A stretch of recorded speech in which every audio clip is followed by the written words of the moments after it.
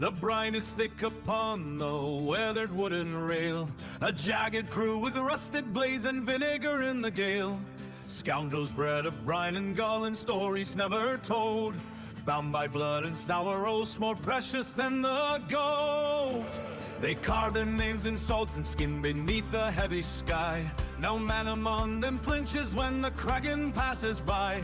For though they cut a throat for sport or coin within the fist, they never leave a brother lost inside the rolling mist. We sail the churning sapphire for the shores of Piccolonia. The map is etched in emerald dust and ancient ceremonial, beyond the reach of common man and maps of honest kings, where the spirit of the ferment in the heavy cavern sings. We seek the emerald relic hidden deep within the reef. The pickle of destiny shall bring the weary soul relief. The pickle of destiny shall make the broken spirit whole. The greenest fire of the earth to burn within the soul. We sail the churning sapphire for the shores of Piccolonia. The map is etched in emerald dust and ancient ceremonial. We ought to reach a common man and maps of artist kings, where the spirit of the fermenter heavy cavern sings. We seek the emerald relic hidden deep within the reef. The pickle of destiny shall bring the weary soul relief. The pickle of destiny shall make the broken spirit whole. The greenest fire of the earth to burn within the soul.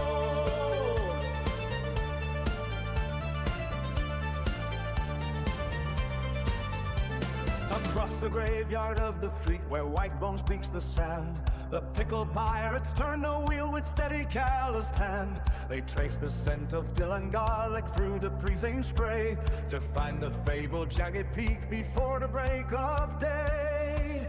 No gallows tree or iron chain can hold this rascally swarm. They thrive within the center of the dark and howling storm. The island waits in silence where the tides of fate converge, rising from the belly of the deep and foaming surge. We sail the churning sapphire for the shores of Piccolonia. The map is etched in emerald dust, a nation ceremonial, beyond the reach of common men and maps of honor kings, where the spirit of the ferment in the heavy cavern sings. We seek the emerald relic hidden deep within the reef. The pickle of destiny shall bring the weary soul relief. The pickle of destiny shall make the vaulted spirits whole. The greenest finding of the earth to burn within the soul.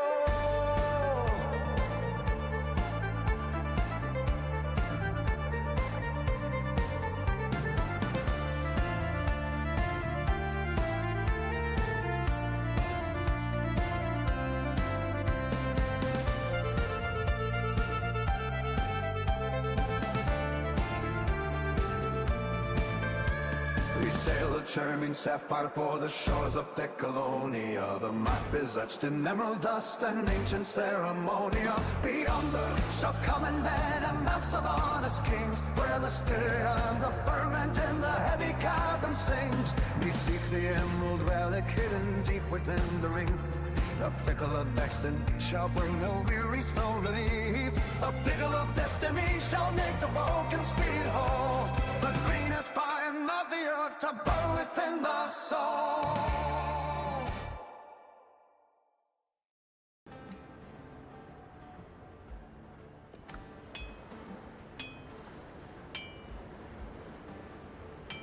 Good morning all, and welcome back to a little bit of cheeky Windrose. I think we're on to the boss today, boys. Everything's looking good. Maybe a pot. I think we made some pots, didn't we? Let's top those up. I'd like to go and get some iron before we do anything, because I am crazy low on iron ingots. So let's go and get that done, and then we can carry on with the questing, can't we? Is there anything else I need? We can take these when we land, can't we? Yeah, I think we'll be alright, won't we? I might pick up a bell or two while we're out and about this morning as well. Good morning, Mr. Mario. Good morning, Yeti. Good morning, Necron. I hope you're well, Mr. Necron. You got a bit of time off this weekend, mate. Morning, Druck. Morning, Vion. Morning, Larian. How are we all doing? That is not the right button, dude. Or is it? Hang on a minute. It is the right button. Yeah, let's go and get some... Yours, Cotton. Oh, hang on a minute. We haven't seen the boat. No, we didn't. Let's go and do that at least. I'll leave some bandages on board. Oh, yeah, because I've got all my piastra. That's a lot of piastra. That ain't going to work, mate. We sort of can swim underwater. So, they could add underwater, couldn't they? I mean, that would be cool. Like, diving down to, like, caverns and things. Or shipwrecks. Stuff like that. Don't know. Did it need it? Probably a lot to ask. Probably easy to create POIs on the surface, but... you don't have to rule it out, though, do you? It's definitely one of those games where potential, which we don't like to talk about too much, it is pretty high, isn't it? Because they've got so much already working at a core mechanical level. They've got a lot of options open to them sort of creatively that I don't feel have any major technical hurdles. Let's just drop that. Oh, obviously underground points of interest. Does it need it? Probably not. Well, should I say, would it add anything? Yeah. I think there's better ways to spend the budget, right? Let's throw the coarse linen in there. Let me have a quick look. So we've got 20 ingots in there, haven't we? What's in this Scooby-Doo? I have no idea why I've got flax in there. It's a strange one, isn't it? Let's get those crafted up. You're all done with this now, aren't you, Alarian? Have you like managed to like sort of 100%, you know, at least complete the story as is? Is that like where you've got to, dude? Yeah, well that's exactly what I was talking about yesterday, Druck. The only issue they've got is, and the thing is, I don't know if the difficulty settings change that though, so it might be something that actually one could argue is down to us as players, but the difficulty I'm playing at, which is the default, because I always play default for first run, because otherwise there's no point trying to help them out if you're playing on hard difficulty. You know, that's a choice you've made as a player, right? A developer can only truly balance, you know, the games they vision it or envision it, and then hard difficulty is just about, you know, adding other elements that may or may not appease other players, right? But at the moment, the only issue I have is if I go near an island and I see no icons on the map, then I know there's nothing on the island. I mean, yes, there might be some clay and a few things like that, perhaps, but a few dodos to kill. But yeah, I think they've kind of got a lot going for them, because they could literally add spontaneous spawning events and things, as if some dark. I don't know what the story is, but you can totally envision it, can't you? Like every now and again, like you see a whirl of like smoky darkness, and it's whoever it is, Blackbeard and his magic, maybe, you know, hunting you down and sending denizens of the deep after you. I mean, dude, I could write this shit all day long. But yes, something that will make me see an island and go, okay, either, okay, there's nothing on the island, there's no icons, but I'm still going to go and search. You never know what we might find. Or I've cleared all the points on the map, but there's still a bit of fog of war over there. Let's go and see. Let's go and see if there is anything else. Just to add that little bit of, it's like everything's nailed. Like they've got the exploration, a bit like Dune. So sometimes they're so close to mastering it, and now all they need to do is just add that little cherry on top. That little extra stuff, because the exploration is already pretty cool. Each time you pull up on an island, it's kind of cool. Are they all very similar? Yes, but it's still cool, right? Still fun. And what are we going to come across? Actually, you know what I'm going to do? We want iron, don't we? So I think what I'll do, I'm going to assume, I hope this is a good assumption, that because we did virtually no farming of iron yesterday, although we did do one, most of my iron will have respawned. And if you look, we haven't touched this island. So let's go and mine that area there, yeah? And let me get rid of all these other pins on the map. Let's have a clean start to the day. We must have been doing something over there yesterday.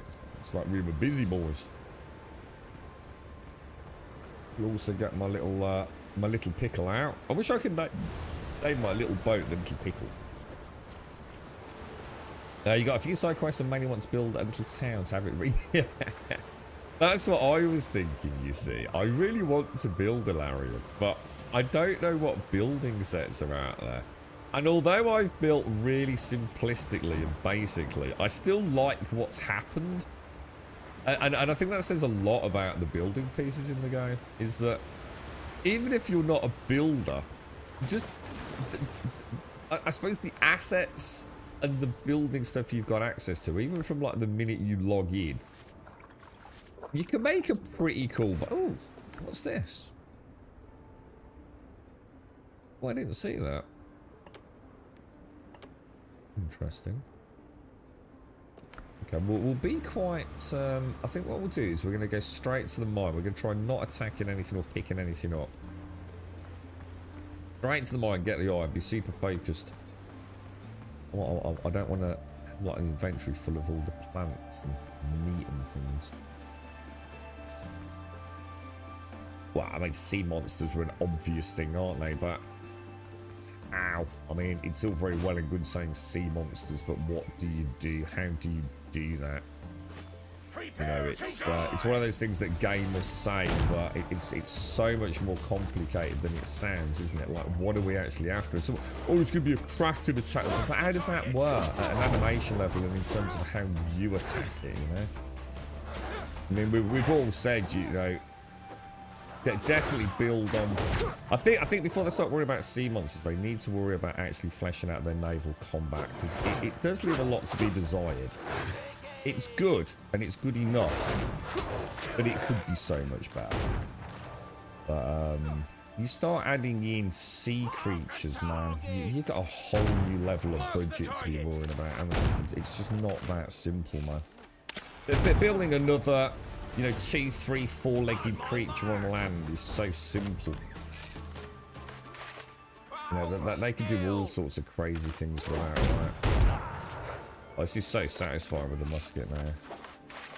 Yeah, we were talking yesterday about adding like sharks and things, even if it's just like ambient stuff in the waters. But what I was thinking was like maybe have the sharks indicating that there's something there, and then maybe they could do like very small areas where we do maybe some...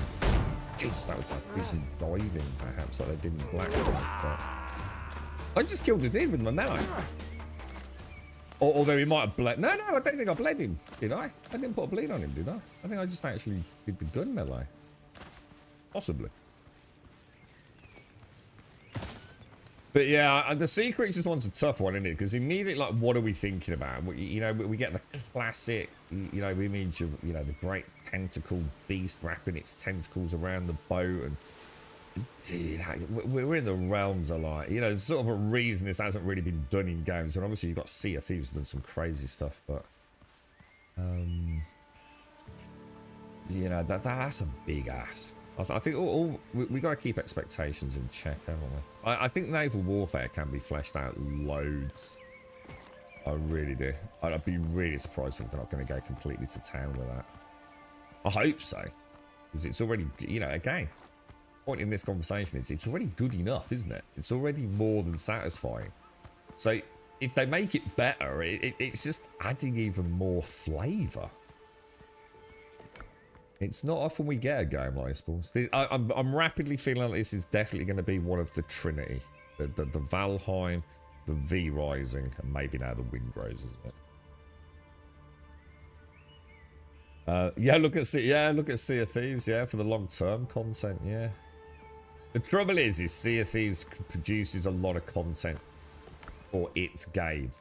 And I know that's fucking obvious, but there are some things that would not translate well to this. Yeah, absolutely, man. Well, like Sea of Thieves. Just, dudes, what I hope they don't worry about is the whiny little crews out there that will go, all they did was copy Skull and Bones and Sea of Thieves. Go and copy Skull and Bones and Sea of Thieves. Seriously. Take the creme de la creme of their content that also works for your combat style, and everyone's going to love it, right? There's a reason we're not sitting here playing Skull and Bones and Sea of Thieves, right? We are playing Windrose. But there are definitely elements of those games that we have enjoyed. Naval combat from Skull and Bones. Play about with that. And that sense of high sea adventure, supernatural shenanigans of Sea of Thieves, you know? It's... Dude. Basically, they've created the golden key, haven't they? It's just how much they want to do, or how much they can do. Again, budget and all the rest of it. But I have to say, you know how I ban the word potential when we talk about early access games? I'm just sick and tired of, like, all we talk about is the potential. Oh, if they do this, if they do that. And it never happens, does it? But there have been exceptions. And this is definitely one of them, isn't it?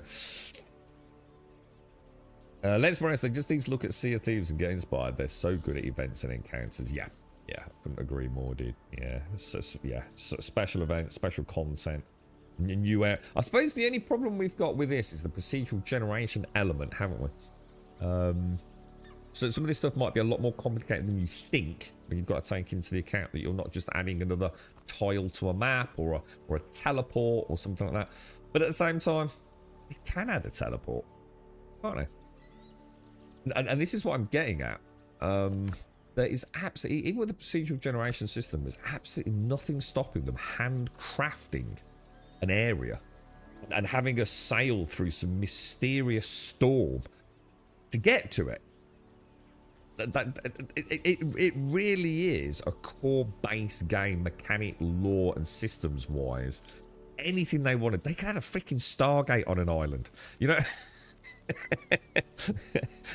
it wouldn't feel out of place, would it? You know what I mean? You tried playing Enshrouded 1.0 and tried the building system after playing this freaking what do you mean? Enshrouded 1.0? What? Hang on. First of all, Enshrouded 1.0 isn't out, is it? That doesn't come. So that doesn't launch anyway until... is it later this... Well, they said spring, didn't they? It was delayed. And Enshrouded's got one of the greatest building systems. Well, Enshrouded is the greatest building system in video games right now. Nothing beats it. It's their in-house holistic engine, isn't it? It's phenomenal, dude. Can you imagine an ironclad ship to fight? What do you mean? Hang on, an ironclad? Hang on, any ironclad I know. I think I'm thinking of Star Citizen here, dude. The Caterpillar. What's that? Is that called the ironclad? Drake's mothership supersized caterpillar. Is that the ironclad? I know that's not what you're talking about, but I actually downloaded AC Rogues. I was thinking Black Flag, but may as well wait for July. Yeah, you said that a few times. There's no point in playing Black Flag now, is there? I'm going to, very briefly, so I've got before and after. So what I might do is the day before, we might play like the intro to Black Flag. Just play a little bit, just an hour on stream of the PC version of Black Flag, and then look forward to playing it on the 9th or whenever it is. Well, I doubt whether I can play on day launch. Who knows? But it might not be around then. Who knows, boys? But yeah, I'm looking forward to Black Flag, Mario. But yeah, Enshrouded's amazing, dude. Like, it's one of the reasons I have actually not played Enshrouded until it launches, is because I know when I build in that, I want to build something nice. And obviously, knowing things like the water update was coming, I felt very against... I'm only going to get one playthrough of Enshrouded. Like, I only got one playthrough of Valheim. I'm not the sort of character who mucks about with building. I do like to build in my buildy games most of the time. Valheim, whereas most people get an X amount of hours out of it, I was getting at least 20 X hours out of it. Because all I did was build, man. And you know what happens when all you do is build? It's very hard to get back to the game. Because the thought of building it all again is overwhelming. Do you need to build it all again? No, you don't. Can you build it even better this time around? Yes, you can.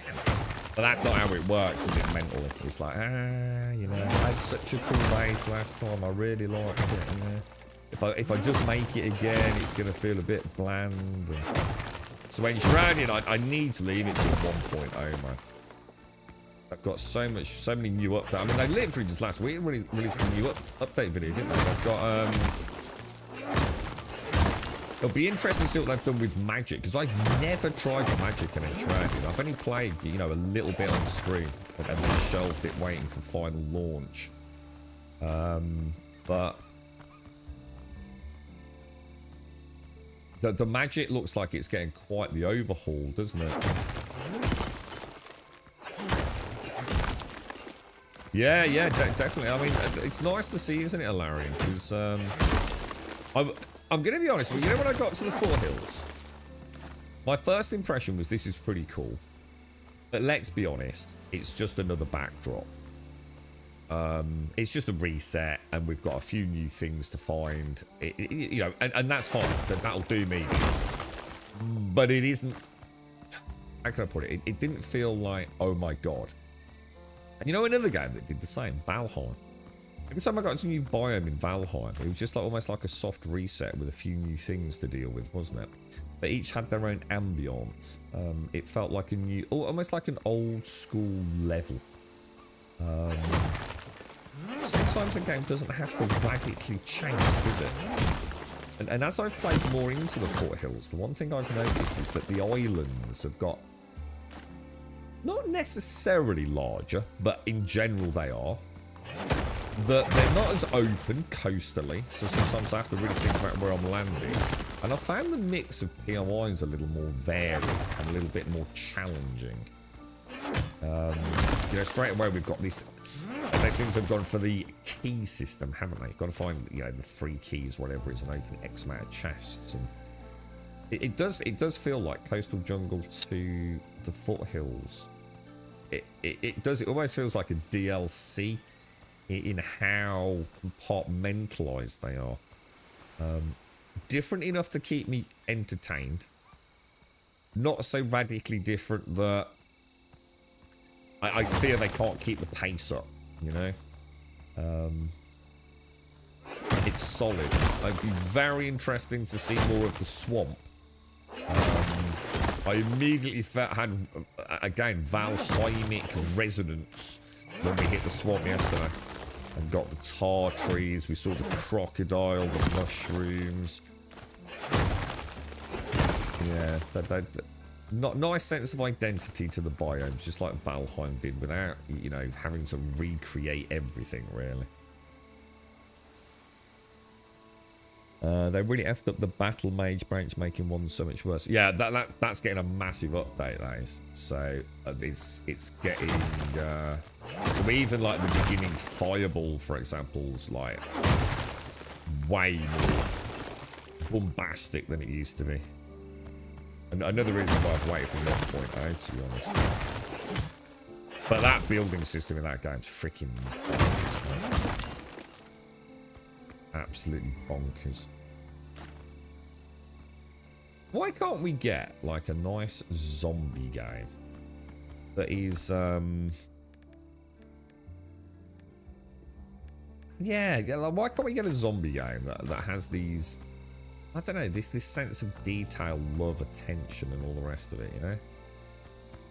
And we've got Windrose here, which is doing them awesomely, you know, and a lot of that will be because of the piratey goodness. You know, a lot of us have felt piratey starved, and you give us a good-looking pirate game, of course we're going to give it a bash, and it just so turns out that it also happens to be a very good game, right?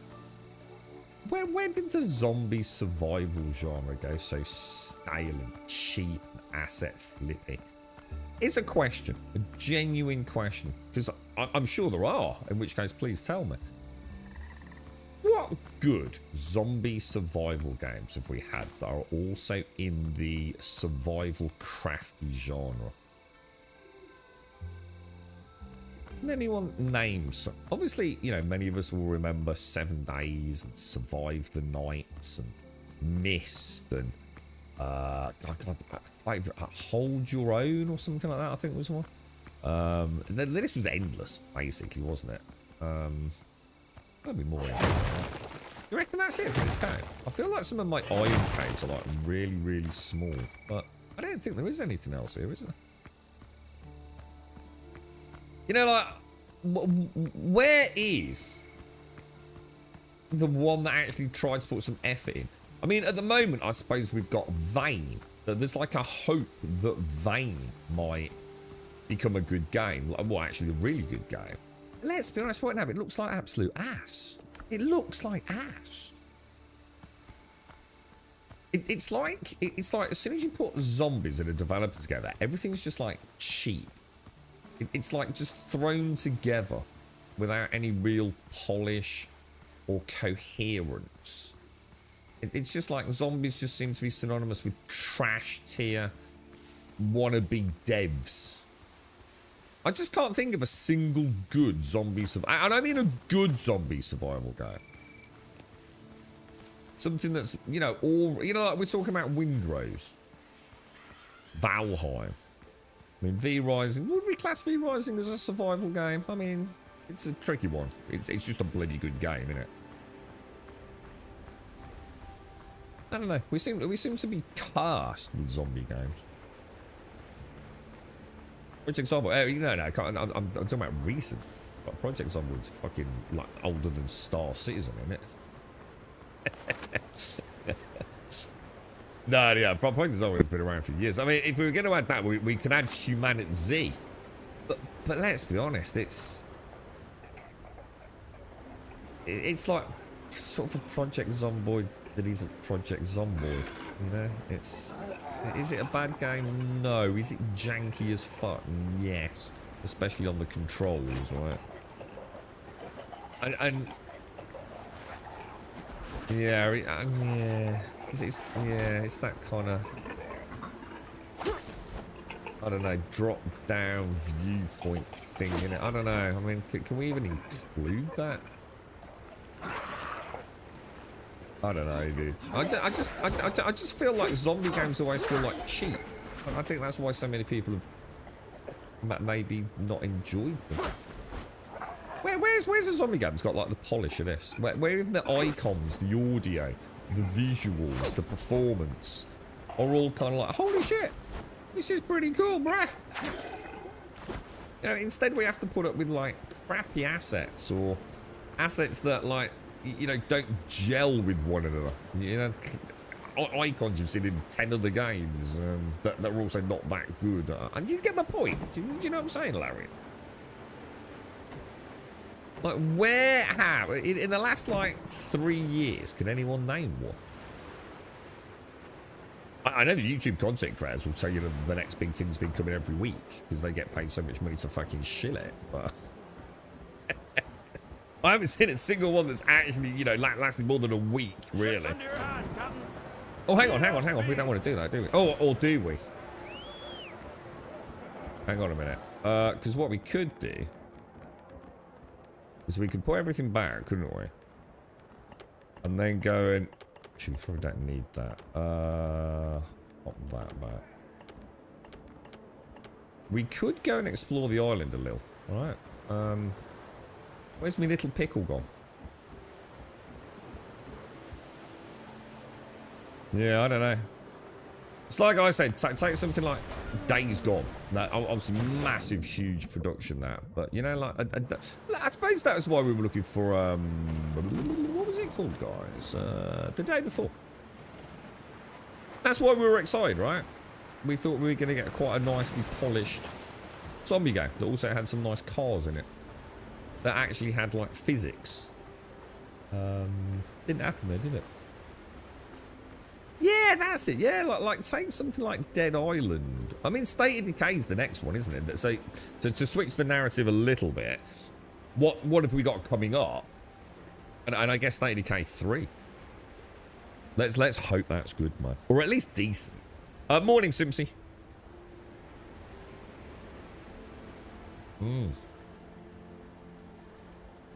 Morning, Elgoth. How are you, mate?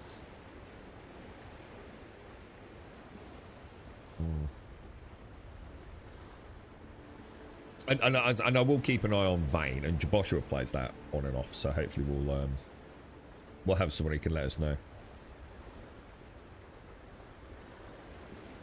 Vane feels like it's sort of, well, it was a couple, well, was it 1 or 2 of the devs of Dead Matter when that went completely tits up? They started making their own game, didn't they?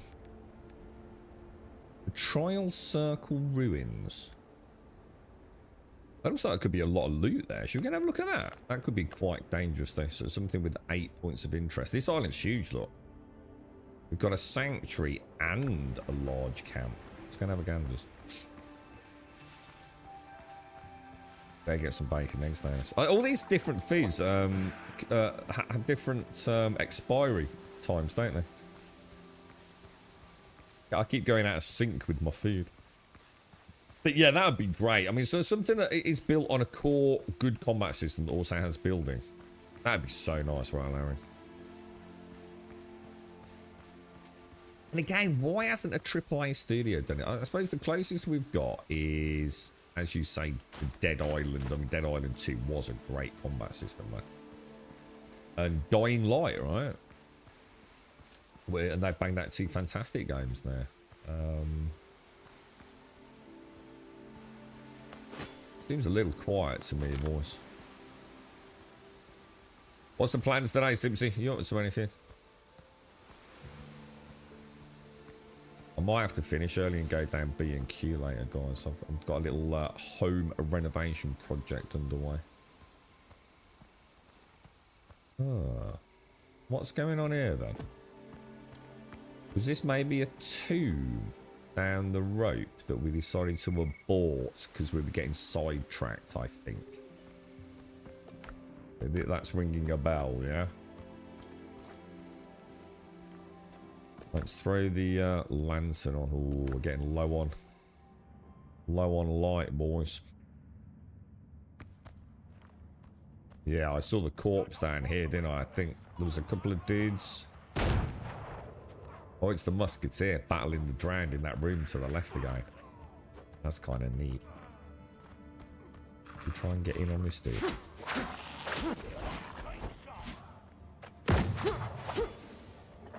my mark.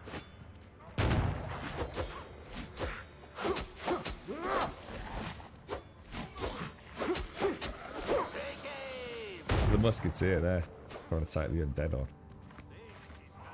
We'll let him do his work, right?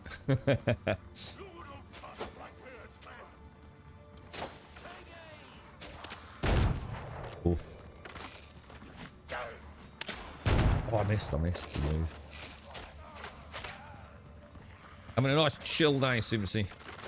We watched what did we watch yesterday? Apex on Netflix. It's I think we'll try and take one out here while the others are sort of busy, right? Oh shit. Oh no! That was close. I always forget about the jump attacks on these dudes. We can get in and get some heavy bleeds on them. Switch to... We're trying to rotate them around the pillar as well. It kind of keeps them locked in, doesn't it? I've only got 1 bleed on that one. Let the bleed do the work, dudes.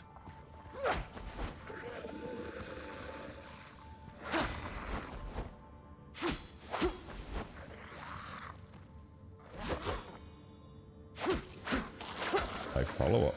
Surprised. Alright, boys, not bad, not bad. Let's have a little mooch around. I think we got this far, didn't we? And we opened, so the respawns happened. We actually opened this, but I didn't think we could take out all the loot. Looks like we must have died in here. Or is that It's got to be. It's got to be my corpse, right? It can't be the Musketeers, can it? That'd be nice, that. Have you looked into Vane, Alaric? Because that's one that I'd like to do. I think that one, if they get it working, could definitely be a good community one. It's it's not Project Zomboid first person.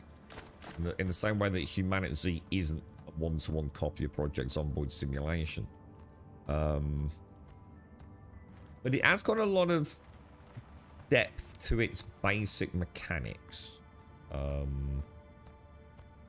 don't know if you play those sorts of games, dude. But yeah, Vane could.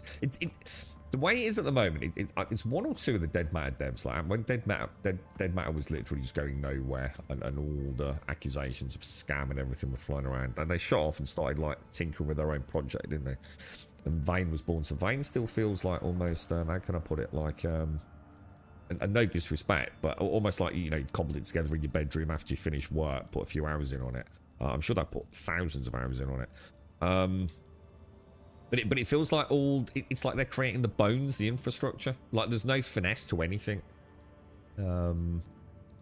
It's all, you know, worded inventories. The zombies are terrible.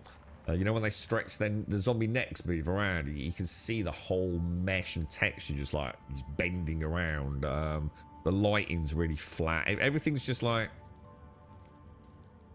visually pretty crap, to say the least. But from what I've read, the whole point is they're trying to get it before they worry about that.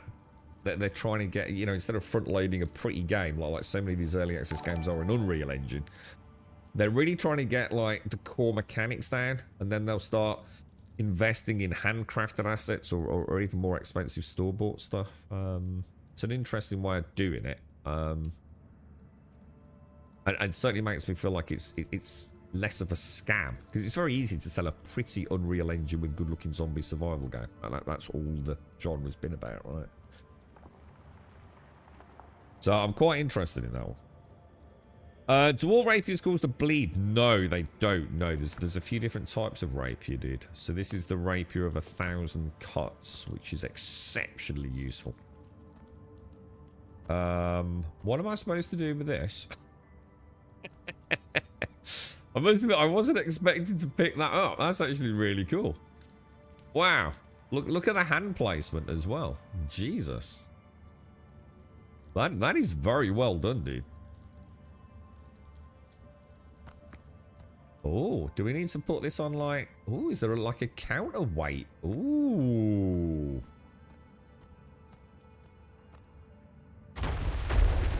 Dude. 10 out of 10, devs. 10 out of 10.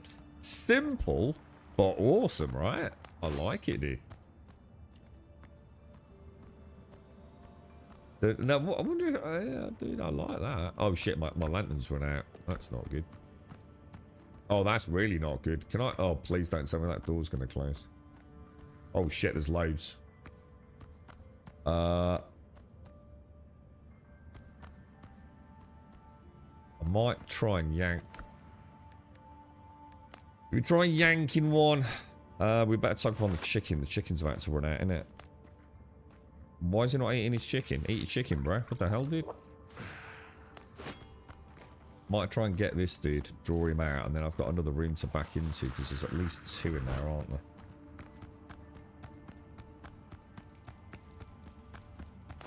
How far can we draw him? Not bad, boys. Not bad. That putter. I mean, I love the musket, man. The headshots are so powerful. Yeah. What's your thoughts on this, Simpsy? Have you seen a bit of it now? It's a really good game, Simpsy. Like, really, really good game. Single or small group would be... I mean, small group would be ideal. I'd say 2 to 3 players. Would be really nice. Sadly, you can't all really be on one boat together. I think that's the one thing I'd like to see maybe addressed within the settings. Because the ship combat scale... Well, all combat... Well, certainly ship combat scales depending on how many people are on a server. So obviously having one ship with everyone manning cannons is nowhere near as powerful as having, you know, 3 of your own ships. Oh, dude. What was I thinking there, bro? I'm still... I assume I'm bleeding, am I? I need to look for the icon. I couldn't see it. It's bottom left, isn't it? The icon for the bleed. I've yet to actually see it. But yeah, apparently, like, if you're playing on a server, you know, the thought of like all being on one boat and manning a cannon each and all that, it doesn't quite work out particularly well. But I think they could add a setting for that, couldn't they? There's a lot of server settings in this game for customization. Bit like Ark is very good at that. Ooh.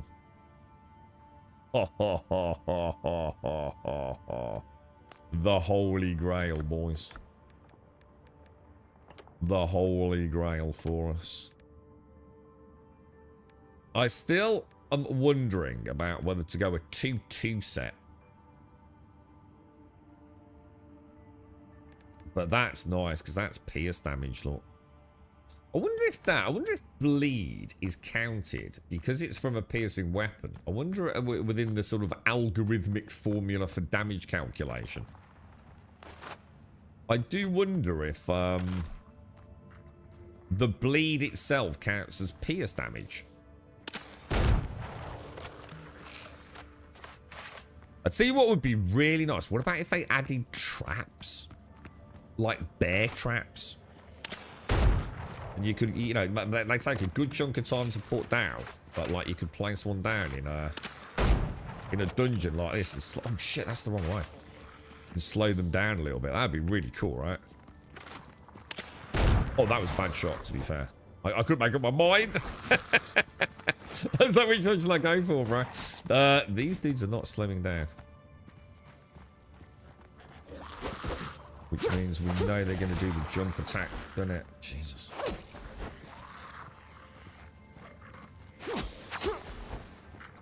So with a rape, if you can use that auto aim, rotate around, you actually get a... Oh, dude, that was close. That was close. That was close.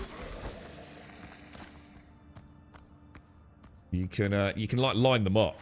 Get them lined up, and then when you attack the one that you're auto locked onto, if you don't want to switch to the other one, you can actually, like a pass-through rapier stab.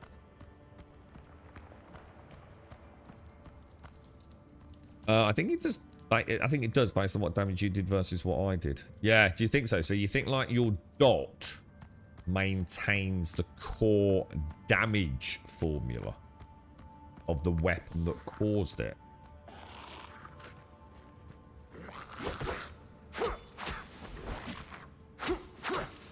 Oh, dude, I really nearly messed that up, man. That was close, bro.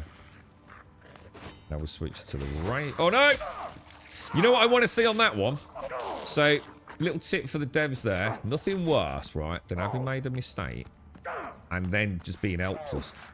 No, I know no one likes quick time events, but let me spam a button to get out of that a little bit faster, yeah? It just makes you feel psychologically like as a player you're still in the fight. You've still got a way to make this better. So have it as like, you know, chomp, chomp, chomp, but like let me spam whatever button you want, spacebar, whatever it is, to break free a little bit early, dude. That's the psychology of gaming, dude. Yeah, I don't know about full release either. It's an interesting one. I don't really know much about timelines, roadmaps, you know. Well, I mean, the only roadmap we know is kind of built into... Where would I find that? This here, Simpson. I don't know if you've seen it. So we've kind of got, like, the coastal jungle. So this is the boss. They really need to change that icon. And we've got the foothills, which we're currently doing. So we've got to find the... I don't know who that is. I assume it's going to be... What's his name we keep hearing about? And then we've got the Cursed Swamps, which is in the game. So we know that's there. It's unavailable, but it is. I just need to... we've already seen it. That's like the third boss, and then we've got, I assume the boss is in there, and then we've got Ashlands, which is unavailable coming soon. I've heard different people saying different things, but I've heard they want 6 biomes for launch. I've also heard some people say 8, but I believe 6 is the one that the devs actually said, rather than poppycock on the internet. But yeah, it's I'm missing 1 vase, or at least 1 bit of loot. I love these dungeons, dude. I love dungeons, bro. And then this has got a cool little thing. Put some traps in here, you know, hidden walls. Oh, dude.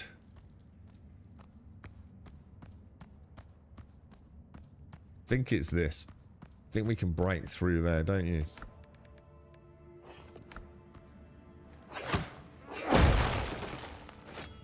But I'm not convinced.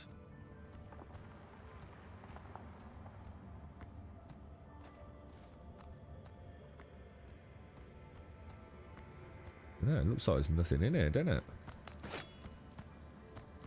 Spooders. Put some big spooders in here as well. Some ooh, gold ingots. Smugglers. This will be worth a nice bit of coin, won't it? Look at that. Incense burner and an ancient chalice.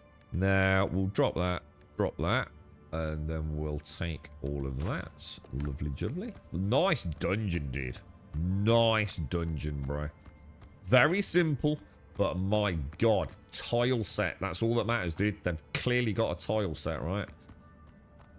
Make these as deep. Freaking get me on board. I'll write you stories for them all, dude. Love it. Absolutely love this, dude.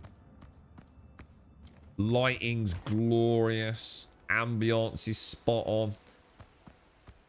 Some nice little, you know, just add in some new stuff, you know. The room where you walk in and the portcullis slams down behind you because now you've got to get the vase and put it on the pressure plate, but now you've got to battle through 3 mobs stuck in a room, you know. Pressure plates with spears coming out. All the stuff we love, man. Don't be afraid to embrace the things we love. You know, the Indiana Jones-esque tomb raiding, you know. Not everything has to be fresh and new. Just put it in a game and put it in well. We'll lap that stuff up, bro. Love it, dude. Absolutely love the little POIs, man. I was quite worried. You know, when we played Crosswinds, my god, it was repetitive, dude. Like, obscenely repetitive. Have I got even better to come, Alarian? God, I love dungeons, dude. I love dungeons. Self-contained micro adventures, bro. I absolutely love that shit. It brings back the best of Dungeons and Dragons, dude. Absolutely love it, bro. It is my gold source bread and butter. Well, I love the Metro games and still haven't played Metro Exodus. You know, the Metro's almost one giant freaking dungeon, innit? As soon as we were up on the top on the train, it was like, eh. I'm sure it's a great game and I will play it, but I put it this way, I still haven't played that. And I've played Metro 2033 and Metro Last Light, God knows how many times, including the Redux editions, which, by the way, is shit, don't buy them. That's a charging ball, isn't it? We'll be a bit careful with that fella.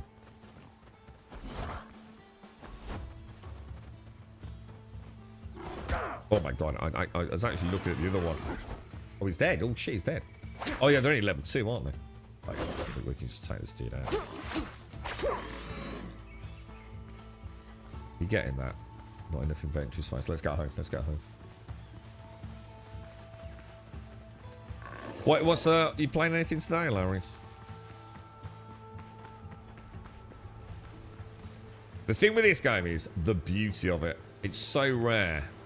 Yeah, I'm sure for anyone that you get a game whose visual style is just like the one. You know? The one. Where every screen, every time I see something just like this here, and I'm just like completely like, oh my god, dude. You know? It's... Oh, it tickles every goddamn visual pickle that I own, dude. It's so nice when a game like that comes along. Even the wave tech and everything's incredible, isn't it? Look. Just absolutely breathtaking. And that works against games then. You know, like, for example, what's the one that's recently come out? Is it Marathon?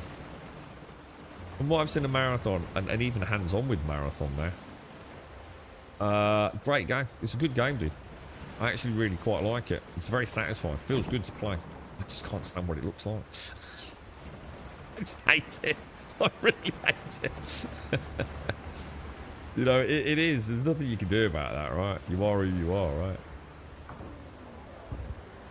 I think we head home.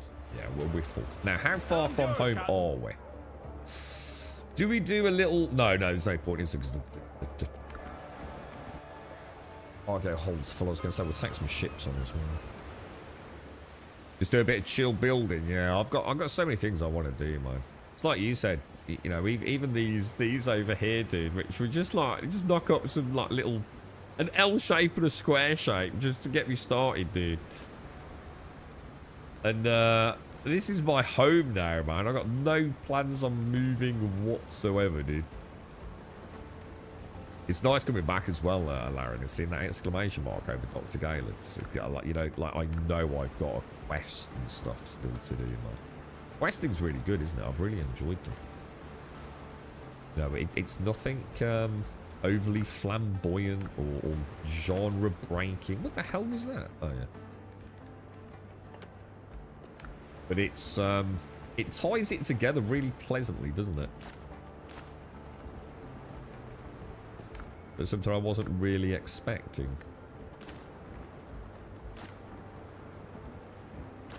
Right, now the plan was to get some iron, wasn't it? Just to get us stay on top of the ingot production. So these are all to be sold to the smugglers, aren't they? This is going to get busy, isn't it? Nearly everything I find is smugglers. The smugglers are like the one to sell things to, aren't they? Those minor healing pots are going to have Skyrim syndrome. That they will still be there the day the game gets turned off, won't they? Just like my giant, barrels in Whiterun. After you, Black Axle. I'm not sure I like Black Axle. I quite like Jasper and is it Rosalita?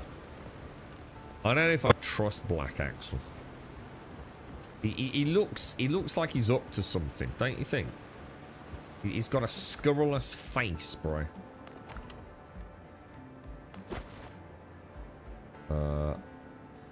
Now, where will that drop? I just dropped a stone from the ship.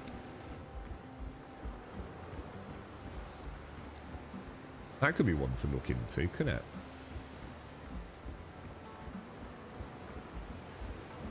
I used to use middle mouse button on it. Do you reckon it actually dropped it overboard? And deleted it? We could, well, maybe we could try that on the little pickle. Should we try it? Because the one thing I've not been able to do is get rid of things that I can't put in the recycling machine. So, for example, these. I'm going to try that. Oh no, no, the little pickle hasn't got a cargo holder, has it?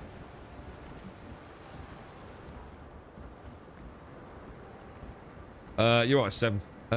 Beams kill me in this. I keep finding myself saying just one more beam. There's so much you can do with them if you... I actually said this yesterday, dude. This is, the beams in this are Valheim-esque. Because you've got almost like the no-clip/clip system. You remember all the crazy things you could build in Valheim? Like people literally built like entire dragon wings and things, didn't they? It's the same in this, isn't it? Beams, you give beams at different angles to a player, they will build some crazy stuff, right? Like, absolutely anything you want, you know? You want to build yourself a Millennium Falcon? No problem, bro.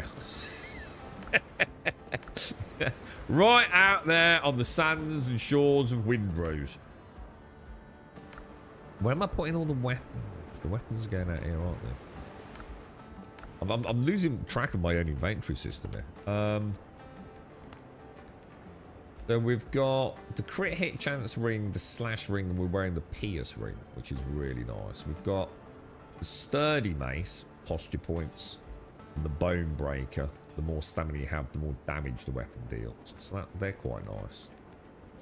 We've got the executioner, which is the decimation effect, which is basically just accumulation on critical hit chance, which would be great for my crit build that I was originally going to go for.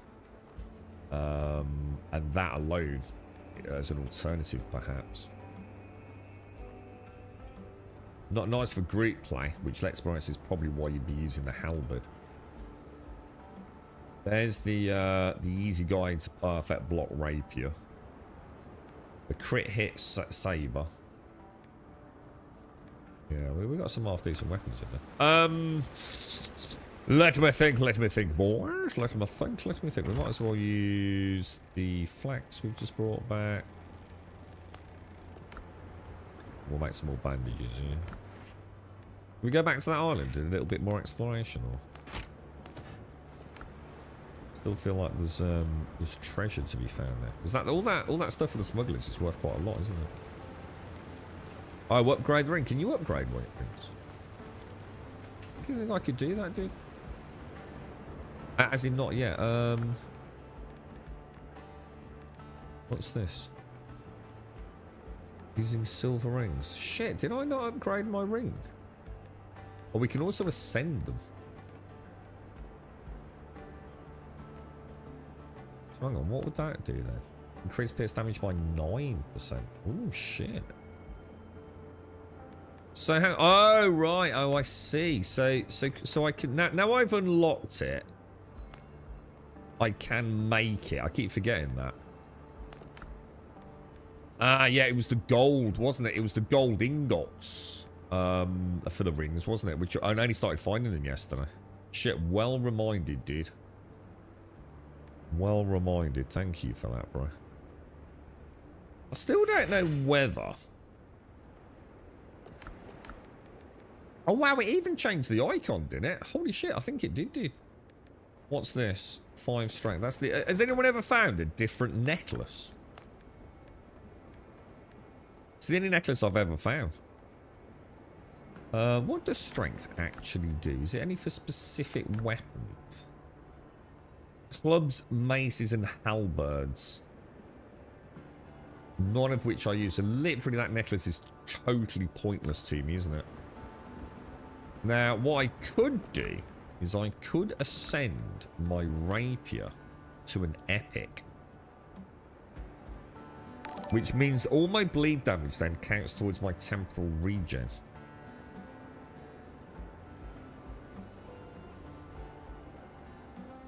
I'm quite tempted to do that.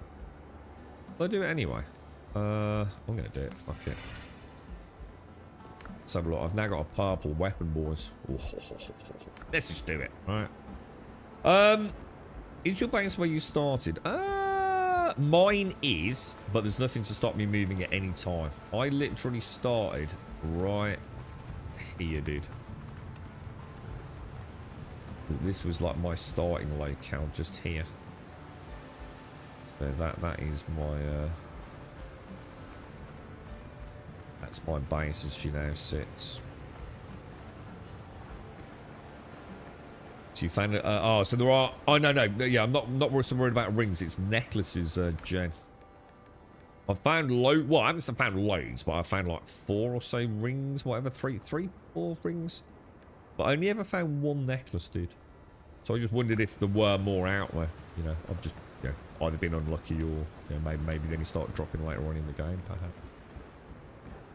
perhaps. Right, let's do that. Should we go back and explore that island? Just do a little bit more, because I'm quite enjoying the adventuring at the moment. So an agility necklace. An agility gives me what? I mean, the crit damage would be nice, Jen.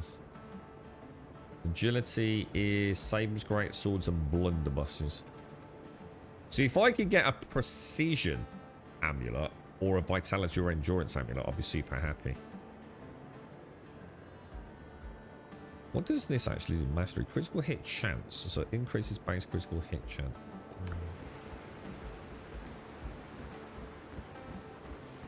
Yeah, I'm a bit like you, Jen. I'm the same. I'm level 9, and I've only ever found this. And you know what? I found this really early on as well, Jen. So I don't know whether I've just been, you know, it's just one of those things, you know, RNG being RNG, or if,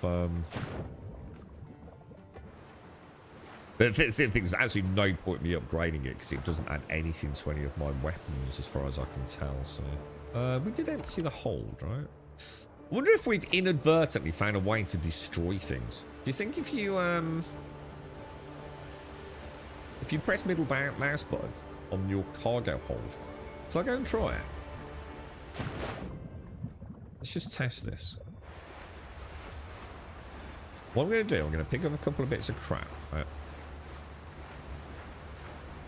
I'm going to put as close as I can to the shore and drop them. See what happens. We'll try dropping it while we're actually on the boat. I'm going to assume it will drop it on the deck. But it does look like maybe if you drop it from the boat at the wharf, it might delete the item.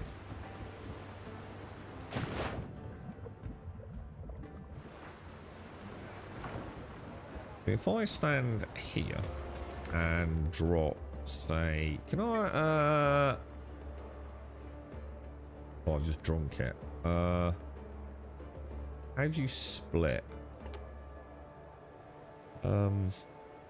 Just drop one of them out. Drop that there. Right, so there's nothing on the deck, right? Let's just drop that.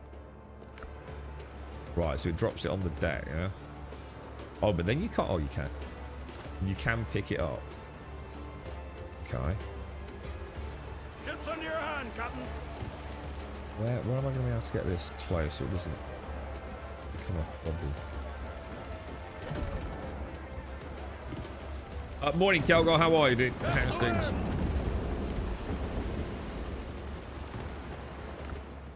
Ah, that answers the question then. So it just puts it in as if it's like Jetson. Ah, okay, interesting. Now, does it put a beam of light on it? Let's try it. Well, I can't. I'd have to go back to the wharf, wouldn't I?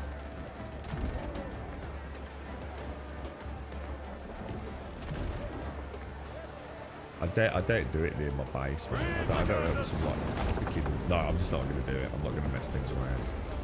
I just think it's really weird that you can't delete items. It's sort of like, it's just a strange one, you know?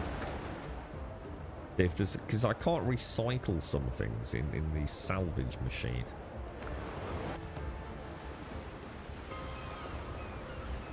But I think some people have just been ditching it out in the middle of the ocean, haven't they? Like, because you can presumably throw it overboard, yeah? Literally create your own Jetson.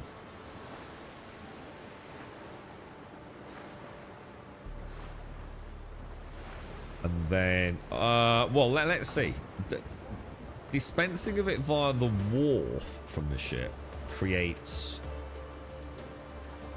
a ship pick-up-able piece of loot, doesn't it? If I just simply... Oh, God, where did those stone bullets come from? Oh, yeah, yeah. If I throw those stone bullets overboard... Are they just gone forever now, yeah?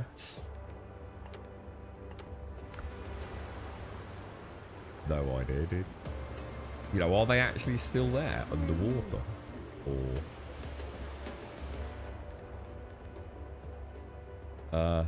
do that. See, now, that's floating as a stone, look.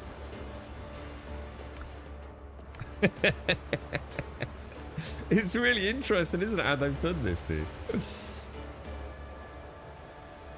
Can you actually open that and use it as storage? Can you...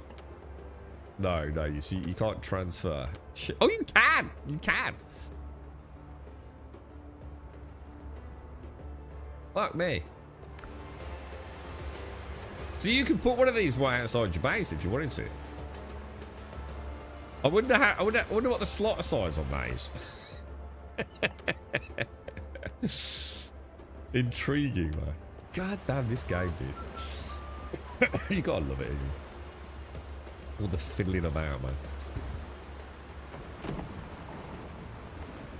What exactly? What you could do?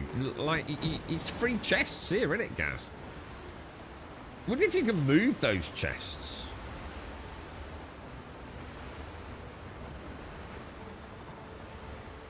I wonder if they're classed as like physical on the little pickle. You don't realise how big they are, do you? Jesus.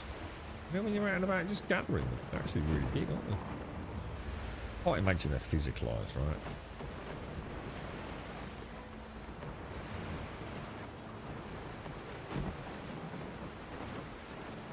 This is where we find out we can actually climb on top of them and...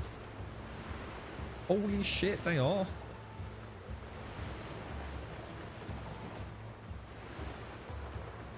Freaking hell. Fully physics enabled, man. Jesus. That's bonkers, isn't it?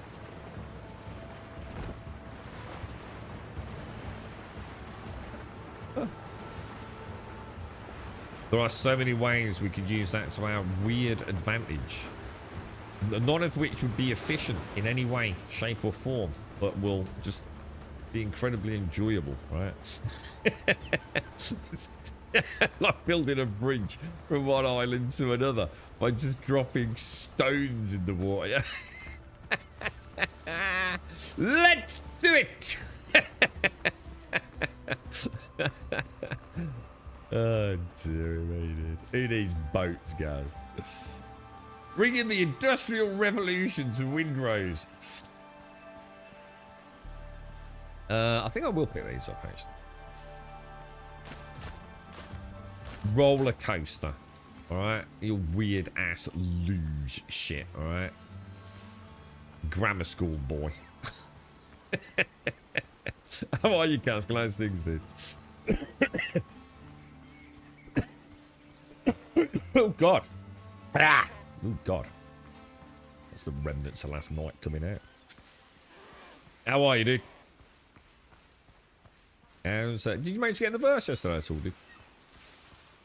I was going to do it today. I was actually going to play some this morning. I thought I'd do a Sunday morning with Star Season. And they sort of forgot, really. I couldn't be bothered to change the start up. Thought I'd stick it on for a couple of hours.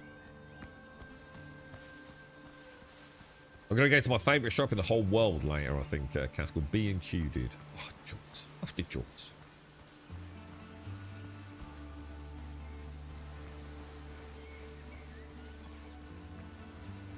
Alright, is this... So this is one of the ones where we presumably have to get all the keys, right?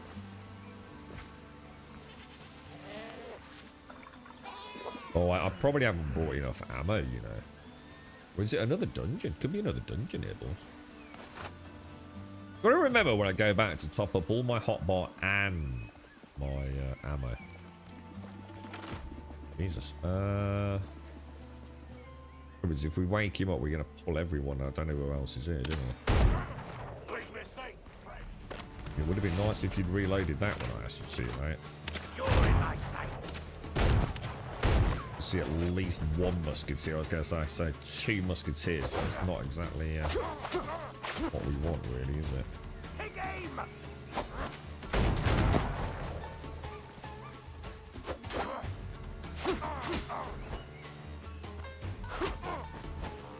Mark the target. Oh, he got me. He got me. I actually thought I'd done that right as well. What a son of a gun, dude. Mark the target. Oh, no! It's a dodge. On my mark. God, they're assholes, bro. Put still. One down. Musket to musket, boys. On my mark! You'll never take me alive, musketeers. I even like the hoop on his belt. Is kind of cool, look. On his right hip. So if you choose like your axe, look. And then put it away. Just cool, right? Just everything's like little bits of detail to it. Hello, Mr. Grey Pole. How are you? How are you? Good morning. Good. Oh my god! Oh my god! No! Oh my god! Really, game? Dude, I was just... Dude! Not like this! Not like this! Not like this! Dude. What the hell, bro? Not like this, boys. No!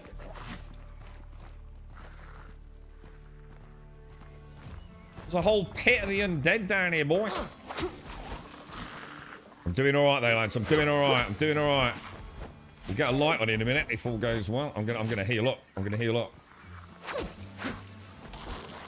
Well, I'll switch to the saber. Big dick damage, big dick damage. Dude. No! Careful, careful. Dude, no!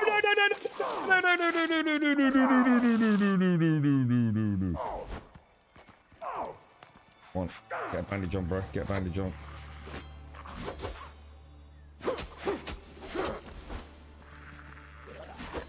Get an 8% damage stacking 3 times with those perfect parries with this thing. I'm going for it, I'm going for it, I'm going for it. Stay in the corner, stay in the corner. Let's get a light on. I can't believe that, man. That was crafty, bro. That was crafty, dude. I wonder if there was a tell on that up top as well. Do you reckon I missed it? Is there like a be wary, wet floor? God, I shouldn't have done that before checking the area, you know. There could have been like 3 others out here. That was a really stupid move, to be honest. Oh no, no, come on, I dodged that, I dodged that. I hate that attack.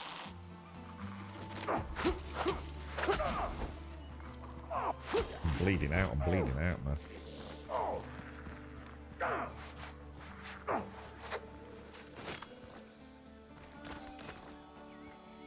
Dude, that was close. It was close, man. That's crafty, mate. That's proper crafty, dude.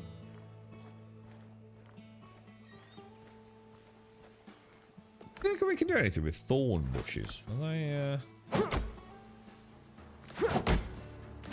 get a bit of wood from them. How cool they are. That's a thing.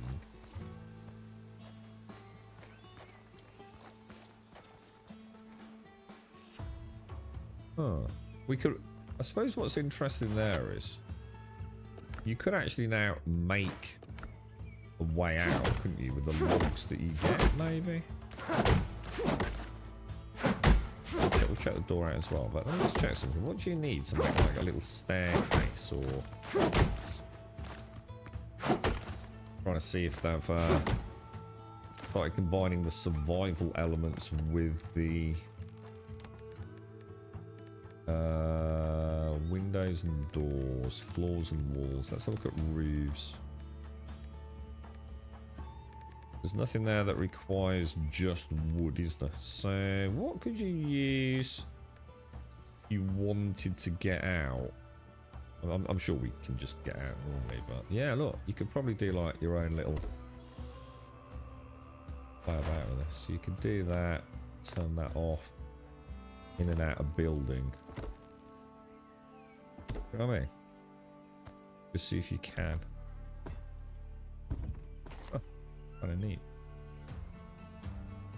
I like that. They could build.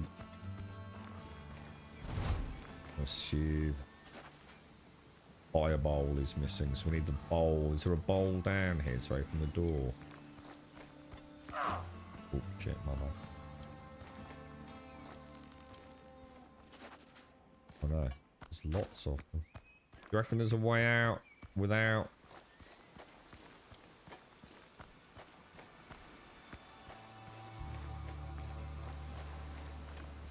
Definitely some loot in there, isn't there?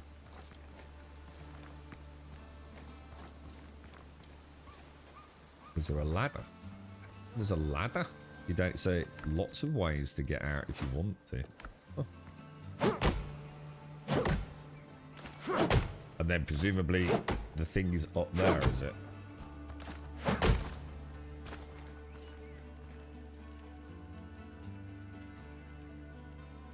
Oh wow.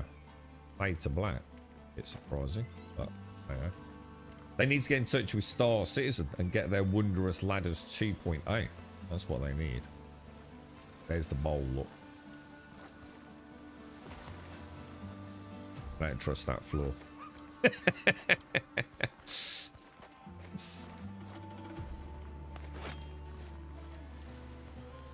Quite surprised there aren't some more undead denizens there. God, this is so cool, dude.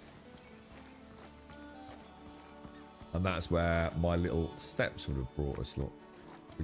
So, do you think I can jump to that and then over? That looks like a difficult jump, bro.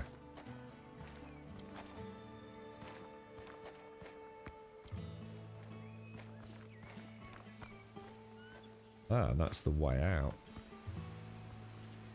Cool. So we could have got in legit. If we'd wanted to.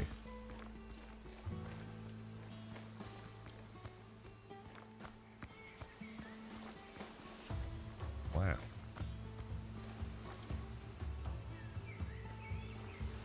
What this does then. Does that open the door over there?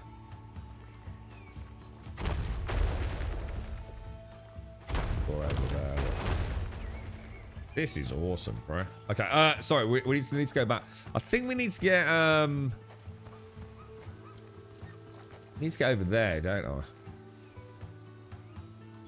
I don't know. Do you reckon that's jumpable? Or do you think we can get from the other side?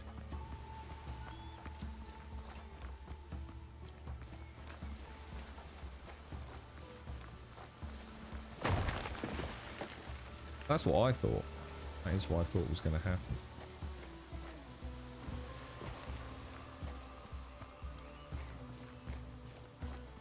And how are we... I mean, I suppose I could come... Oh, dude.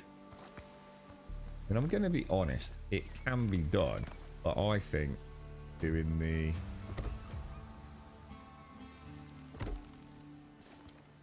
little party crafty strategy.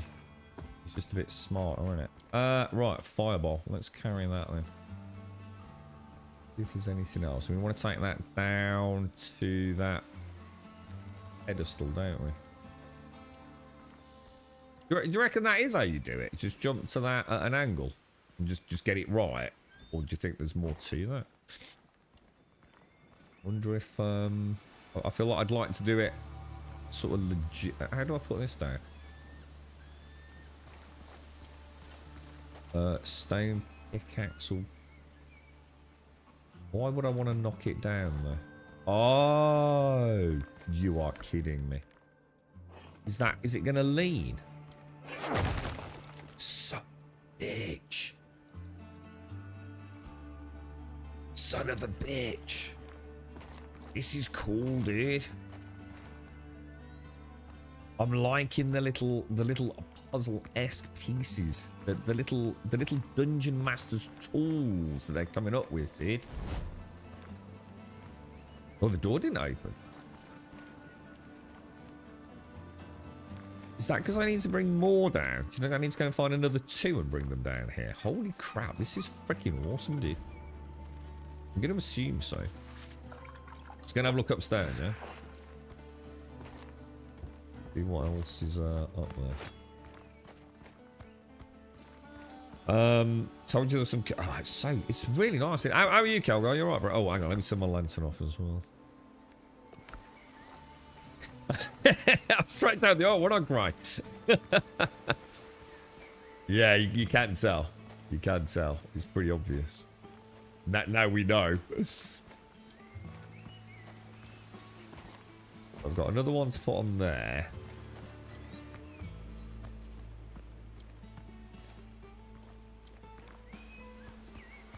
Oh, shit. Clear the camp first. Who have we got? Is it just him and him? What about... Do you reckon we can make them fall down the hole?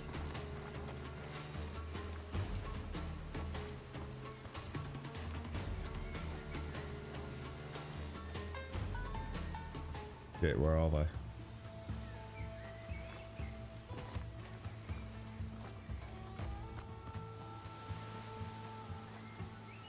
think I've gone back a lot.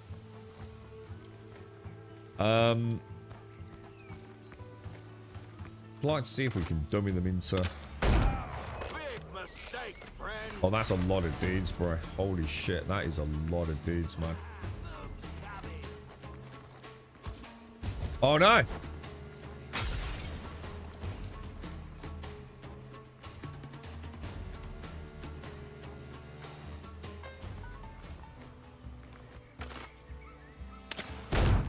Oh, come on. That was a good shot, bro. I think I clipped the ledge, didn't I?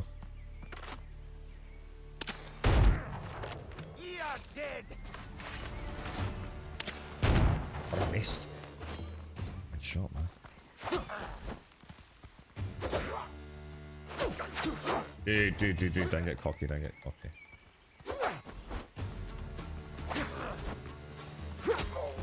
We're only level 8, so we should be alright with this, shouldn't we? Even if we Oh, no! Slight follow-up on the second, dude.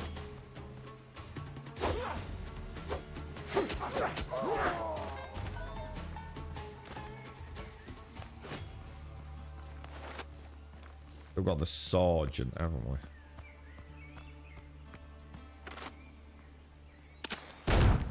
I'm missing. Why am I missing so many shots today, dude? I'm overthinking my shots, boys.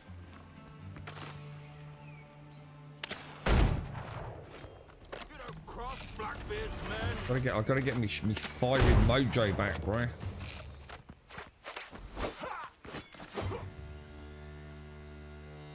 One clean shot.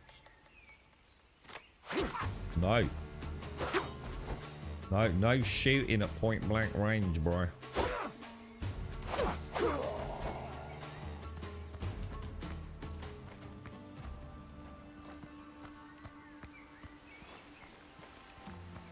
Okay, so we've got a few interactables to play about with. We've got the two. The table before you is stained with candle wax. The rough wooden boards are dark with old grease and spilled rum. There is nothing of interest here, however.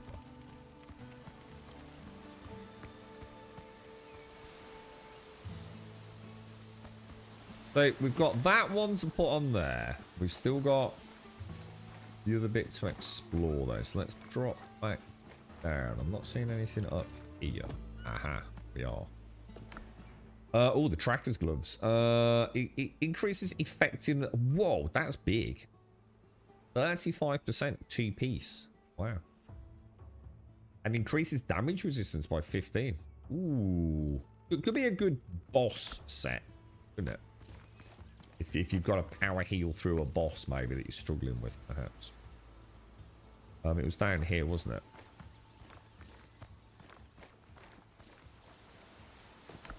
Oh, whoa.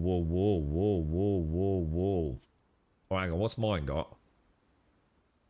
This is... See, I've got to admit, I like this for the headshots. While standing still, weapon spread is almost eliminated. Allows you to perform a special bayonet attack with F, and this weapon's damage scales with agility. So really nice if you've got agility build. What is agility exactly? In terms of weapons, sabers and great swords. So another interesting build potentially. We drop down there just to see where it takes us. I assume just into the... Yeah. I feel like I'm doing it wrong, though. I feel like... Yeah, I saw you mention that, Alarian. Yeah, that's cool. I like that. We can knock the pillar down.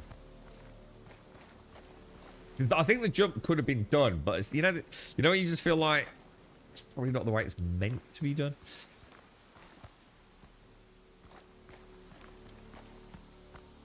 All right, so let's go and have a look at what else is up top.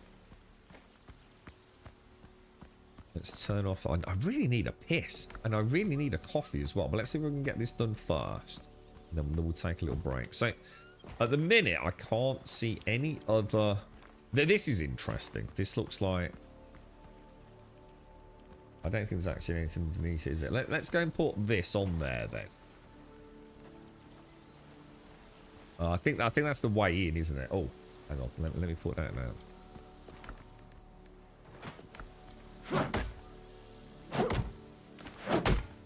Oh yeah, that's one in there. So that's one of them, look. Isn't this the way? This is the way back down, isn't it? If I remember. Yeah, it is. Yeah. So we've got one of the... Don't take this downstairs. This is freaking awesome, dude. We've got a little bit of lamplight left.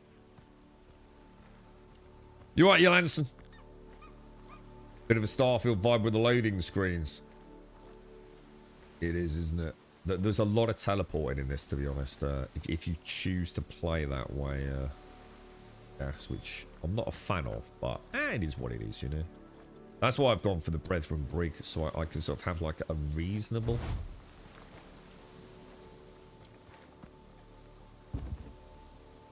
A reasonable cargo hold, so I can go to an island and use it as a bit of stuff on storage. I just really hope they increase ship storage size for those of us that sort of like want to play like that, and it's a quality of life for everyone then, I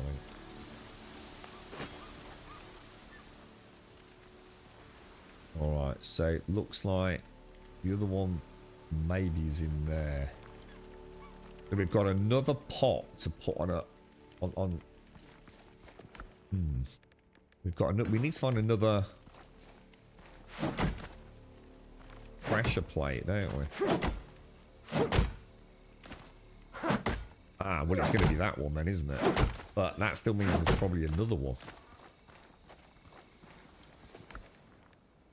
Let's put that. Oh, could be a hole in the wall there as well. I have a feeling that's going to do... We've got that one and the one out there, yeah? It's got to be, right? Let's put that on there.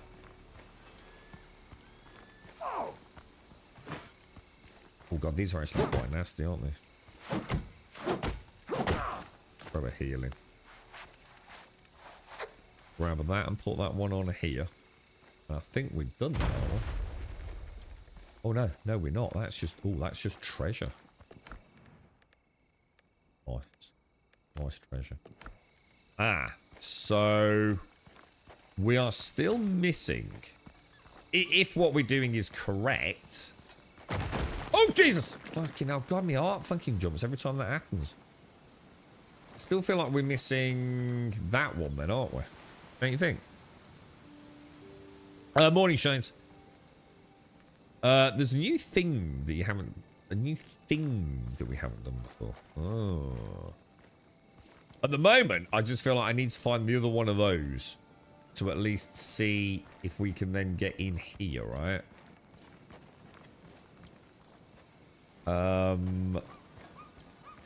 Let's go back up top. Let's see what I haven't explored. This was cool. I'm super chuffed with that. We need to figure out something because I'm bursting, man. I'm absolutely bursting. Oh. Another ladder. It's taking us to... Ooh. Ooh, another bit of loot. Oh, dude, is that it? I think we... Oh, dude. That was lucky. I think we've got it, dudes. I think we've got it. Those ladders are hard to find, aren't they? They sort of blend in quite well. I'll take the jump down.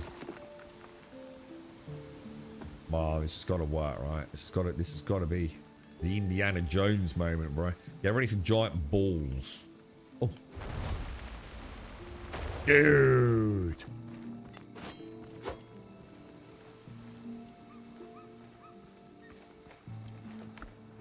Nice. Some big ingots, man. And we've just used my first batch of those. I think we did it, lads. There's still 2 bits of loot, though. There's 2 bits of loot. Now, could they just be simple loot up top? I really enjoy these, man. These are so well done. There's puzzles, right? And then there's a fucking crosswinds. Not crosswinds. Sorry. Crimson Desert.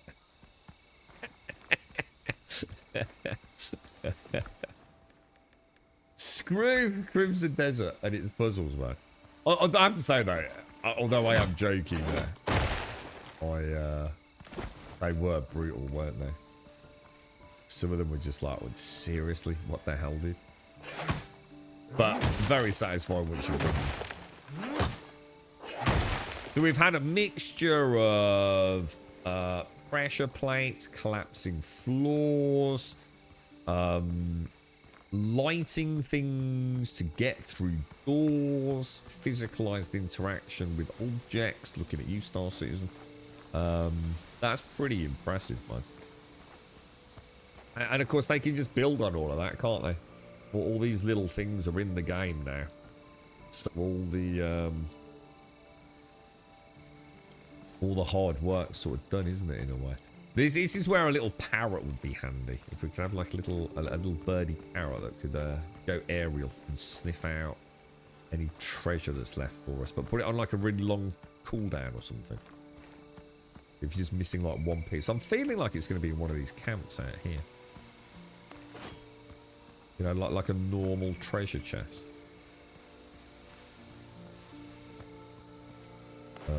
Let's pop him in the head. You have no chance. Blasted.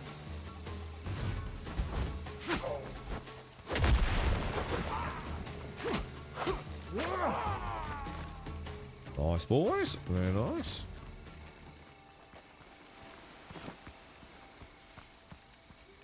We've done that. We've done that chest, haven't we? Oh, this is going to be brutal, man.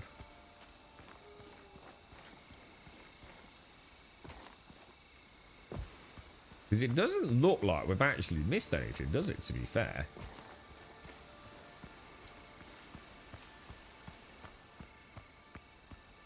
But down below is quite a lot more complicated. There could be another ladder, couldn't there?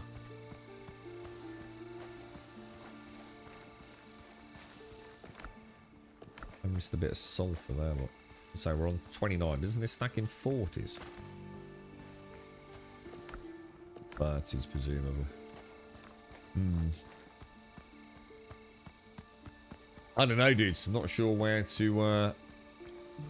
to look. Should we go back down below and use the last of my... We found one up there, didn't we?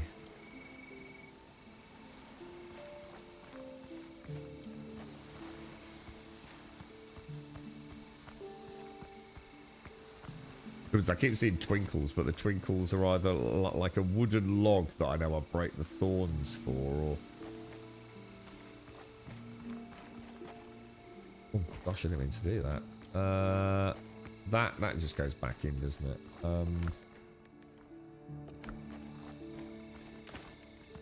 Pretty sure there's no reason to break them out, because that's just one long run, isn't it?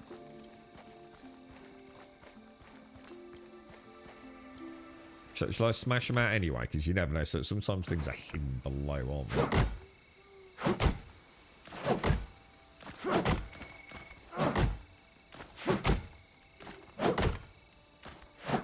That's when near the Grenadier. So go back to that camp, yeah. I was going to say, I do feel like if there was one left, that's where I'd be putting my money. Because I feel like we've done a pretty good job of looking down there.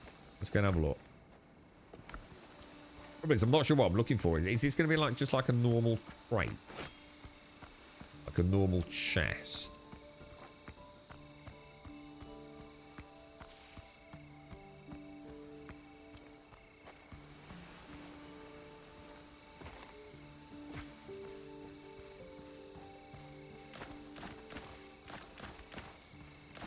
Ah, yes. There's one. Oh, nice as well. I will drop... I feel like wood is really not a problem these days. So that's one. Nice one, Larian. Thank you, my friend. Thank you, thank you.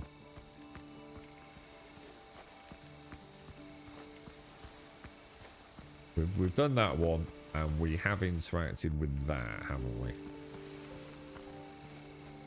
So, if I got one left, you know, that would have been ideal, because that definitely felt like the one area we've not gone over with a fine-tooth comb. Do you reckon I've missed one downstairs, then?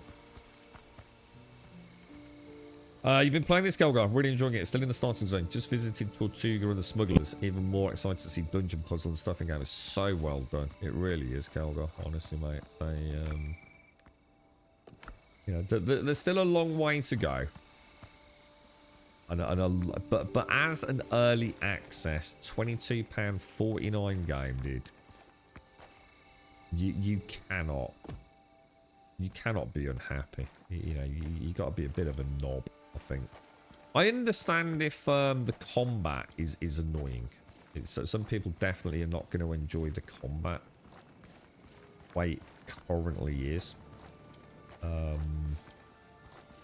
But I think there's only a few... God, the lighting's gorgeous, man. There's only a few tweaks needed to it, I think. And of course, you can play on an easier difficulty, can't you, if you're struggling? I think that's part of the problem with the hive mind of games, though, isn't it? They don't want to admit that, oh, I'm playing it on easy mode. Well, not easy mode actually makes it any easier, I don't know, but... Because some of the combat is just straight up brutal. Like, the boarding of some of the ships is borderline insanity. But, that's going to drive me mad. I just can't think where I haven't been. I really feel like we've done a good job with this. It's going to be on one little... We can't light these, can we? Just to illuminate the area a bit better. I wonder if there's another ladder on the other side.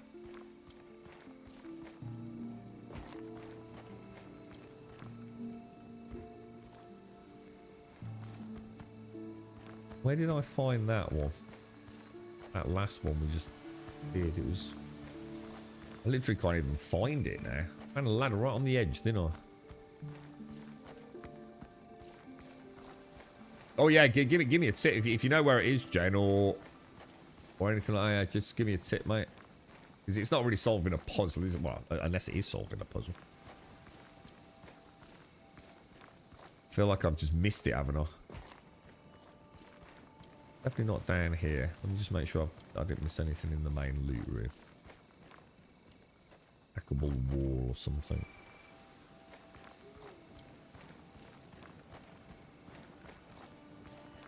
Yeah, well, the devs themselves apparently described it many moons ago as like a Souls-light combat. You know, the whole point was that, you know, each little AOI is supposed to be a bit of a battle. It's not supposed to be something you just go in and just murder.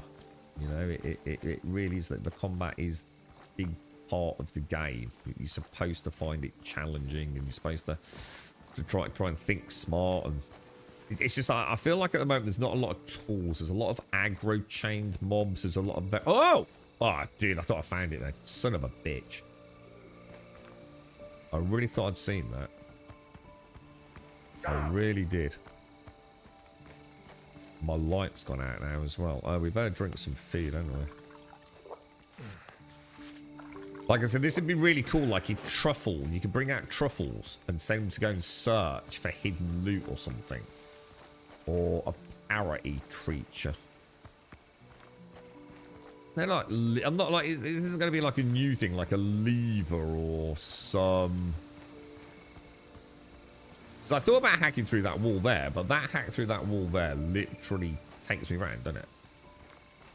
It's the same room, right?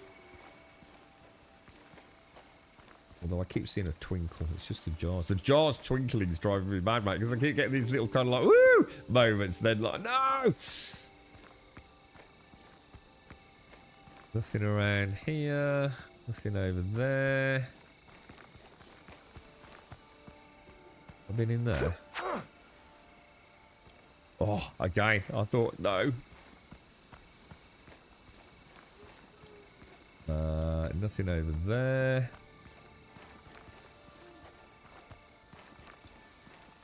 That's just back down, isn't it? It's on the level with the thorns.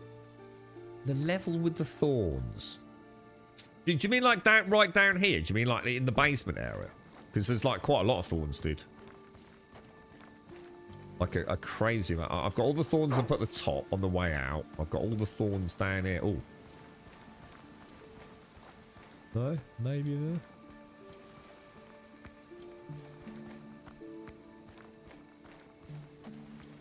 You think it's... What was that? Climb then?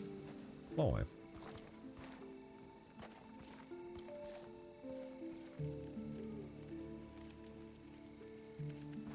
Fortunately, my lanterns run out. It's the one behind your typical breakable wall. I think it's in the hallway up top between the stairs that go up and down. Right, so it's not down here then, yeah? So let's go back out then. Which is where? Right, let's go back to the top. Let's see if we can figure this out together then. Thanks, guys. So back up here then, yeah? Are we all sort of in agreement here? And this is where all the thorns were. Is this what you mean? And somewhere around here there's a hidden or a breakable wall. Really?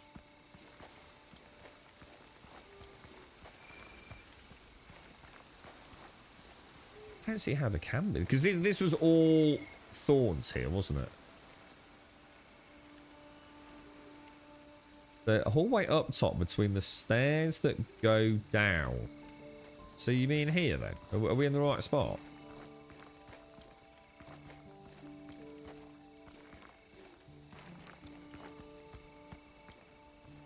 This is the only place where stairs go down, right?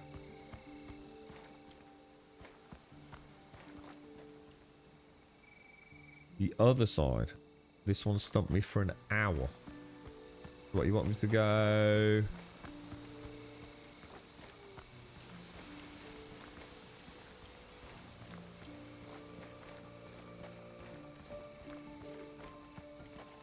There's no way. Do you mean, when you say other side, do you mean over there?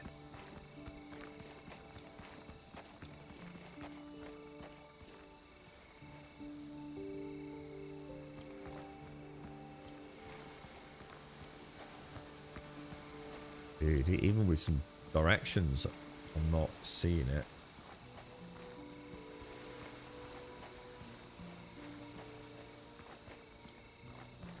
Son of a bitch, is it this one?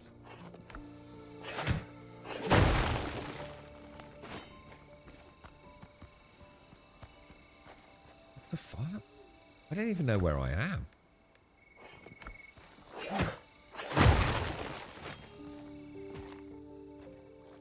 Dude, how can there not have been anything in there?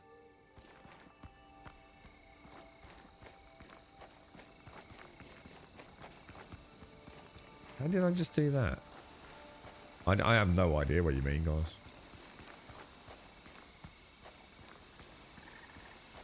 You just break through all these walls here, which we hadn't done. It led nowhere. You passed it right after the wall you broke. What? Past a wall to break?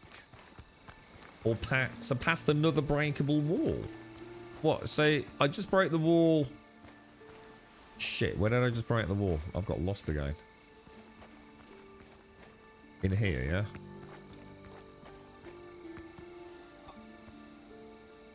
That's a vase. Shit. Hang on. So you're saying I passed it in here? This is where the wall was. Oh my god. Dude, this game is brutal, dude. Thank you, chat. And now I see why it took you an hour to find it, bro.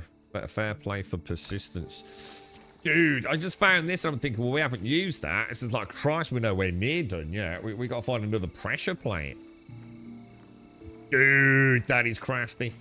Number one tip. One thing they do need to do. Could we have the lantern putting over here, yeah? And then let us carry spare oil to top it up.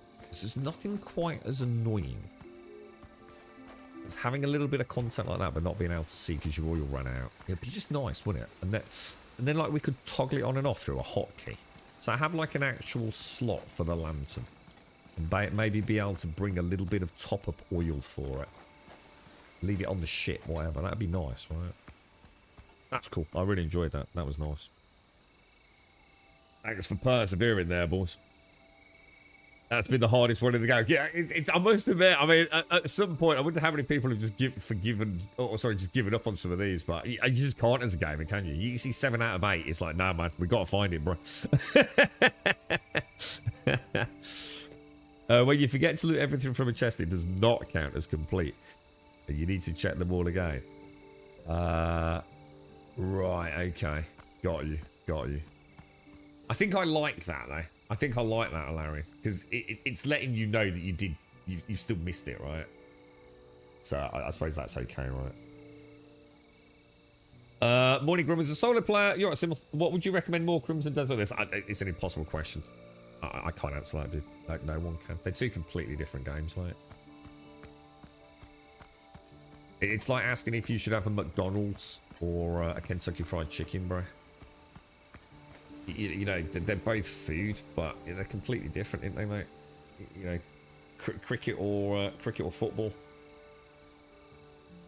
They're two completely different experiences, man. Completely different price points as well. Like one's half the cost of the other.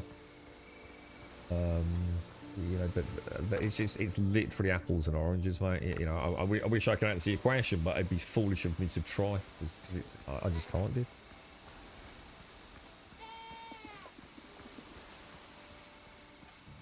Some have like a stone pickaxe. Best tip is to take it out and drop it. Oh yeah. That goes without saying, doesn't it? But I think I'd rather have that system where it doesn't count if you've gotten a bit of loot. I prefer that system. Morning, Dwarf. You're right, dude. How are you, mate? So, you've got a bit of a WoW problem then, dude, yeah? From what we saw yesterday on Discord. Is the addiction real, sir?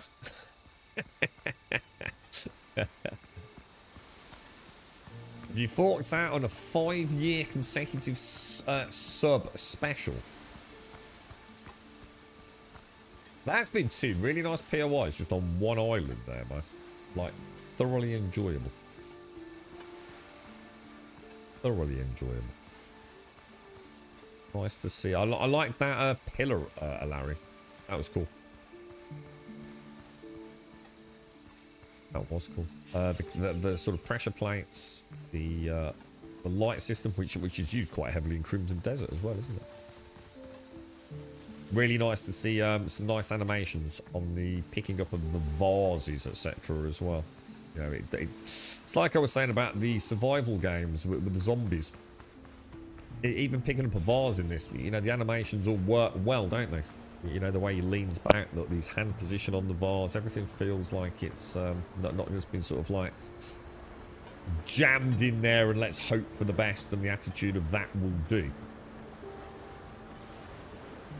The decorating's going alright, mate. A lot worse than I thought. I took off a light switch and then couldn't get the light switch back on, so that was a great start. The sanding is horrible. I hate sanding. I'm going to have to go and buy one of those electrical pens. Dwarf, you know, the one that lets you know, is it going to kill me, yes or no?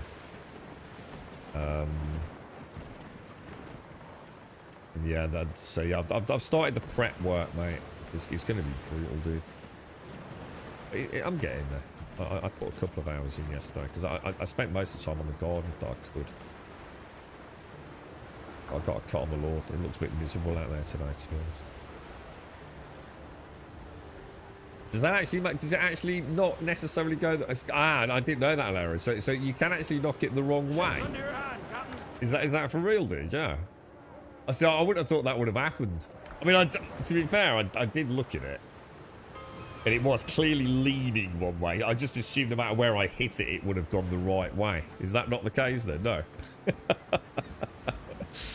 Sunny preps. It is, dwarf. But let's add a comment to that. Landing prep is the worst part of painting and decorating, right? But you know if you do it right, you know when you think that'll do, you think, no, I'm going to put exactly the amount of time I've already put into it again. You know it's going to look so much better. It's going to be so much easier. Eh? It's all in the prep, innit, dude? You get the prep right, the rest of it just comes together and it's enjoyable. If you half-ass the prep, everything's going to be shit, dude. It'll fall on your head and you'll get stuck underneath it. Oh, no, dude, really? Did you have to unstuck, or? That's quite funny, dude. Right, I'm absolutely bursting, lads. I've been trying to knot in it. I've got to go have a Jimmy Riddle. I'll get a quick coffee as well, boys.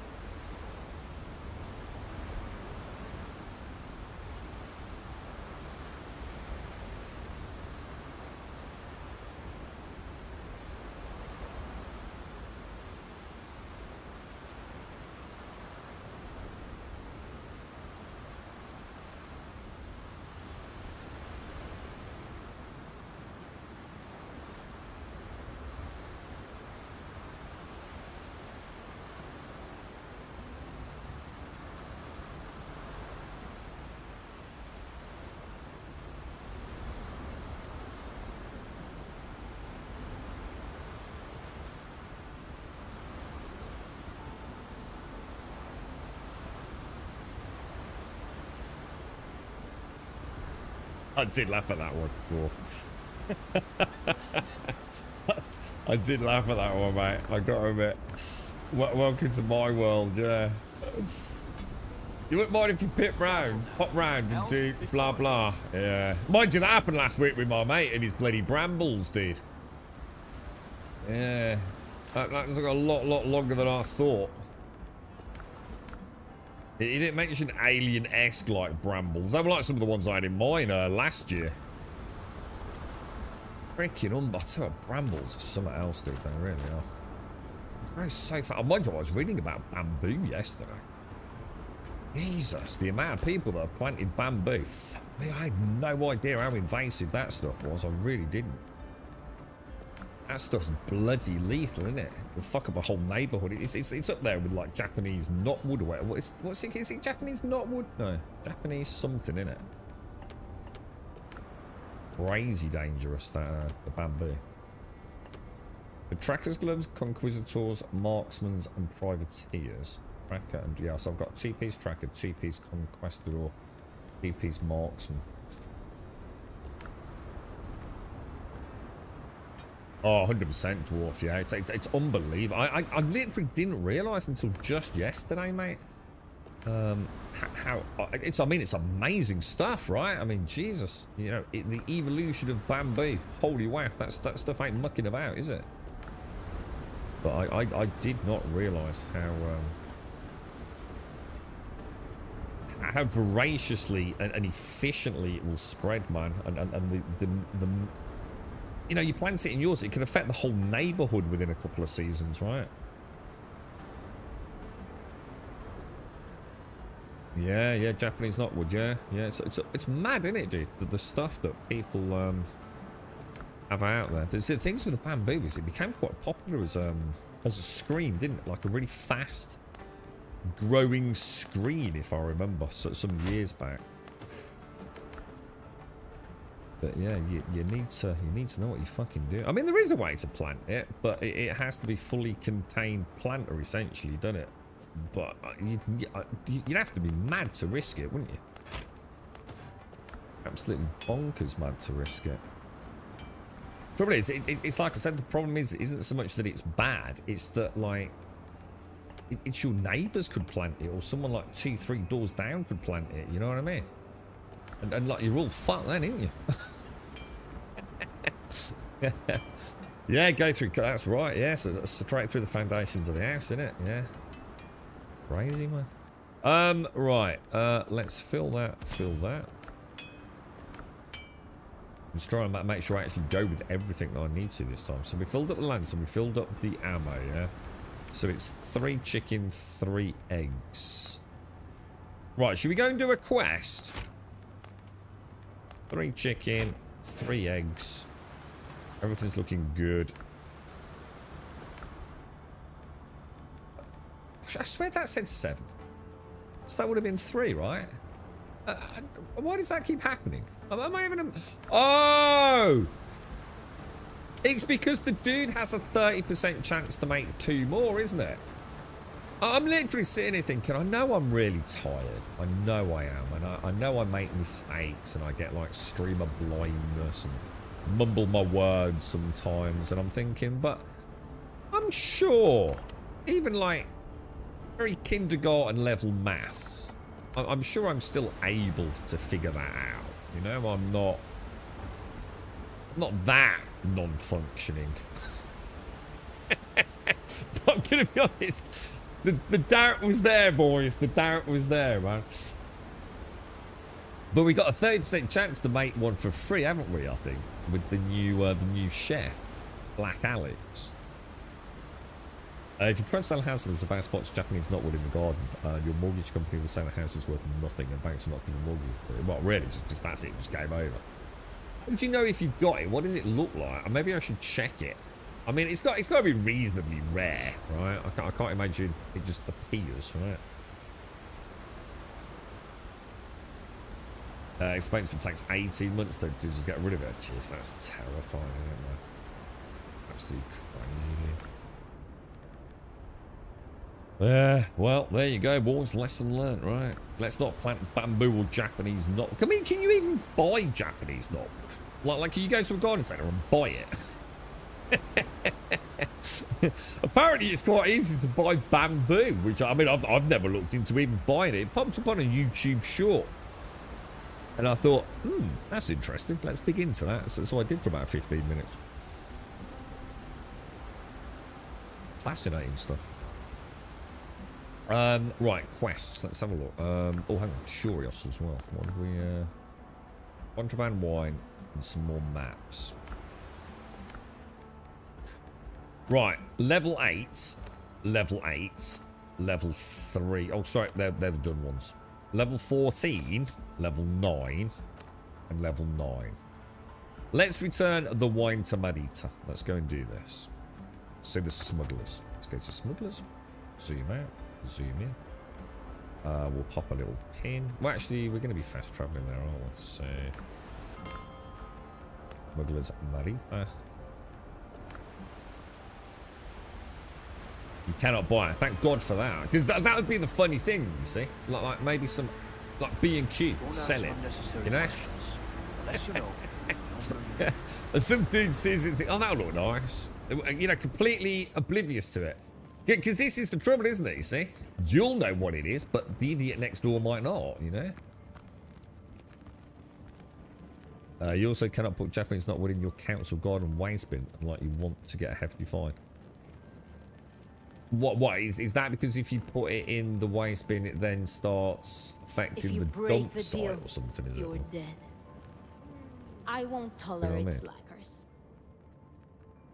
I wonder if people do it maliciously. I wonder if some arsehole has a feud with a neighbour on the street opposite, and then goes and maliciously plants a little sapling of Japanese knotwood in their front garden.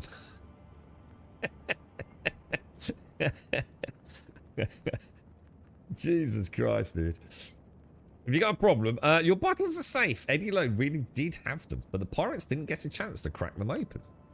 So you can be relied on, huh? El puto, Ben. Never wrong about people. I'll deliver the old man his wine myself. I don't know what he sees in that sour swill. I owe you for the help, compadre. Oh, nice. Oh, iron lamps. Another one to benchmark. Ooh. Let me have a look. Let me leave, let me leave, let me leave. I'll have to do curious to learn it, won't I?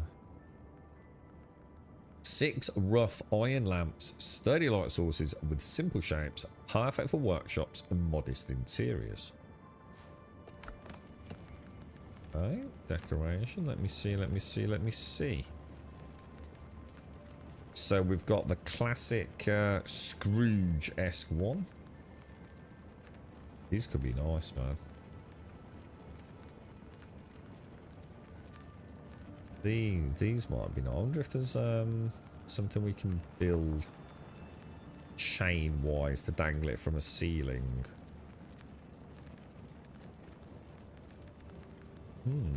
Okay, good stuff. Alright. Right, quests. Let's have another look. So we're all up to date on faction quests. Everything's done. The tutorial obviously all done. This is 8. Wrong ones. 14 and 9. So let's go do the bitter pill. Talk to Dr. Galen back at home. That makes sense, doesn't it? Burn it all, but yeah. It'll spread like wildfire. Same as if you get the old weed whacker out and strum it. It'll grow. The one I struggle with, but I've come up with a good system now, Dwarf. I don't know if you can shed any better light on this one. Horsetail. So when I first moved in here, I had so much to do that there was some horsetail in an area of block paving at the back, and didn't think much of it, did. In fact, it actually looked almost like, wow, that's interesting. Never seen that before. Terrible stuff, mate. Terrible stuff. Can't dig it up because it's under block paving. That gets expensive, right? So over the years, just a constant battle of pulling it out. And if you pull it out, sometimes you're really lucky and you get like the whole freaking like root system out. But you're not really, but you're definitely putting a dent in it for the season. And what I found was that I use early season. So as soon as the rain's not often, the minute I see that season, because I stay on top of it, but over the winter, and just as spring starting, you'll start seeing the first little bits come up. So what I do is I spray the whole area with glyphosate. It doesn't like that stuff, but the problem is it's got almost like it's almost like a waxy sort of vibe to it, hasn't it? So it doesn't absorb it like, say, a broadleaf plant would. But I do that. And what I do, I normally leave that about a week. So I try and get like 3 doses on in a week. Then maybe leave it another. So it could be a max of about 10 days right at the start of the season, yeah. That seems to mess it up. It seems to throw it for a bit of a spanner in the works. Then what I do is, anything else that comes up, because it's very hard to get at it in block paving, right? As soon as it comes up about 5mm, I've got this like little blowtorch, like a little flamethrower, and I singe the top of it, like absolutely burn it to crap, dude. Then there's not a lot of it. I mean, like for example, I did it yesterday, and I bet this year probably 12. I'd say 12 pieces. Compared to what was probably a few hundred, to be honest, originally. It's pretty bad, dude. And I doubt I'll see any more of it this season. I bet I don't see any more, mate. But the phosphate isn't enough. Like, the weed killer just isn't enough to stop it. It's obviously so deep down in there that it don't seem to kill it. Not like it kills normal weeds. Burn the stuff you remove. Mechanically treat the stumps and roots every 6 months for 18 to 24 months to kill it. Jesus, that's mad, isn't it? I did hear about with the bamboo as well. But they actually pour the weed killer down into the cut stems and things, don't they? But it's a huge debacle. Like even I think they were saying something about the rhizomes or whatever it is that's in the soil. Like, even if you let the bamboo grow like more than like, because it grows crazy bamboo, doesn't it? It's the whole point in it. But even if you let it generate like something like about 10 centimeters, that means it's going through that growth cycle to reinitiate the production of like the rhizomes and things deep in the soil. It's crazy. Bamboo's crazy. The survivability on it is mad, isn't it? Use a strong weed killer with SBK. What's SBK? I don't know what that is. I use glyphosate. Like crazy concentrated glyphosate. Yeah, cover it with paint. Yeah, that can't. Yeah, see, that's just not an option. It's like we use the area, so.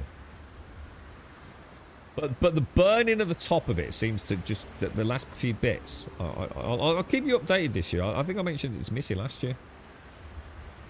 It's that stuff's lethal, dude. Yeah, because apparently you can buy bamboo, can't you? That's why I asked about Japanese knotwood. What is it? Hang on, what's it called? Is it Japanese knotwood? I keep getting that wrong.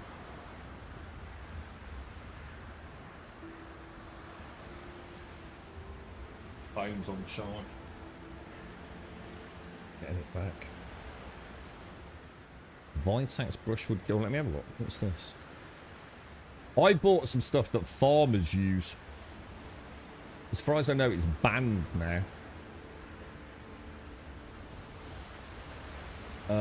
Oh, it says no glyphosate. This is the trouble, isn't it? Glyphosate is what you want, isn't it? But isn't it sort of banned and carcinogenic and shit? My tub, I've only got a little bit left. I bought it a few years back, mate. I got like a 10-litre tub of the stuff. Dude, the warnings on it are spectacular.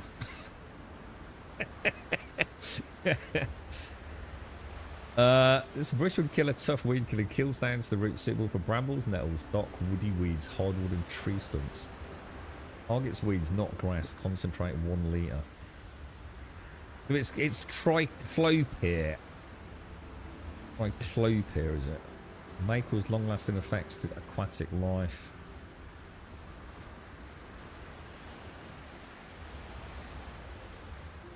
Why is this stuff actually any good? It seems fucking expensive. It's crazy expensive. How much does that dilute down?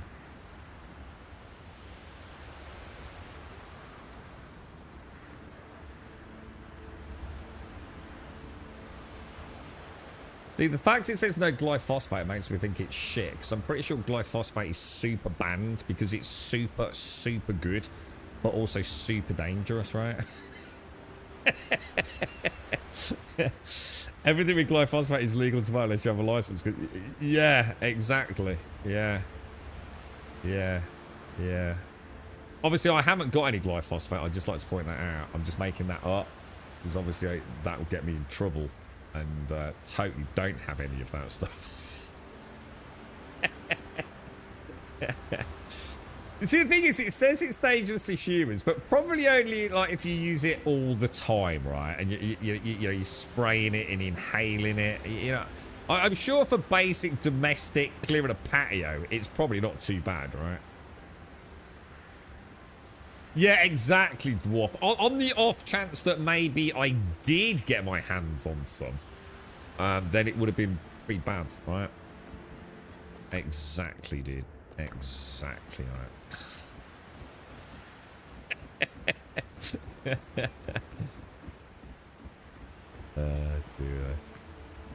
Even a tiny amount can cause cancer. But anything can cause cancer. ham can cause cancer, can't it?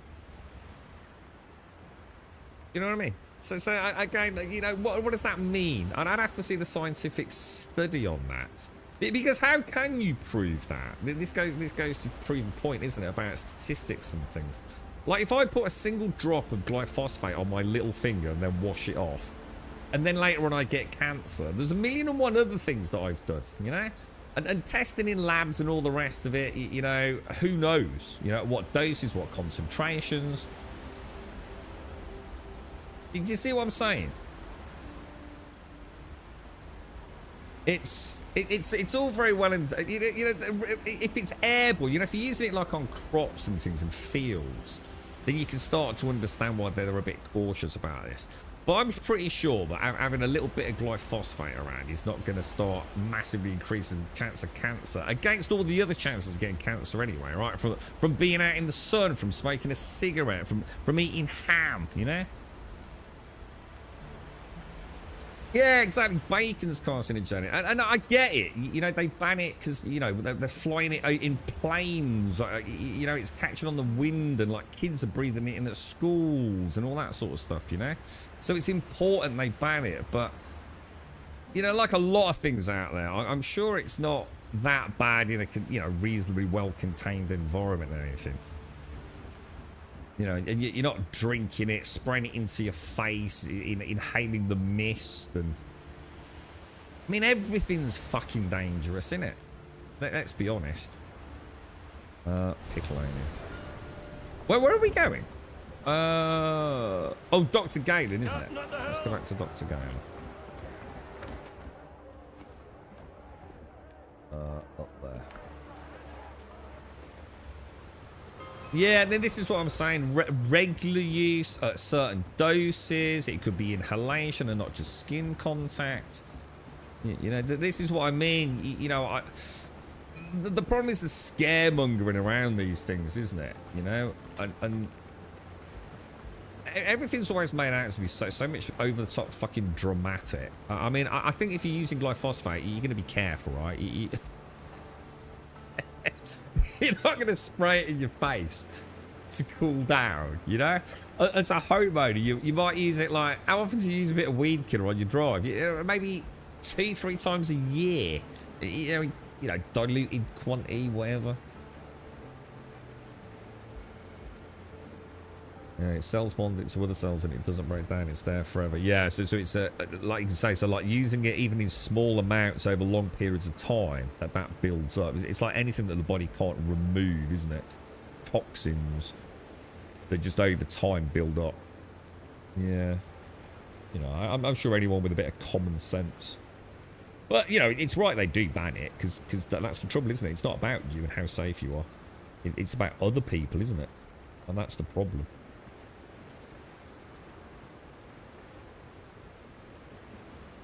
It might be safe for you, but if your neighbour's spraying it every other day, or all up the side of his house to get rid of some ivy and the wind's catching it and it's blowing all over you don't want it, do you?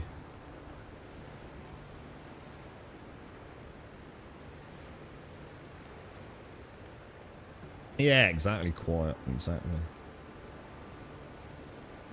So, always got to look at the lowest common denominator with these things, isn't you?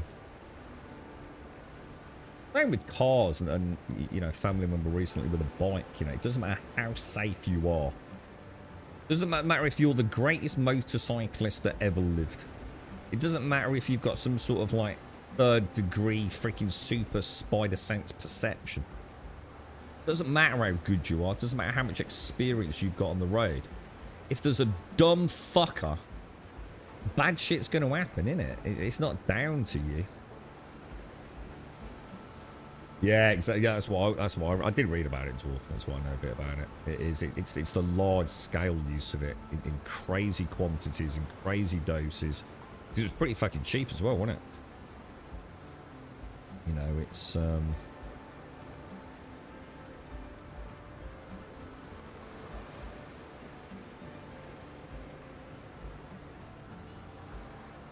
thing is, I have seen, you know, I don't know if there's different versions of glyphosate or concentrations, But what I will say is you can buy it. You do know that, right? Now, I don't know if there's different variants of glyphosate.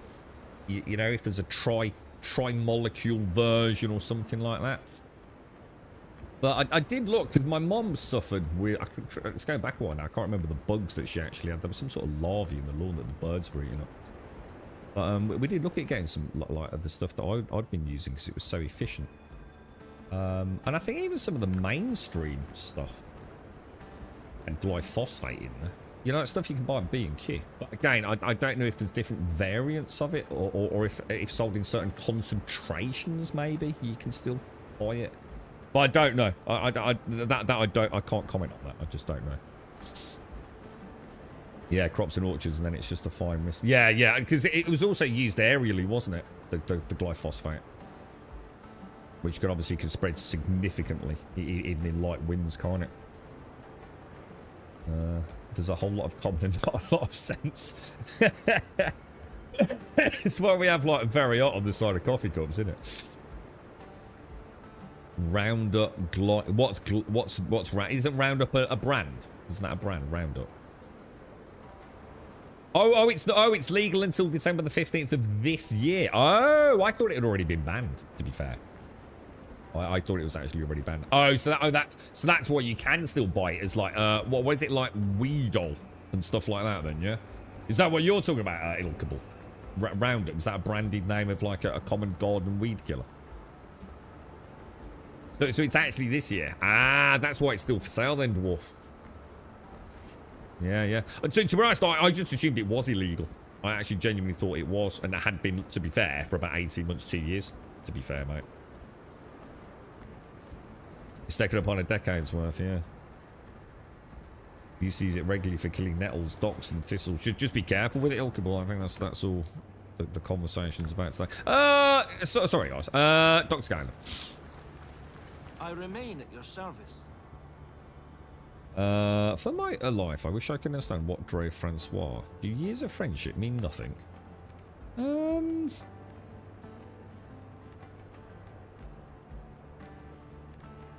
Let's ask him, see if we get a potion. Does he give me better potions now?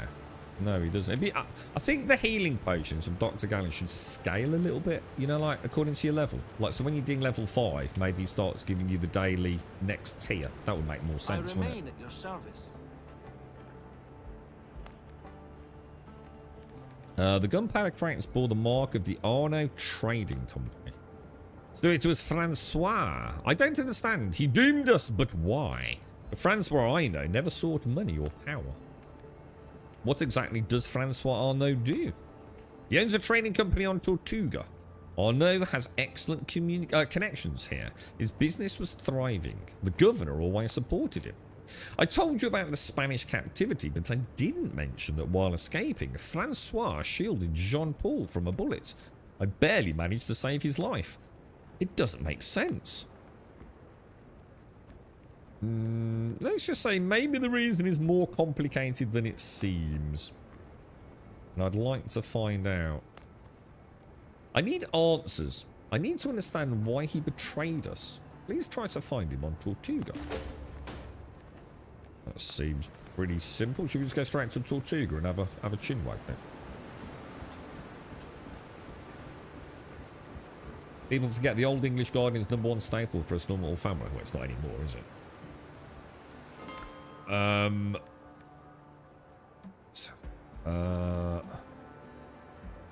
Fucking no one grows their own fucking actual shit these days, do they? That's what they used to.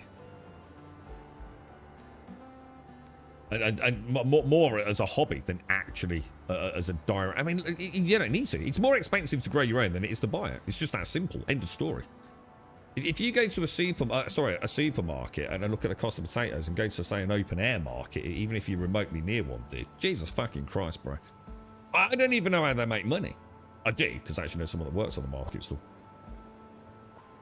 But if you look at how many potatoes or apples, bananas, peaches, grapes you can get on a market store compared to a supermarket, holy fucking shit, dude. It's insane, bro. Absolutely insane. And then you look at the cost of actually growing your own shit. It's fine if you know, you got time, but most people haven't. And look at the size of a garden in a modern day house on a new build. Jesus Christ, dude. I've known dudes who own trampolines bigger than a modern day English garden. No longer any land with a house. You get a house, and if you're lucky, you get a couple of square meters of patio out the back, don't you? Yeah, I must admit, I do like potatoes. Potatoes, courgettes, I do because the girlfriend loves those. Cucumbers, yeah, and peppers. Basically, that's exactly what I grow, dwarf. But when I'm doing it, this year I'm only going to do tomatoes, to be honest. So I always add, because I love the smell of tomato plants. Yeah, tomatoes are... With the tomatoes, I at least feel like I've got to put a little bit of effort in. I kind of like looking after them. Potatoes, courgettes, cucumbers, peppers, you kind of leave them. But peppers can be a bit tricky, aren't they? But peppers can be... Well, it depends on what sort of pepper. I mean, if you're talking about just like a normal bell pepper, like super easy, but I suppose I'm thinking more like the little chilies and things that I've done. That can be a little bit temperamental, but yeah, the amount of fucking hassle it is to grow your own shit, dude. In quantities that would actually mean that you were spending less money, yeah? Dude, it's crazy, mate. Even for a small family, mate.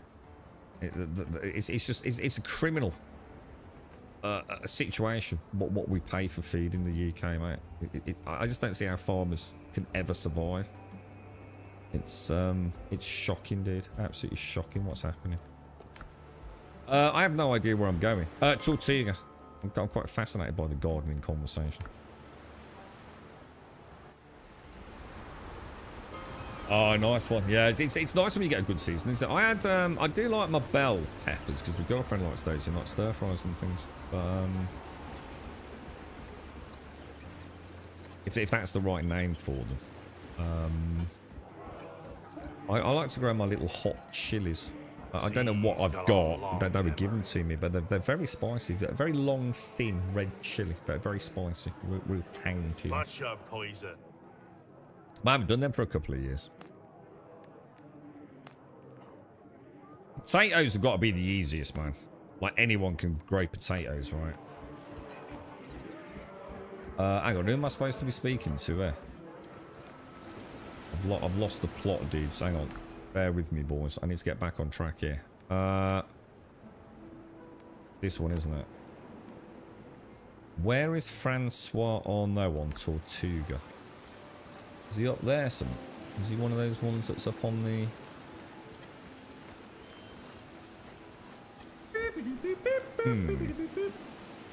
Around the back here? Ah, here he is. Here he is. We've actually seen him before. He wouldn't talk to us, really, would he? I just want to see my son. Thank you very much, Tim. Thank you for the gifted sub, my friend. Thank you very much indeed. My crew is dead and my ship is at the bottom of the sea because of you. I have evidence.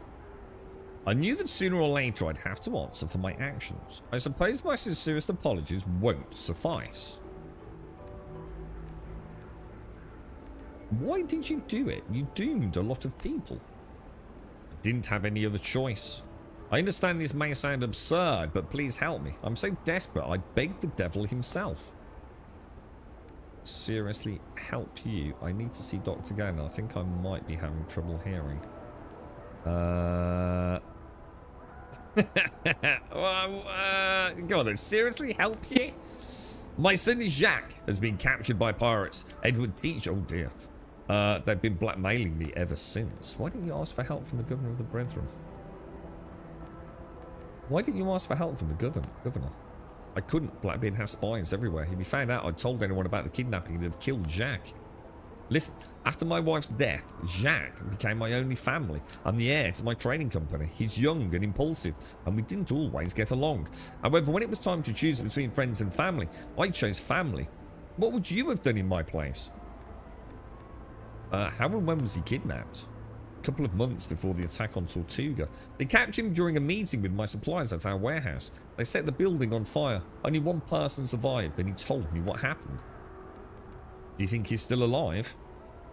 I've been receiving letters from Jacques. His handwriting is hard to mistake. I was hoping that the pirates would let him go, but the blasted Teach didn't keep his word, and he's still holding Jack hostage on one of his ships. I can't reach him by sea. I'm not hiding, and I have no intention of lying, but please, save my son. He's innocent. I promise I will pay you. My reputation may soon be in ruins, but money is one thing I do have. Is this going to be another one of these nightmare board the ships? It is, isn't it? But if it's humans and not drowned, can we not whittle them down? You didn't sail in here on sea turtles, did you? Sea turtles, you say? Oh, hang on. Where's the thing? Farmers can't survive. That's the problem. That's why so many of them are selling off their land. It's crime, dude. Look, I know everyone wants cheap food, but I look at what the effort is just for me to grow a few potato plants, a few tomatoes, because you can't just grow potatoes, right? If you're going to try and make it self-sustaining, right, you've got to grow quite a lot, yeah? You need a fairly big bit of land to sustain a family. I don't know. God forbid you've got a family of 4 or 5 people, and you're trying to grow vegetables for them for a whole season, right? I mean, you need a bit of land, right? You ain't growing that in a window pot, are you? And you know, it's the time. You know, you've got to invest time in it as well, man. You know, there's some fairly passive, simple things like tatties, but you know, no one wants to just eat potatoes every day, do they? And then you go and look at what you buy. Obviously, if you go to Tesco's and buy one jacket potato-sized potato, I dread to think what they charge you. You go to an open-air market or any local market, or even a local farmer and buy a potato, dude. You come out like for a fine, you come out with a backpack full of the things, wouldn't you? Next year, they face a carbon tax on fertilizer, which is going to make it even, going to cut into the profits even more. I just don't see how they do it, man. That's the one thing, Jeremy Clarkson, I must admit, fascinating. Fascinating to get. I know his farm is completely different, and it doesn't matter if he fails, and he's a wealthy man and all the rest of it, but at least he's given your average British dude who goes shopping each week down Sainsbury's or Tesco's or Aldi or whatever it is, some insight into the horrors of being a fucking farmer, dude. It is brutal, mate. What level is the bitter pill? What level quest is this? Are we going to get our ass handed to us? I mean, it's in really local waters to me, which kind of surprises me, dude. I think we'll go there and then sail into it.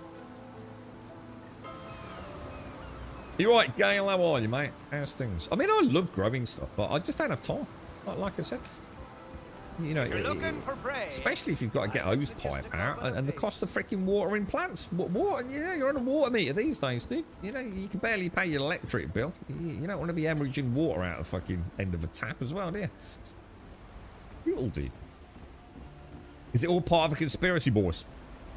You know what I mean? Is it all part of a conspiracy? So you can't grow your own food? It's just not worth the hassle. All part of the control, boys. Right, we're gonna head up there. We'll come in from that southern tippity there, I think.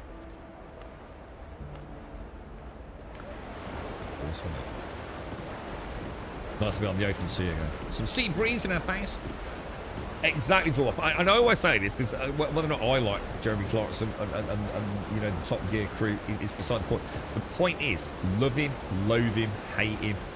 That show has done a lot. We've had more conversations around food and the you know, the large-scale agricultural farming scene in England down the pod. Since that show came out, every year ever put together. It kind of made us realise, like, holy shit, dude. Just like literally, you know. What's that where they measure the dryness of the wheat or whatever it is? And just a point north or south of that sweet spot can absolutely mean the difference between an entire farm, like literally making no money that year, right? It must be, you know, like, Jesus Christ, you know, I look up at the weather, you know, as the sun's coming up each day, and I'm like, oh, we're going to have a nice day or not.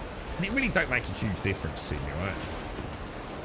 As a farmer, it must be like, dude, no matter, the point is no matter how hard you work, right?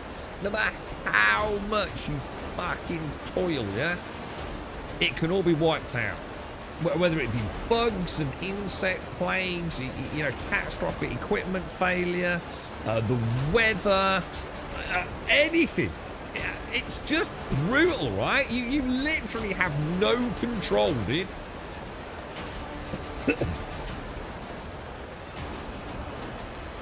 Absolutely brutal, dude. And it really made me think, to be fair, about like how little I pay for some of my food, you know, considering what goes into it.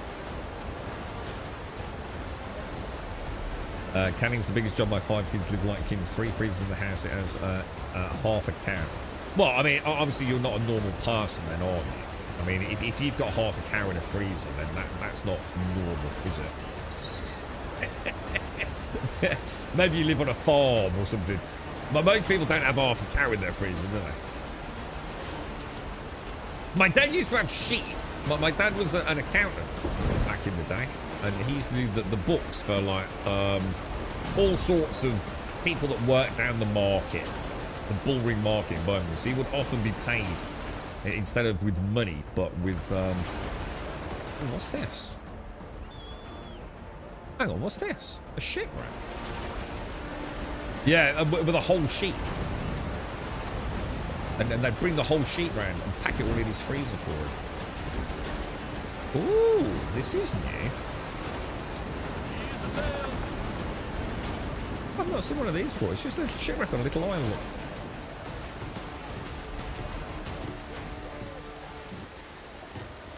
You went to his restaurant. Oh, what? Wiggly Bottom Farm or whatever they call it. What? The one on the farm? Oh, was it really nice? Was it, Dwarf? Yeah. What's the name of his farm? Squiggly Bottom. Squiggly Bottom. I think there's a new season coming out, isn't it? You've got chicken nuggies and tendy. What's a tendy?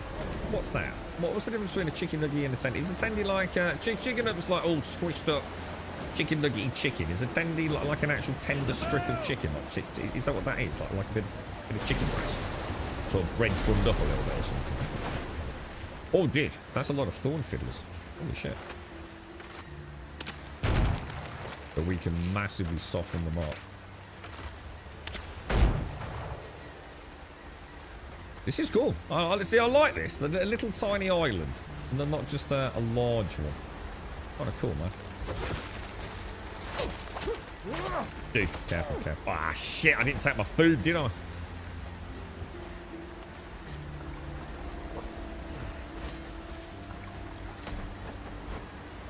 That was a bit too close there, wasn't it, boys?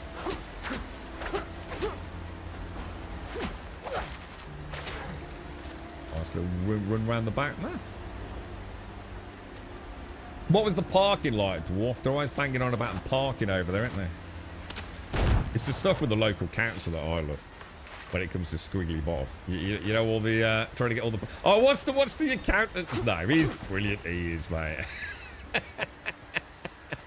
I mean, I know a lot of it's, you know, I suppose fleshed out, you know, for the show, and no doubt some of it is at least scripted to some degree, and I get that, but it doesn't take the fun away from it, does it? And what's his name? See that goes to show how much it meant to me watching that show. Do you remember when who's the guy who does all the dry stone walls? Because I must admit, I love dry stone walls. I think they're fascinating. Yeah, another lost art, isn't it, really? And Gerald, is it? Is it Gerald? And when he got cancer, or did he have cancer, or did he think he had cancer? Was he being checked for it? I think he had. Didn't he have it? I can't remember this, but like, oh man, dude, that was emotional, bro. You know when they're all sitting around the table, that was fucking hard to watch, man. I'd love to farm for 50 or 60 of the year. Yeah, I'd be nice. I think we'd all like to. I've always said, wouldn't it be nice if you woke up in the morning and the only thing you really had to worry about was looking after you and your family for the basics. You know, health, eating, drinking, clothing, and hygiene. You know, and then the rest of the day is to do things. You know, in theory, it would be quite a healthy lifestyle, wouldn't it? But we've moved on from that, haven't we? It sounds idyllic, doesn't it, to live off the grid, to just get up in the morning and tend the crops and look after the farm animals and eat lovely food at the end of the day with the family. And you know, you do it as a family unit, and then you help out your neighbours. And but who's honestly going to do that in this day and age? You know, they've said it themselves, haven't they? The farmers themselves, the kids of modern day farmers, the kids don't want anything to do with it, do they? They don't want to work on a fucking farm. You know, because it's shit. Brutal, dude. I dread to think what the future holds for us all, man. We'll just have to see, won't we? The tenderloin from under the breast of the chicken. Yeah, yeah. Oh, that sounds lovely with sweet chili flavour. Oh, that sounds nice. That does sound nice. Parky will start, yeah, because they have to book in advance. Yeah, that's right. And isn't it like crazy waiting lists as well? And the funny part is all the idiots that queue up with no booking. Just that's mad, isn't it? And that is where you can sort of understand like some of the sort of village folk do get a bit annoyed, isn't it? Because again, it comes back to what you were saying, quite dumb fuckery, really, isn't it? Like, what are you doing, dude? Like, what are you doing, man? Yeah, the tobacco Pascal, where you're going to sell tobacco that is now outlawed. Is that right in the UK? So it's only a matter of time before the rest of Europe does the same thing, isn't it? I think you might go to a loser there. You might have to branch out into a whole new methamphetamine, Castle. The average age of a UK farmer is now close to 60, is it? Yeah, I mean, to be honest, mate, I can't blame the kids. Can't blame them, man. Seeing what they have to go through for so little reward. You're going to get the people that are passionate about it. You know, I get that. But I think they're going to be a dying breed, aren't they? All the mod cons of modern day life. They want a slice of it, don't they? Can't blame them, man. I get pissed off when my tomatoes get a bit of tomato blight. You know, it's like, what the fuck, dude? Imagine that meaning the difference between like being able to stay afloat next year, you know? I can't get off the I can't move. I literally can't move. I think we're gonna have to. It's turning, but I'm not moving anywhere.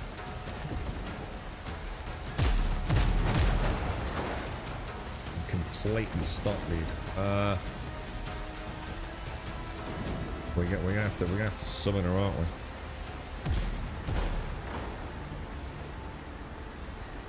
Bit annoying. That's my fault. I pulled it way too close to rivals, to be fair.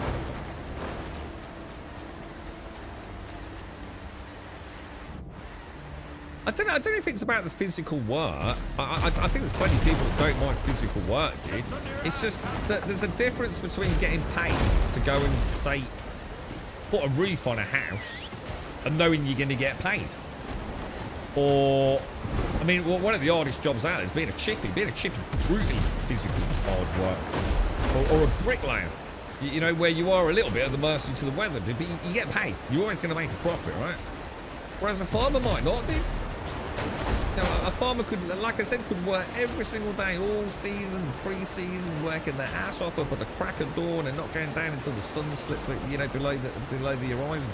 And you can still make absolutely fuck all. In fact, you could lose hundreds of thousands of pounds in a single season, right?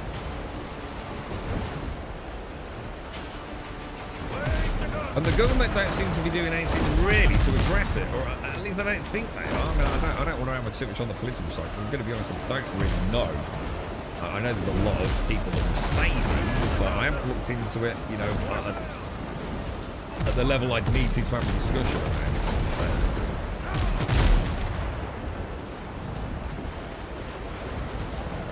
Tobacco is pretty much a news agency these days. Yeah, but even news agents are struggling with it. This is the trouble. I know this for a fact with Raj, mate. He's having some really bad times of it at the minute, mate, because the supermarkets are killing him on the booze, dude. Nearly all of his money came from basically cigarettes. You know, 10 years ago, cigarettes and alcohol, dude. He's really struggling to turn over what was a decent amount of money now, Pascal.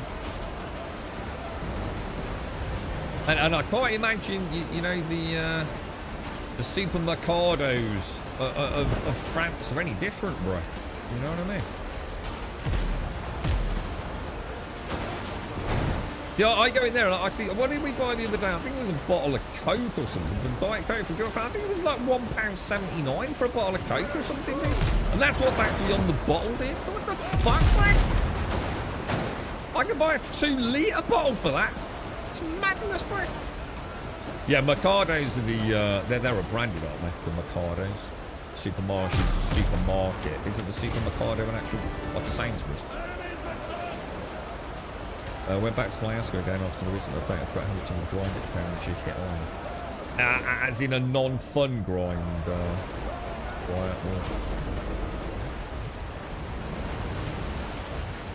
See, I don't mind grind. I've always said that quite. I actually don't mind grind. As long as the act of grinding itself is fun. So, you know, like say I'm farming a boss, but the actual boss is good fun. You know, I'm getting better. You know, it's a fun fight, or even trash mobs. Sometimes it's quite nice, you know, to get a rhythm going. I don't mind a bit of repetitive grind.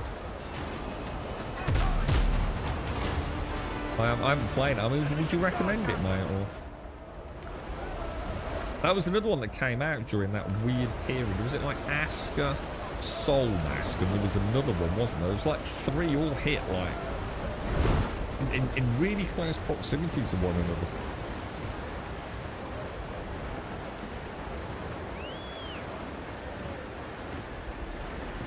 Yeah, I don't. Isn't there some weird stuff about farming as well? Where like they even isn't maybe in America or somewhere? I don't know. They would even like pay some farmers not to plant fucking crops.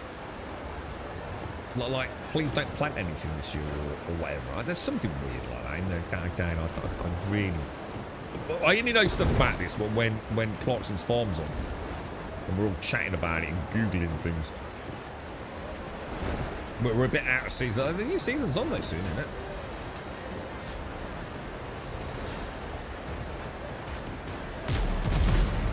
As long as it's not got Bellwright's shitty combat system, I don't mind. I just don't like that combat system. Each to their own. I think it adds nothing to the experience. I'm not a fan of it. I've got loads of level 2s and a couple of level 10s here, so this is actually a bad encounter. Because those level 2s are still going to cause me a problem, aren't they? But this is not good, actually. I might have made a real fuck up here, boys.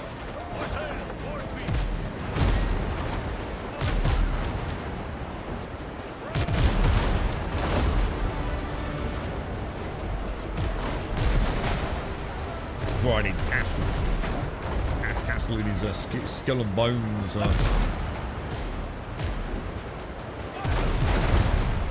Knocks it out, that's all that matters. As long as it's out of the fight, we've got half a chance. That says Grim Reaper. Hang on, what is Grim Reaper? Is that just a named ship? That's not like some mega frigate, is it?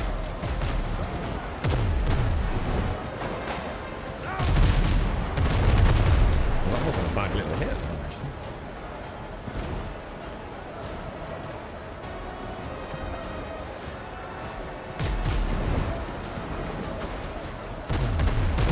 So this year, I'm not even growing any tomatoes yet, to be honest.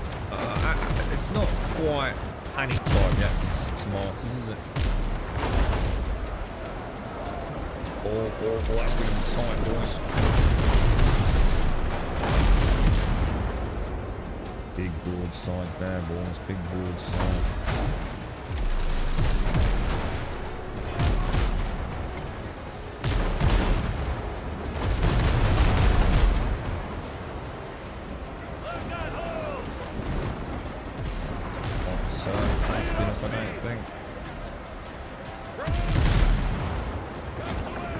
Clips them up, dude. Clips them up.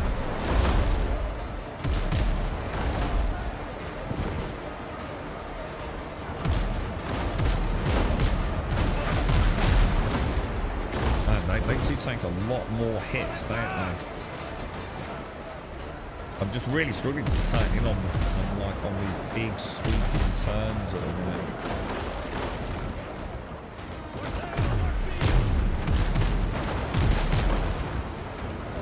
She always turns the wrong way for me, man. She's way too smart.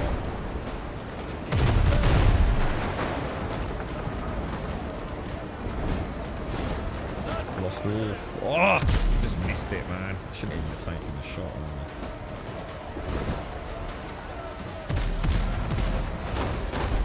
Right, we're gonna stop. Round.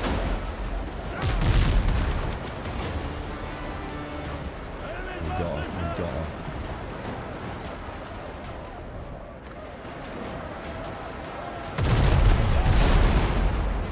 That was a good shot. That wasn't too bad, was it?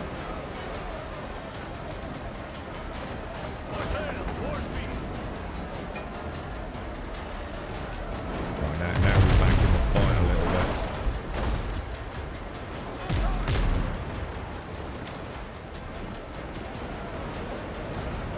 She's down. Oh, well fought, boys. Well fought. I was a little bit worried there at one point.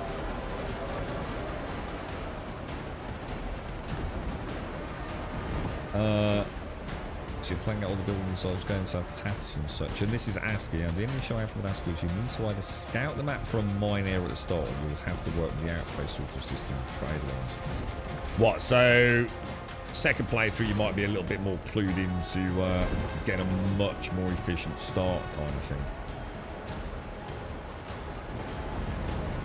So mines are a bit of a holy grail, aren't they? Yeah. That's not too bad though, is it? So sometimes, I mean, we learn a lot. I always like the restarts on 7 days.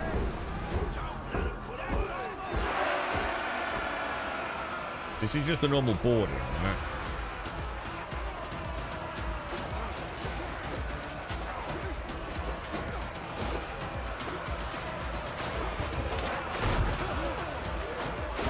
Well, I touched it there. Oh, God, my feed's back to run out, so I'll just take...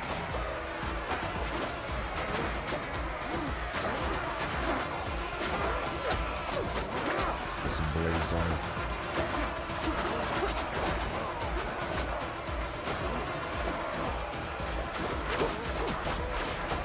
Help my dudes out with some blades on them.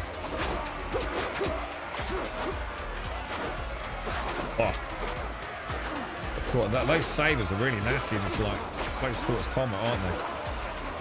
It's not normally always the reason I get hit is because of a saber attack. And I get caught on the backstroke almost.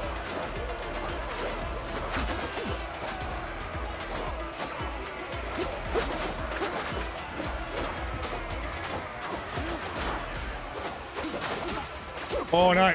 Jesus, that was nearly a mistake.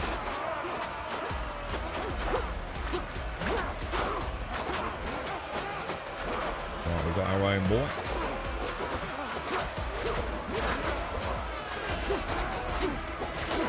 Fine stack of bleed. You're going down, mate. You ain't got a chance, dude.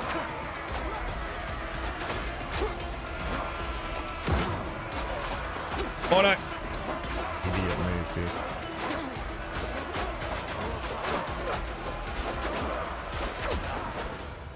Not bad. Could have been worse. Could have been worse, boys. Could have been worse. You finished your Lego, by the way, Castle. I keep meaning to ask you. You were building the Starship Enterprise when you did. How's it going, man? If you're out there. Being far from mine is fun, though. Building the road from your village to there can be dangerous. Yeah, I mean, I don't know much about the game, to be fair. I must admit, if one of the things I really liked about Valhalla,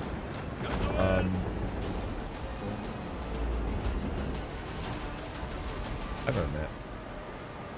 Shit, hang on a minute. Shit. What was I doing out here? Was I supposed to get some loot off that? Oh, fuck. Was I supposed to go in the cargo hold? Hang on a minute. What was the quest? It says new quest updates and journey. That is not the journey button, is it?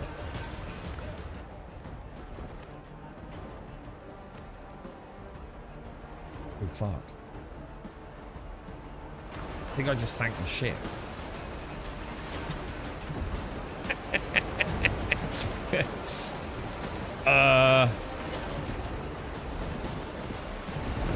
fuck this up?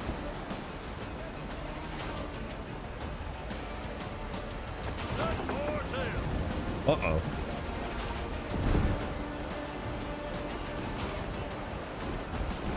What's it like, Caskell? Are you chuffed with it?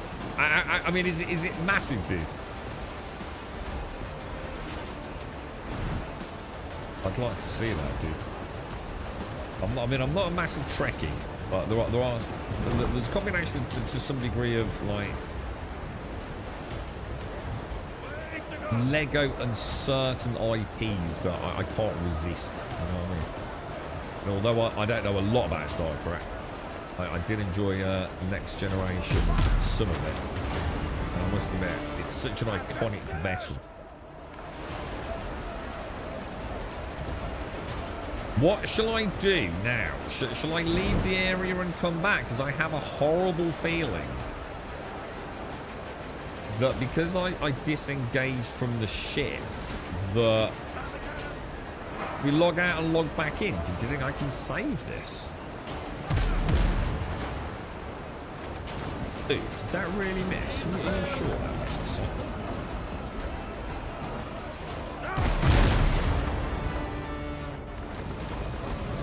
I almost did the same thing. I had to run down into the dog. Yeah. I mean, what's weird is this goes to show the dangers when a dev doesn't have consistency with their mission structure.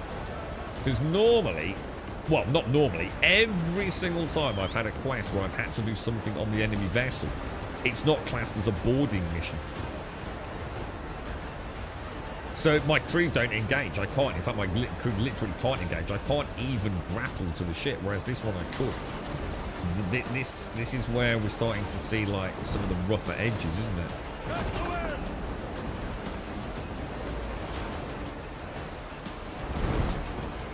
Is it as big as the Millennium Falconer, Caskell? Because that's huge, right? Is it on the same kind of overall scale, like lengthwise, maybe?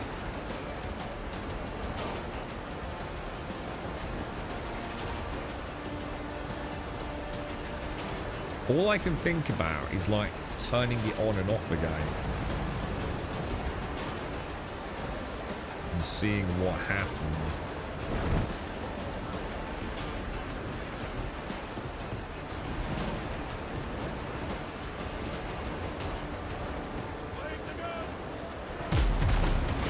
I mean, 100% my fault, but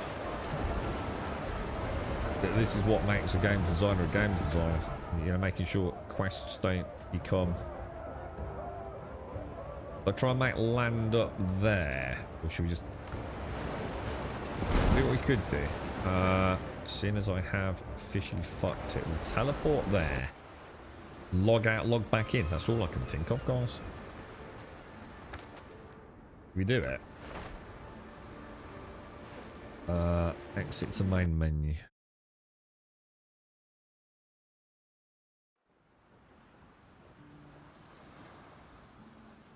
Sorry, I was talking about roads. One of the things that I really enjoyed about Valheim, one of the only games I think I've ever done it.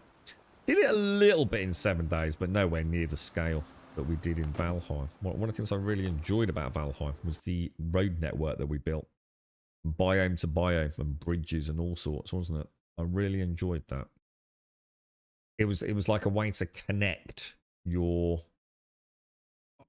It was almost like I was making my Roman Empire mark on the game with the road systems. Like, really cool, dude. Really enjoyed that. Deep Space Nine. I did watch a fair bit of Deep Space Nine. That was like Quark, wasn't it? Was he the little Ferengi? Have I got that right? Jesus Christ, if I got that right, that's amazing. Yeah, I only really watched... I watched a little bit of Voyager. I wasn't the biggest fan of Janeway. I watched a fair bit of DS9. Watched a ton of Next Generation on and off.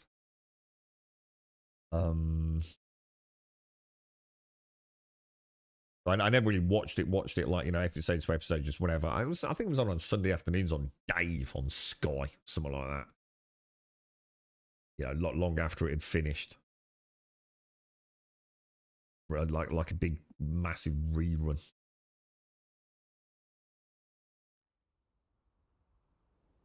We've just started watching For All Mankind. We managed to, we slipped in another episode yesterday. So, we've just watched The Crash. At the end of season 1, episode 3, man. Brutal, dude. So not on the scale of the Falcon, but it is about, well, it's literally, so 24 inches long. And the saucer alone is about 12 inches in diameter, is it? That's cool, man. That's cool. Right, let's hope to God. Yeah, she's back. She's back. I can see her. The Grim Reaper look. All right, we got to work around. We got to work around. Oops, that is my fault. The Enterprise. Which was the Enterprise? Is that one thing of USS Enterprise? Is that the Next Generation, or is that a more recent one?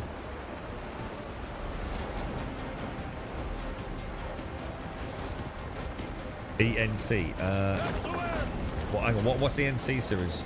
The NT series. I don't know what that is. Like I said, I love a bit of Star Trek, but I don't know much about it. You know, really from those 3 only. I watched a little bit of the one when they rebooted it a while back with the Spore, which I quite liked, but I also at the same time I never really maintained any slot to watch it, I suppose.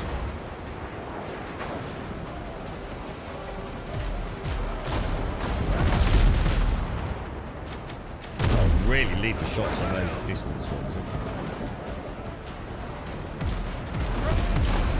gonna get a broadside on the port there.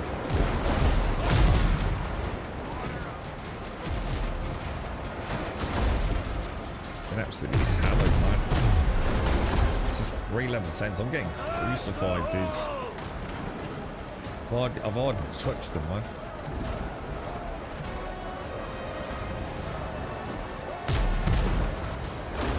I'm not going to get a shot on them. Jesus. I just can't turn in on them.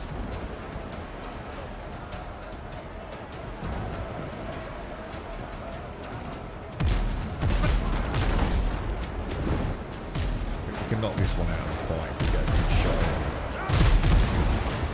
That's down. Oh, that's one. Come on, let's get the nose on it. Ooh. See, they should take a ton of damage for that, don't you think? We really need to get ramming in the game.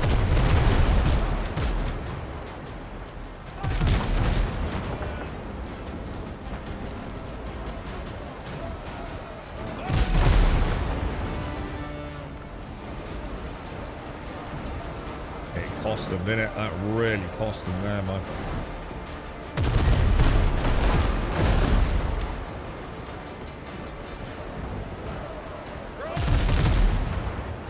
Oh, what the hell, dude?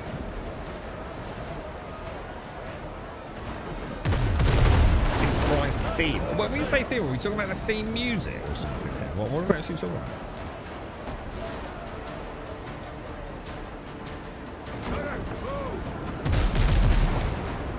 We got. Oh, nice. Slow it down, lads. Slow it down. That was a tricky fight, man. So Enterprise is the one set as the first deep space exploration mission before it. So is this a much more recent one? Yeah. Is this like fairly modern day one? After Voyager and all the rest.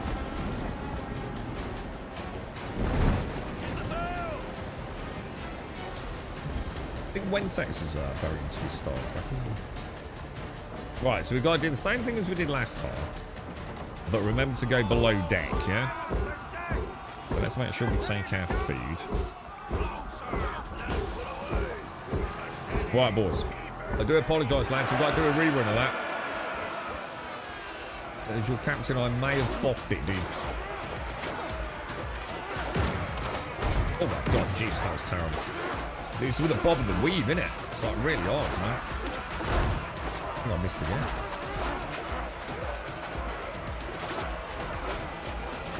get down, to be honest. Oh shit, that could be a problem.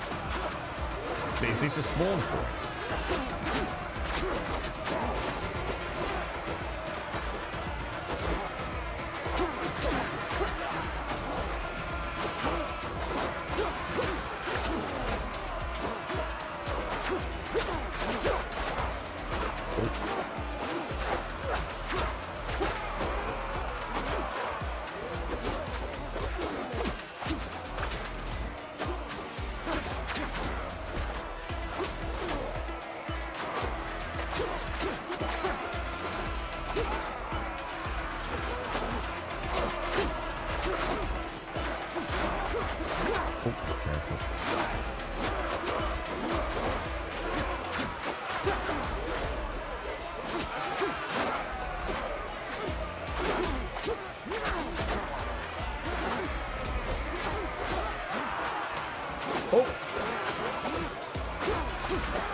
My God, messed that up, messed it up.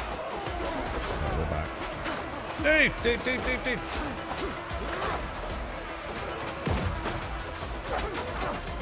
Move the mouse so it retargeted another dude. I'm very careful with that.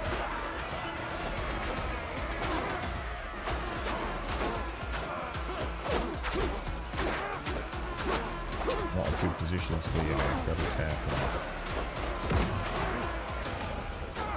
We did it. We did it. Deck's clear! Victory! Another day alive! Praise our colors! Victory! Here he is, boys.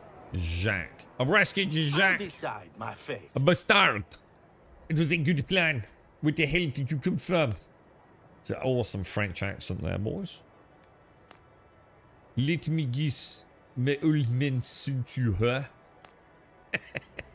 Wanted to save his precious little boy. Got him killed instead, huh? That's how he always was. Never listened to me. I hate him. Oh, what the hell, dude? You need help. What are you talking about? There's so much blood spilled. I don't need help. Not from you, you damn dog. If it weren't for you, I'd still be running things here. The old man never cared, only for his company. And when I vanished, he just keeps on counting his money. He never listened to me, never listened to Mother. Never came to see her when she was sick. She died because of him. I'm feeling sick. Is that the bullet? I was in good standing with Teach. All I had to do was stage a kidnapping. If it weren't for you, your father will be hanged for treason. Treason? So my plan worked. Hilarious. His own friends will kill him. Serves him right. He belongs in hell. Oh dear. Oh dear. So should we just leave I'll him there? decide my fate. It's cold. Leave. Return to your ship. Yeah, I mean, they can maybe add a little fail state there. So if you get back on the helm and you go to sail away, it's sort of like, are you sure you wish to leave without speaking to Jacques, you know? But they need to add consistency. So there we needed to interact with something below the hold. We've had many of these quests where we also had to do the same thing, interact with something below the hold, but on none of those could we board the ship. So they really need to make all these quests boardable, don't they? It's amazing, isn't Monsieur Cascade? My French is exceptional, monsieur. Oh oui. Oh oui, oui, oui, oui, oui. I'm too tired, bro. I'll try it properly tomorrow, okay? Helm's yours, Captain. Have it fast.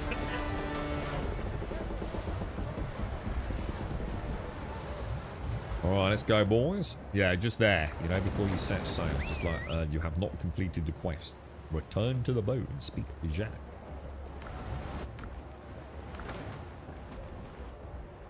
Okay,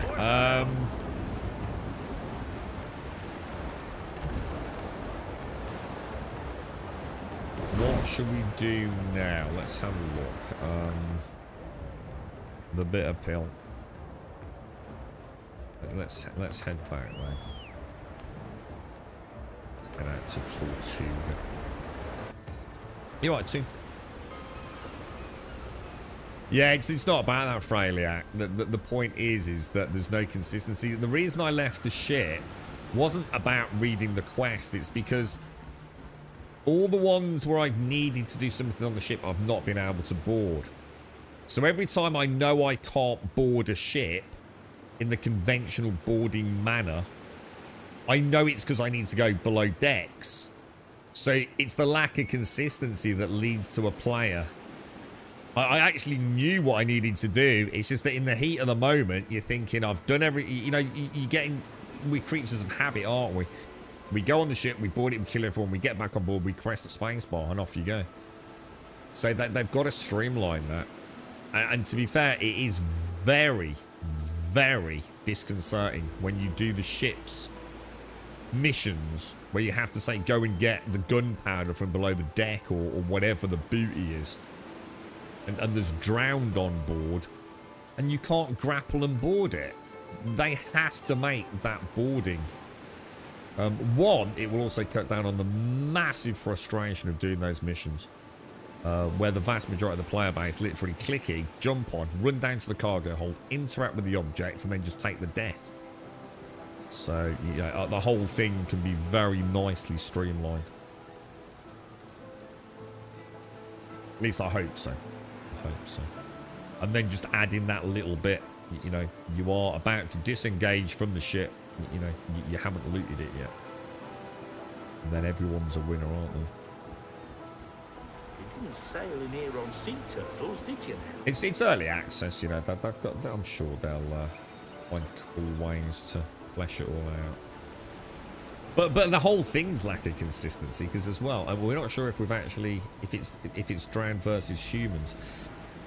On the missions, like we've just done, where we board and have to go into the cargo hold to interact with something, all the ones previous to it, I can't board. With the humans that I can't board, where I have to interact with something in the cargo hold, I can take my musket out and kill them all from my ship. And then when I press E and board the ship, I just go down to the cargo hold and interact with the object. They don't respawn. However, this is another area where there's lack of consistency. If it's a drowned ship, and I shoot them all from the deck of my ship because I can't board it, and then click E to board the drowned ship and go down into the cargo hold, I will immediately, as soon as I click E, all the drowned respawn. So the whole mission structure for boarding ships is all over the place. They just need to make sure they're all consistent so we as players know what we're up against, you know. And there's an easy way of doing that, as we've said. Everything has consequences. This is what early access is all about, isn't it? We did find him. I think we're telling the truth. I've got no reason not to tell him. Actually, it was your son who organised the kidnapping. Is he dead? Don't answer. Your face says it all. Jacques held a grudge against me after his mother's death. She'd been ill for a long time. When Galen said that his colleague in Europe had found a cure, I went there immediately. When my wife's condition worsened, I was at sea returning with medicine. A storm broke out and we were blown off course. I only made it back for her funeral. Jacques never forgave me. Hiccups.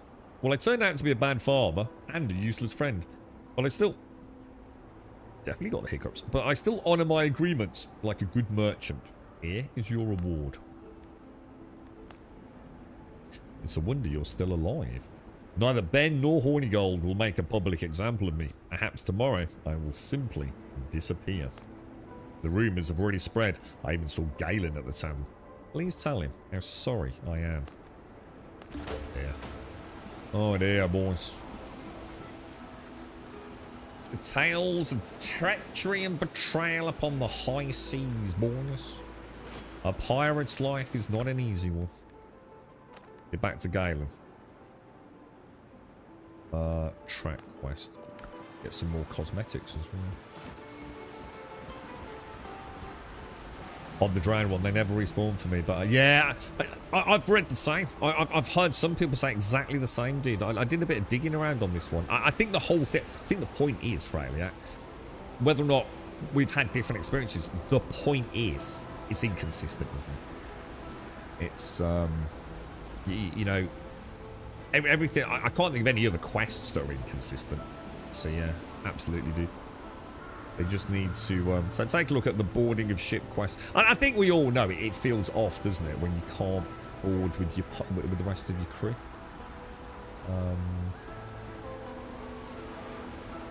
Because I actually thought it was bugged, you see, Freya, that the first round one I did. I actually genuinely thought it was bugged. Like, oh, I can't grapple, you know, there's a problem. But someone in chat was saying that they had the same thing, you know.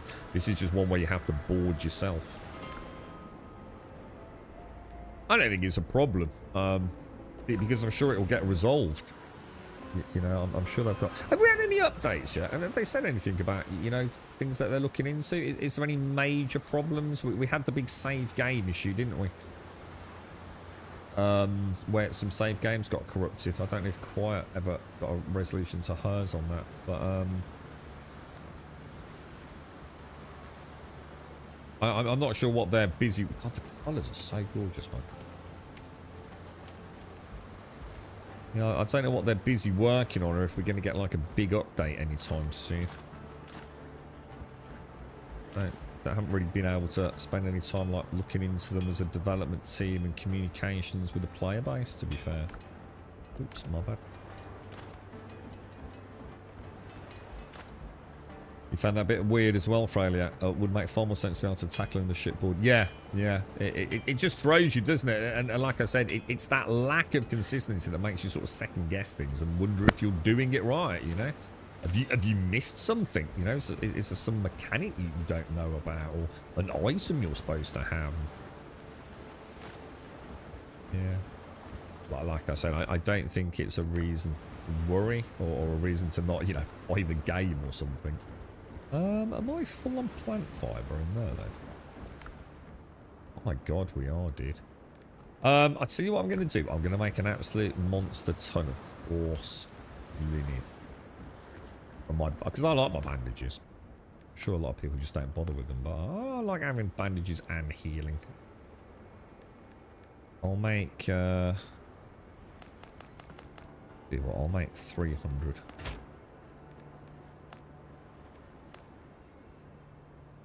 And make like a monster ton of bandages.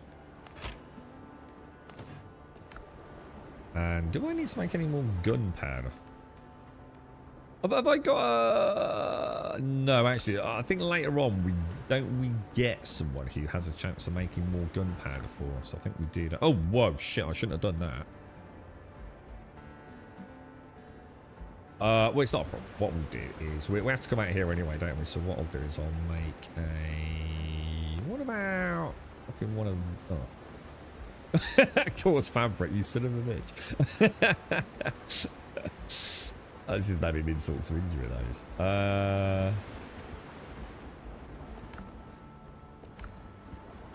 So, what about making...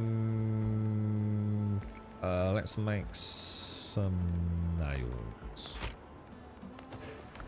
What I might do is make like a crate. The crates look a bit shit to me. Not sure what it is about the crates, but they don't... They're quite chonk, aren't they? That's going to require fabric, isn't it? Where am I going to put a load of healing items? What else is going on in these? That's my weapons store. This is my beans and cane sugar.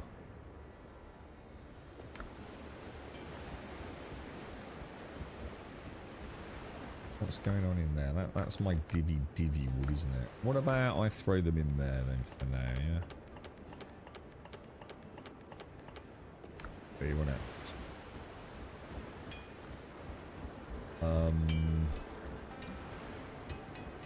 Nails. Alright. Let's have a look then. What's going on quest-wise, lads? The Bitter Pill. Galen. Oh, Monsieur Galen! The body, Captain. For my life, I wish I could understand what drove Francois. Do years of friendship mean nothing?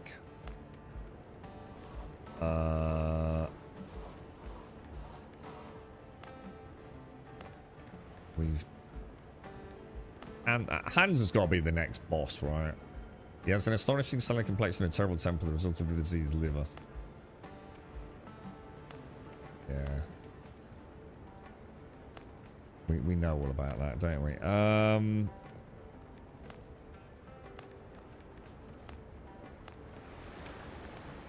They talked to Galen at the tavern. Oh, I've got to speak to him at the tavern. God, dude.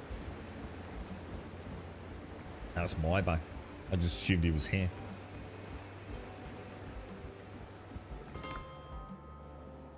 And that's where down there, yeah. We dragged just down my ship and shot them all with muskets, then jumped to ship. The trouble is they can all respawn, Jericho. This is what we were saying. Like in some cases, if you stay on board your ship during those missions, in some circumstances, as soon as you press in, jump over, they all just miraculously respawn, bro. Best idea ever, a captain's chair for respawning on our boats. Okay, hang on, let me think about this then. So...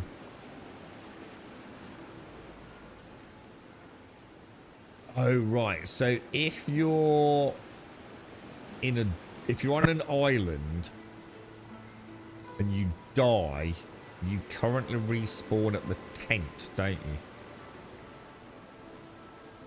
Oh, yeah. I see what you're saying, actually. I hadn't thought about that. Yeah, Christ, that's actually a really good point. We should always have the option of respawning on the ship, shouldn't we? I never thought about that.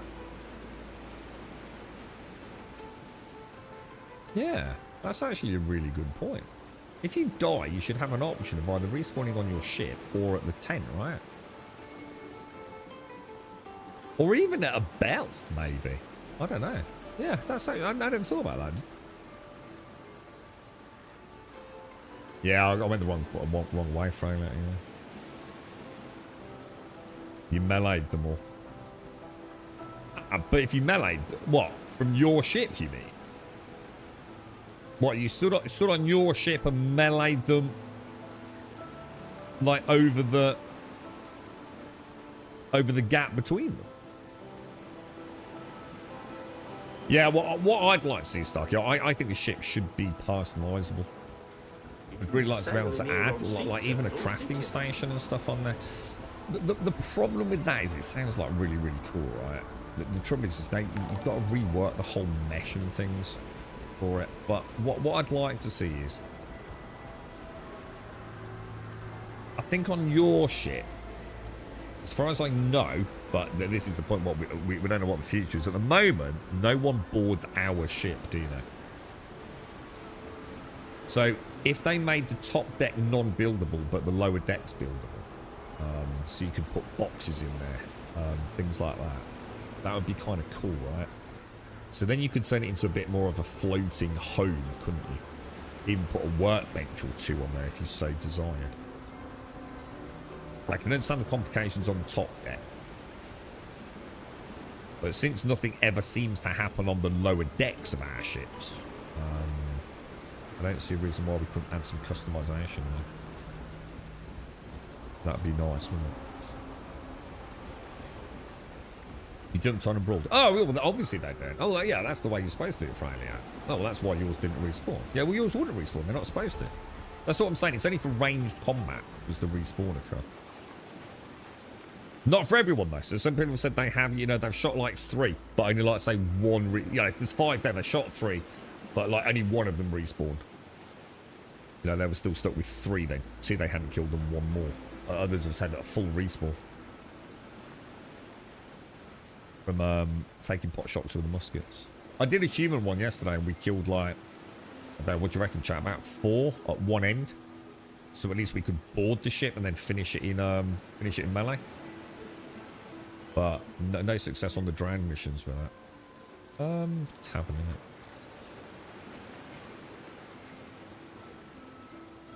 Need a med bed. What I would like to see is, and I always think survival games miss out on this. You know, like if you lie in your bed at home. I mean, I haven't tried it. I haven't even made a bed, so it might be a thing in this. A read. Jordy! Thank you for the 22 in the prime, dude. If I've got a bed at home, at my base, if I lie in it, I should slowly regen hit points. You know? So I don't have to, every time I want to get hit points back, you know, take a bandage, use some food, or whatever it's going to be. I'd like to see that. think, did Once Human do that? I can't remember. You know, so you can just like say, okay, lie on the bed. You know, you've gone back to base. You're a little bit hurt, whatever. Rather than consuming yet another bandage, you can just lie on the bed, get a coffee, come back. And I do mean like really quick as well. You know, just to add a functionality to the bed. More than gold. A strong drink, one bottle, and your heartache is gone. Your head won't thank you later. I've learned the truth. Oh, one of the lads has got a hangover from hell today, dudes. Hangover from hell. He's done 2 nights on the trot, man. Fucking blasted, bro. Another WhatsApp messages, never again, never again, never again. Guarantee he'll be down the boozer at 5 o'clock tonight. Once Human does do that, yeah, and then it's not a huge thing. It's just like, you know, like give me a bed, give me a reason to pop in there. You know, even let me add 1 point to, you know, if I stay on there for say 30 seconds, I add 1 point to, you know, in the early game, 1 point to comfort perhaps, or something like that, or a 10% boost to my comfort and duration. Just little things, little tiny things like that, you know.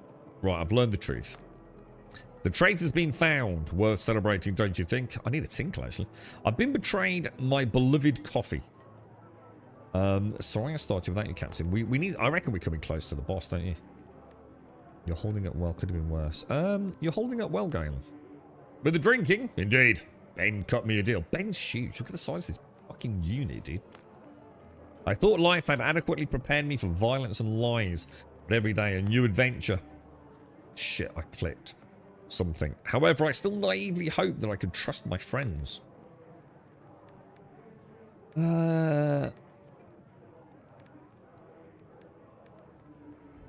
Francois betrayed you for the sake of his son.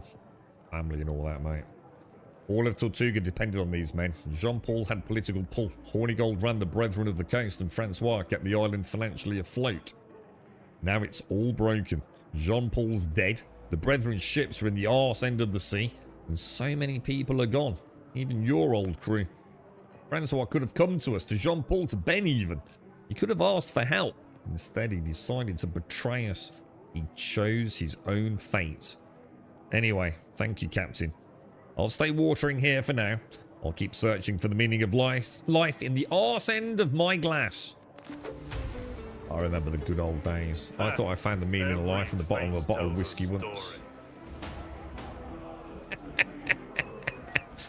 It was, the meaning of life is Radges still open? There already is the auto heal when at camper on ship. Do we do that anyway? So what about, so, you know, I think just to add a reason for a bed then rather than cosmetics. So what about adding a +1 to the comfort level or something? Just some reason, you know, just some reason to use the bed maybe.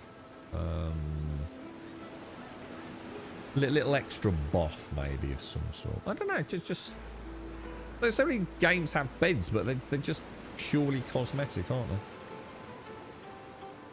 But add, I suppose, like you said, maybe that's it then. Maybe don't have auto heal back at base then. But some people wouldn't like that though. Why lie in a bed and have 15 seconds of downtime, I suppose.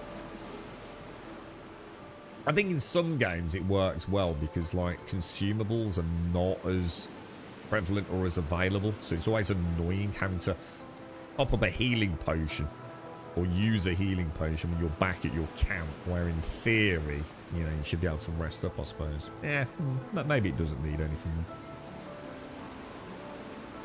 Same with my sister's husband. Yesterday morning was his birthday, so my old man took him drinking. That's where this started for a birthday. On Friday, mate. It bled deeply into Saturday morning, at which point it might as well just carry on drinking. He's paying the price this morning, SCR. But WhatsApp was quite amusing earlier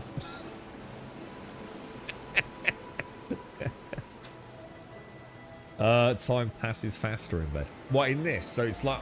So how does it do anything in multiplayer? Just trying to think.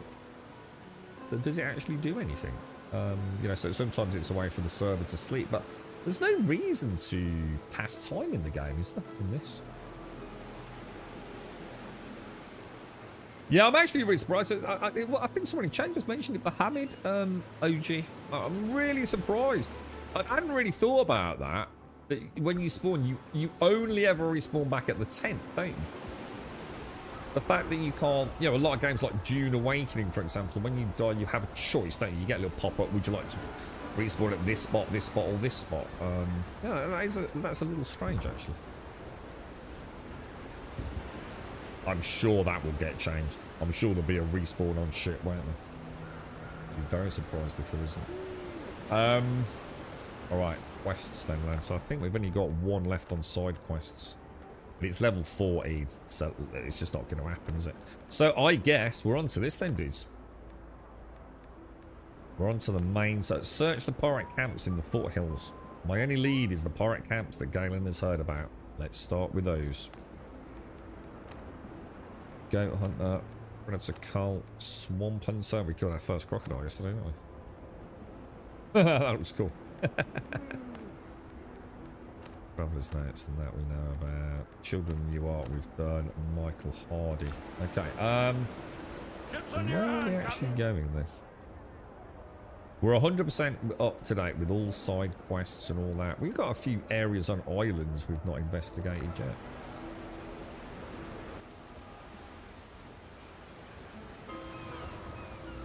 Was amusing watching him follow my old man around and round the garden whilst being told what needs doing. Blake wasn't with it. Proper pissed then, mate, yeah? I must admit, I know I speak to Cask about this all the time. I know, you know, when we're sitting here, we talk about having a bit, you know, it's a nice day outside on a Saturday. I know the lad's got the barbecue, and I do think, oh man, I'd love to have a beer tonight, mate. You know, I never do, man. I never do. I think I'm just beyond alcohol, dude. I miss it, but I also know. I don't know. I think for me, it just boils down to I don't have time to get drunk, even mildly drunk. There are so many things I can't do if I have a drink, you know. And I don't have time enough to get drunk. I need to have a day off. I need to have a day off tomorrow with nothing to do, but, you know, and then I can enjoy the booze, right? Well, I don't. I never get a day off, man. So there's no point in me even thinking about having a drinky poo, sadly. I'd love to, though. I must admit, I would like to, because I've always liked it. Maybe one day. Maybe if I ever go on holiday somewhere, you know, like visit someone in America or something that can have a bottle of whiskey and a cigar around a campfire or something. But I would. I'd have to know. You know, that I'm not supposed to be doing something else with my time. They'll definitely add more stuff to the ships. There's so much unused space on them, and I don't think they would have bothered to design that if they didn't want to add stuff. Yeah, I mean, I think the top decks are proving to be okay, aren't they, combat-wise? But yeah, the lower deck. I mean, I haven't even seen the frigate yet. But yeah, the lower deck seems to be. Well, they're already cluttered with all sorts, aren't they? Chests and barrels, you know, like a ship should look. So it'd be nice if we could build our own stuff. But who knows? Who knows what the technical limitations are? We start adding things. I don't really want to be engaging these dudes, to be honest, guys. Although I suppose we could. There could be gunpowder over there, couldn't there? Mark the target. Kill it. Dude. Oh shit, I missed. God, why is I've missed more shots than I'm having the last 3 streams combined. It's like my musketeer mojo's just completely gone, bro. Dude, he's actually gonna kill me. I got a couple of nice shots off this morning. I've been all over the place ever since. Have a smoky poos instead. Yeah, all that modern stuff's too strong, dude.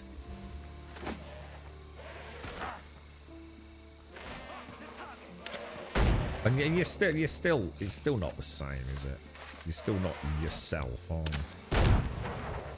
It's kind of the old point, really, isn't it?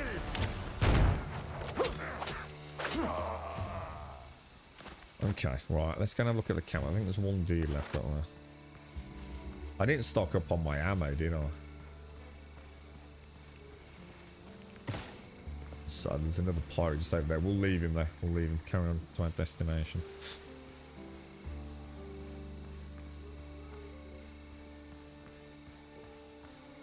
How you been getting on with Bahamid? You enjoying this one, dude? It's a good game, isn't it? I think we'll go... We could always land the boat here and come to that one. So what about we do this one first, yeah? That would make more sense, wouldn't it?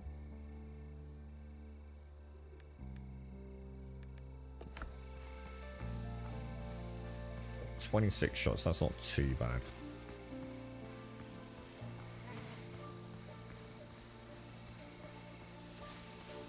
Oh, I should probably keep my flax production going. That's 3 wolves. I've just seen a 3rd wolf. That ain't happening, bro. If I got all my musket bullets, I might be a bit more inclined to give it a bash, but we don't know what we're walking into here, do we? 240 linen. That's the flax stuff, isn't it? Ah, that seems reasonable. I mean, I've got a pretty efficient flax farm already. What I'll do is I'll start harvesting that then, so I know I've got everything I need. Because I haven't touched it for a few days, man. As much as the farm is pretty well done, it's because I haven't had an immediate use for it. I've kind of left it. How much money do I need? Isn't it 3,000? Oh God, I got each of those. 3,000 piastres. For the brig blueprint, yeah? Would that be about right? Oh, that was a nice big bit of damage, wasn't it?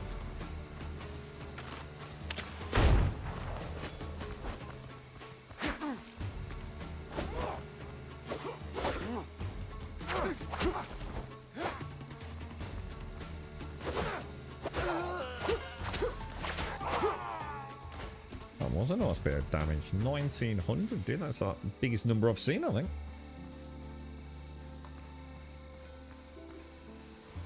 If only it wasn't just delivering boxes, right, Darth? If only you'd had a wonderful escapade. Actually doing something new. Wonderful first-person encounter. Where the desync wasn't asked. You know? Where the illusional starts to become a bit bland, moving boxes in a game that's cost $1 billion. Doesn't seem to... I don't know, the magic ain't there, is it, really? You know, we all know that's worked. That's always worked. I don't think that's ever not worked, has it, bro? Seems to be anything that... I think that's why we all do it. It's the only thing that does work. Might do some of the Nyx ones. I'm going to play it this week. Might do some of the Nyx hand deliveries. But just for the immersion, I think.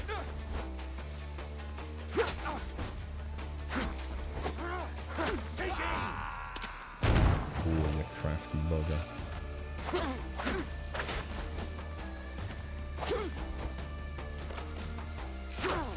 I like the way you can always interrupt them when they're doing their reload. I like that.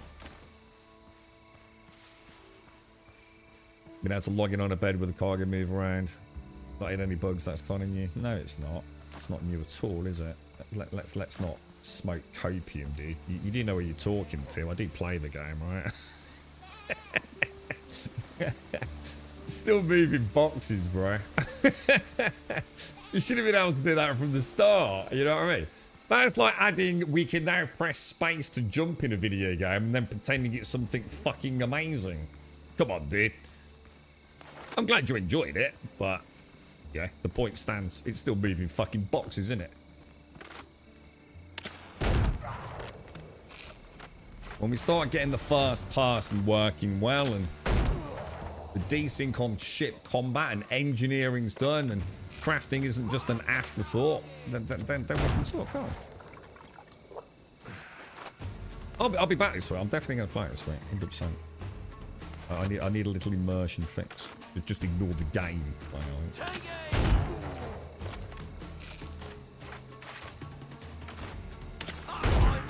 Musket is so good, dude. No, I don't think I can switch out to the one that... Because I assume the other musket doesn't have like that tiny little reticle, right? That is what makes this musket so good when I'm standing still, right?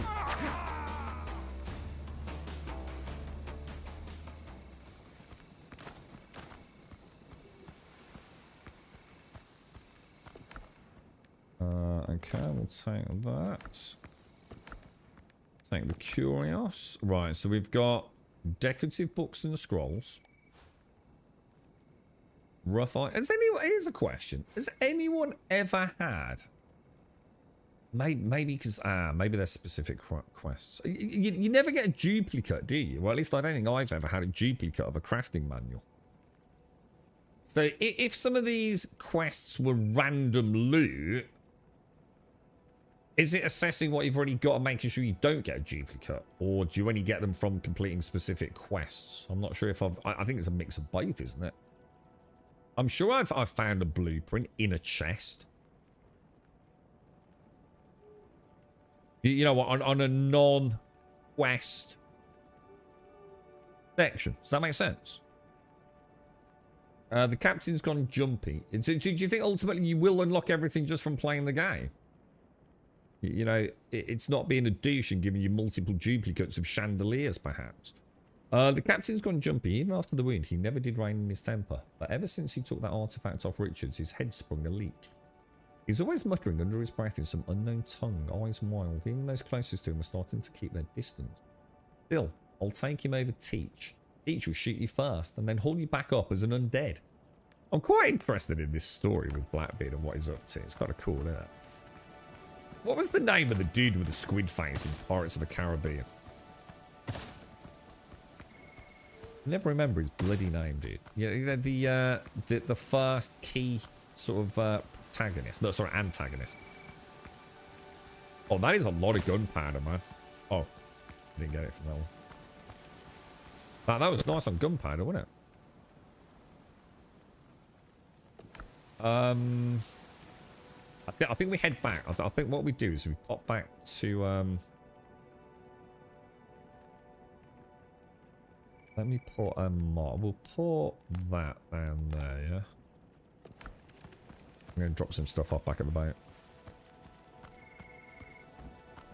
What? Hang on, what? Davy Jones? What was Squidhead? What? Was he? I thought Davy Jones was like, as in Davy Jones's locker. No? The counter-pirate to Jack Sparrow. The one that was cast.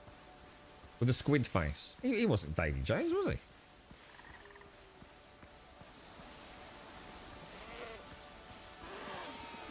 Davy Star's that's not right. I was talking about it, man. I'm allowed to talk about video games. Don't you fucking start trying to gatekeep what games I can fucking talk about. I ain't enough of that shit.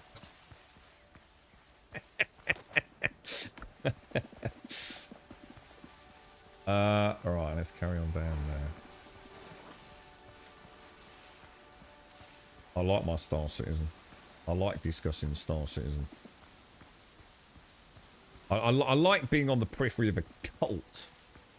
I think it's fascinating. It was Davy Jones. So Davy Jones was the guy. I didn't know that. I thought he was like, you know, Captain Big Dick or something like that. You know what I mean? I didn't realise that was... No! Because that don't make sense. Because Davy Jones is the pirate law. You go down to Davy Jones's locker, right? That don't make sense. Does that make... You know what I mean? He's like the Grim Reaper of the pirate world, isn't he? Davy Jones down to Davy Jones's locker. That just means you're dead, right? Right.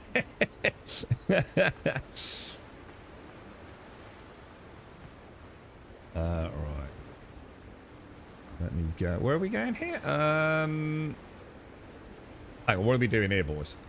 Should we just see if we can drop loot off on here, or...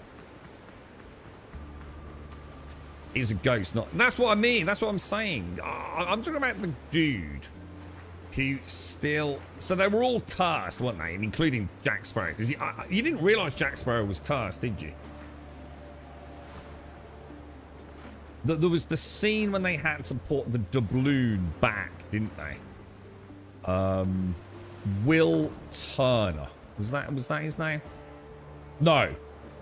Will Turner was the young lad. Was it Bill Turner? Was his dad? And that was the last doubloon. They'd spent eons, hadn't they, trying to get all the gold back, the cursed gold, and put it all back in the casket, wasn't it? Davy Jones is the squid Bootstrap Bill. Yeah, was it Will Turner? So Davy Jones is the name of Captain Squidhead. I don't think I realised that. Because I thought Davy Jones, that doesn't make sense to me. So now there's a key fucking flaw in Pirates of the Caribbean then. Because Davy Jones is the pirate lore, isn't it? Davy Jones's locker is the death of a seaman. You're sent overboard. You sink down to the depths of the ocean. You're in Davy Jones's locker, right? So to call the captain of that don't make sense, does it?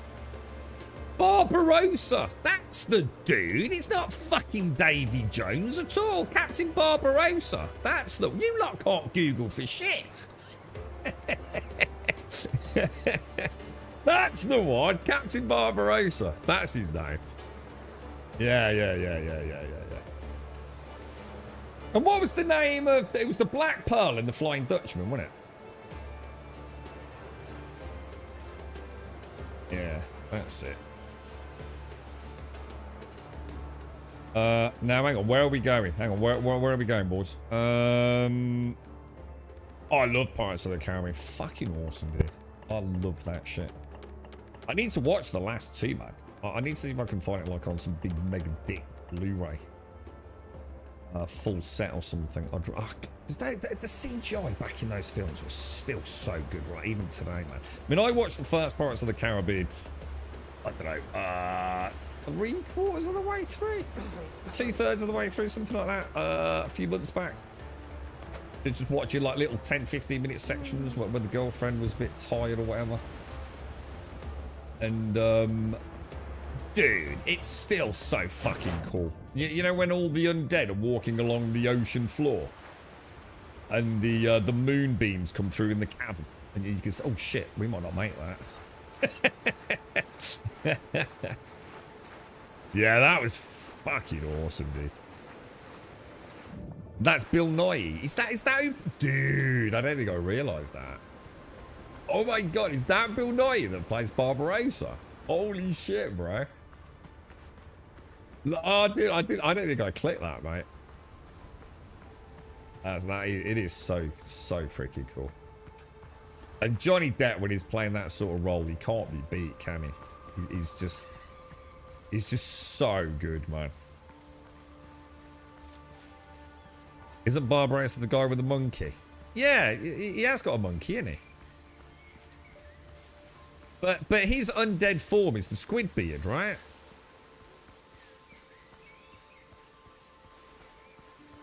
Or is the two? But didn't Barbarossa, who looks like a human in the daytime, yeah? Do you know, like when he's in the cabin, isn't he?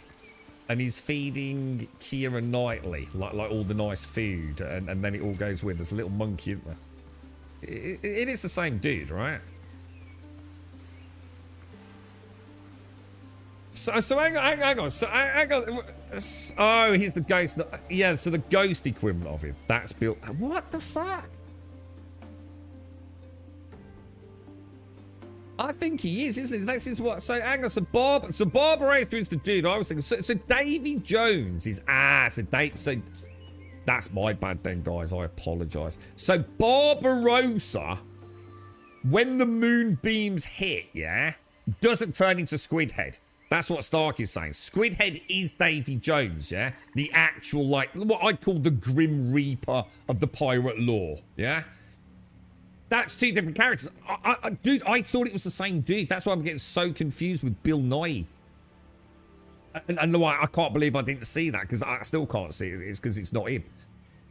You know, like when you see them in their undead form when the moonbeams hit.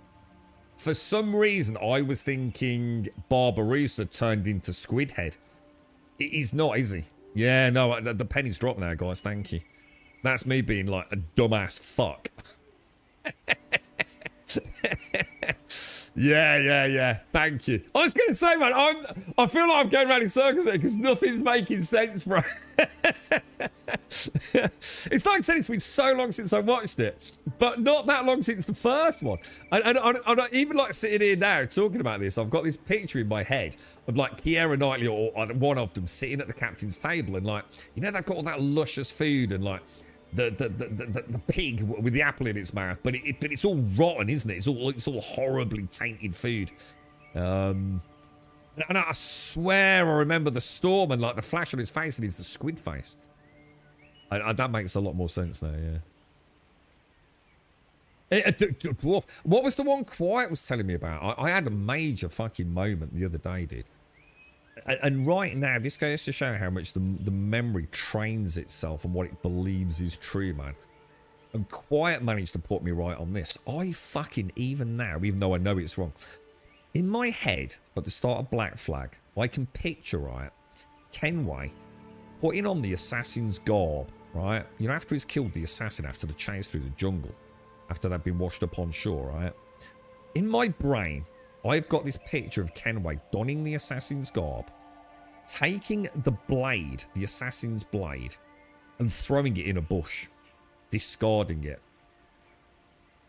And in my head, so that's the core piece of information. But in my head, that's because he doesn't want to chop a finger off. But actually, it's in a timeline after Leonardo da Vinci has solved that issue, and the assassins don't need to chop fingers off to use the blade. So actually, in Black Flag, he does have the hidden blade. If you'd asked me 3 weeks ago about that, I would have sworn, I'm not a gambling man, but I would have sworn that Kenway does not have a blade in Black Flag, man. So weird, dude. So weird. You've got the whole 5 movies on Blu-ray for Pirates, and one of them is a steelbook on Stranger Tides. Funny if that is also. How much do you reckon it'd cost? I should reckon for a full set of 5 Blu-ray discs for the Pirates. I'd love to watch that in all its glory. I really would. I think they'd stand up so well. And like I said, I'm pretty sure I haven't seen the 4th or the 5th films. I'm sure I haven't. Might have seen snippets of them, but I think I'd left it that long. It was like one of those, like, I didn't see 4 when it came out. So and therefore never managed to see 5. And as a result of that, I think I always thought, well, I might as well now, you know, watch the whole trilogy again from start to finish, and just never got around to it. Because they're quite long films, aren't they? Are they not like 3-hour films? They're pretty chonk, aren't they? Yeah, I'm really looking forward to it, Jazz. Yeah, absolutely, dude. Looks like they've made quite a lot of changes as well, haven't they? So it's not just like a remaster. They've reworked a lot of the shit combat to bring in some of the strengths and additions from Skull and Bones. The melee combat looks like it's been really reworked with what looks like quite an interesting parry system. So yeah, definitely did. And hopefully just a beautiful game, right? I have to say though, in the side-to-side screenshots, I still think the old game looks amazing. I still think that looks incredible, bro. Even all these years later. What, do you reckon you can get them that cheap? Yeah. I haven't really bought any second-hand Blu-rays for a long time, to be honest, man.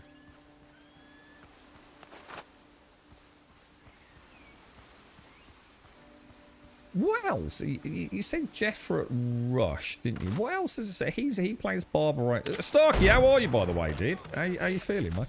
Sorry, dude. Got caught up in the Barbarossa conversation. What else is that actor that plays Barbarossa playing? Because I can't picture him without all his awesome makeup on now.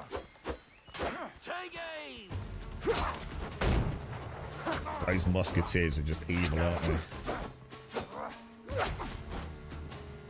Not a good place to be fighting, bro.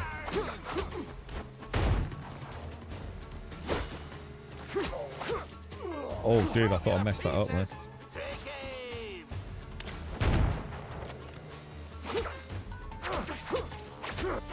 Oh, dude. Crafty, crafterson.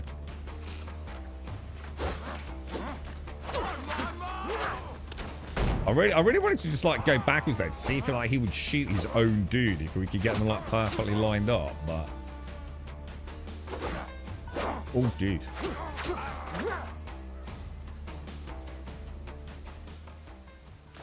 Hang on. Where's the musketeer now? Old Ubisoft games still hold their own. Ubisoft owned the world, man.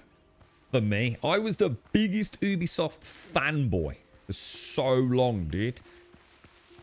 Like, I remember Blizzard. Like, when Blizzard were, like, my holy grail. Like, if Blizzard were going to make a game, I was there, man. You know? And it was the same with Ubisoft during, like, my time with the Xbox 360 and PlayStation 3, dude. It was like everything they put out, I just loved it, dude.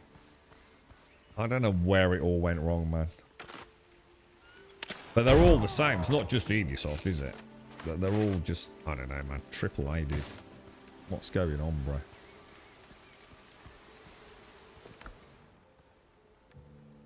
Or flagpoles. Yeah, I struggled with Aiden Pierce with Watch Dogs. He was the first time I played a game where I kind of disliked the character I was playing. I had to sort of almost pretend I wasn't him, rather than what I like to do, which is sort of like role play as them a little bit. Does that make sense? You know, I don't mean like I'm walking around my house pretending I'm like Kenway. You know what I mean? Sliding down the banister and garrotting the girlfriend. But yeah, you get my point, right? I didn't like Aiden Pierce. I really didn't like his attitude. He was like, just shut the fuck up, knob. That's exactly what I do. What, garrot the girlfriend? Nah, just choke her out once in a while, mate. You know what I mean? Agree, oh shit, agree with how good Black Flag and Rogue look even to this day. Led at the PC version of Black Flag. It looks, the game doesn't look too bad, but it's the heads-up display, isn't it, Mario? If you're playing on a high-resolution screen. That's where Black Flag... Oh, shit, I just took the wrong... Makes pancakes there. Even a body shot on the wolf hits quite hard, doesn't it? Like, to go for it. Oh, God, I missed. What's happened? What's happened to my musket mojo, bro?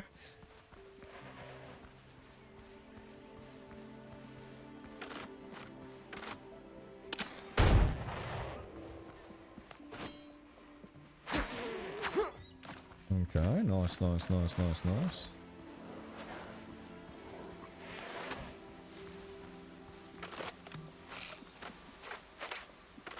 Tried to find out a little bit about Elite Dangerous yesterday. Like what the plans were with this update later this year. I don't know if anyone's been paying any attention to it. A bit odd to sort of like gauge the general flavour of it all, what it all sort of means, you know?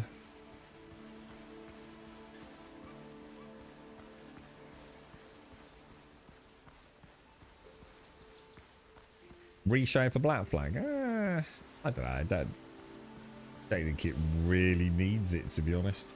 Black Flag's not bad. The problem is the resolution.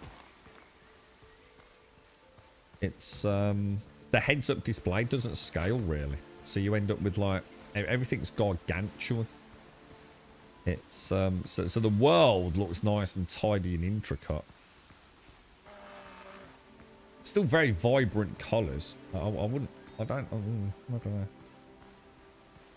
Does it need a reshade? I think some games necessitate it. Crimson Desert being one. I can't stand Crimson Desert as a default sort of like luminance and general saturation. It looks bloody awful in my opinion. But which is further amplified by their sort of constant this. You see these few leaves? Kind of nice, isn't it? It kind of adds to the visuals. So yeah, I did quite a switch up with Crimson Desert. Borderlands is nice with a reshade as well. Borderlands 2. Definitely clean that up. She's quite soft, a softened image out of the box, isn't she? Jesus Christ, these fucking wolves, dude. That's going to be a nightmare. 2 wolves, isn't it?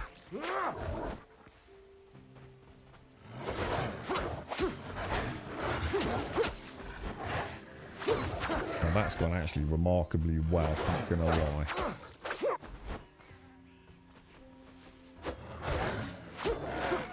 Jesus, that was a lot better than I thought it was going to go. I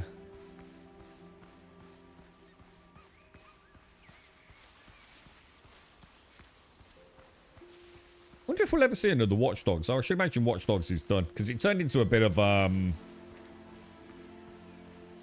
whole Watch Dogs franchise was sort of a testing ground, wasn't it? Because you got the first one, which felt like it was, how can I put it? It was kind of like a Grand Theft Auto tape, wasn't it? And then Watch Dogs 2 was full of a bunch of woke twat characters. And was more like mini puzzles as its main sort of core concept, wasn't it? It's quite an interesting take on it. And then Legion was a whole new type of game, wasn't it? Where you were sort of essentially assimilating people in the world, weren't you, in a way? And then on top of that, Legion also had a spin-off behind closed doors, which turned into a London zombie survival game. So Watch Dogs has very much been almost like a test ground for Ubisoft's tech. A little bit like Unity, what was the really pushing of their crowd technology. Black Flag, the introduction of naval tech, wasn't it? Watch Dogs has always felt like a bit of a mishmash anyway.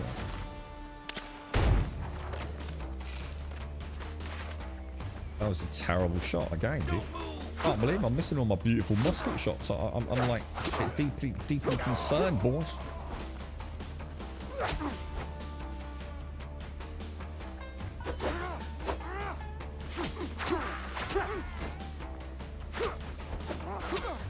Back to the saber, bro. You don't walk away from this. Get 8% stacking damage 3 times plus with 3 perfect blocks if you do that correct. When do I hate the next bar? Well, I kind of... Have I not already seen them? Because I hated boars. And then I met wolves. And then I realised I now love boars and hate wolves. I must admit, I'm starting to feel a little bit better about the wolves. But I did fight a crocodile yesterday. I'm going to be honest, didn't have too many issues with him. But I only fought one.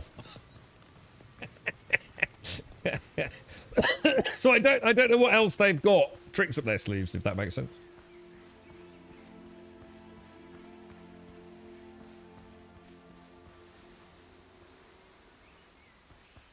I don't mind something being difficult, as long as I can sort of see the tells, you know? Shit, I think I've just eaten a load of bacon and eggs when I should have eaten a chicken. I think I've just been consuming multiple bacon and eggs, haven't I?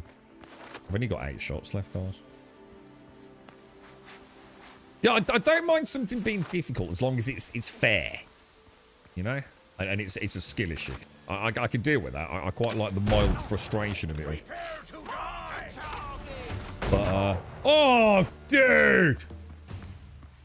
Hit by a musketeer. Oh, no! Jeez, I've got my... Didn't get my rapier out. Fuck me, dude. This is a disaster, bro.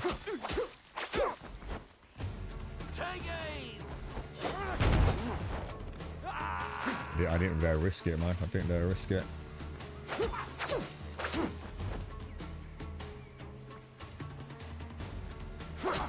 I'm going to take the shot, and I'm going to interrupt you when you do, right?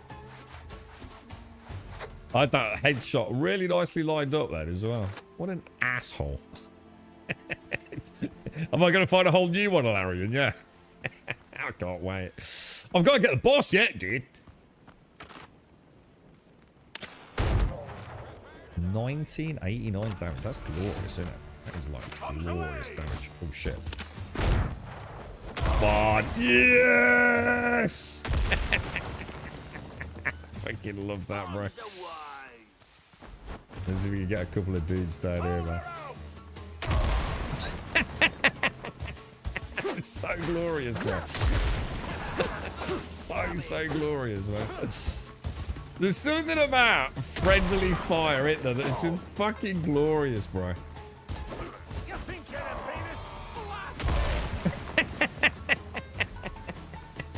penis? Come here. It's so cool. It's just the gift that just keeps on giving, bro. I can't. You can always like look sucking them into it and then just run away, like. Oh no! Come on. That was a bit delayed, wasn't it? Oh shit! Oh shit! Hang on, run away. Dear me, bro. That's 2 grenadiers, isn't it, man? Kind of like in a weird. You think you're the bravest? Blasted. Hold around.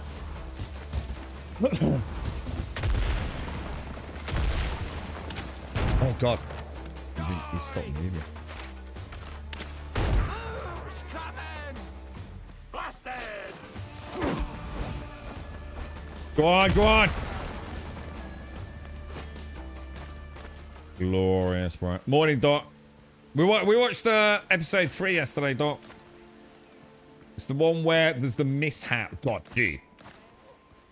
Was that real? It can't be, right? You know the lunar lander in For All Mankind, yeah? They called it the... What do they call it? The bedstead, yeah? Did they really fly that? I can understand it in the low gravity of the moon, yeah? Do you think that was actually part of the training program? Like, because that's like something that even now I find it hard to believe, you know, that it would work particularly well as a human flying it. You know, I can understand it, you know, with massive computers, you know, constantly adjusting thrusters and things. I get that, but Jesus Christ, dude. Trying to control something like as just crap. Yeah, it's a good ending to that one, man. It's really good, isn't it, Lanston? It's one of the best shows I've seen, dude.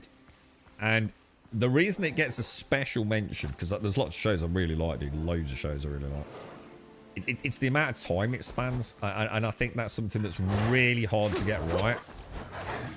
You know, even the makeup and stuff, you know, it must be so expensive to make as a show. So yeah, I sort of admire it for that. It's doing something that I haven't seen done as well in many shows. Even how the characters, not just physically age, but coming of age and, you know, the acceptance of, you know, all youth eventually dissipates, doesn't it? It's a really fascinating show to watch, man. Yeah, well, they actually mentioned that. I was going to ask that. That's a really, I totally forgot. I was going to ask it when I saw it yesterday. I totally forgot. So thank you for that. You just reminded me. Because they say in the show that Neil Armstrong, was it like 2 months or something before they actually went up, or certainly very close to going up? And they mention it in the show that Neil Armstrong had to eject.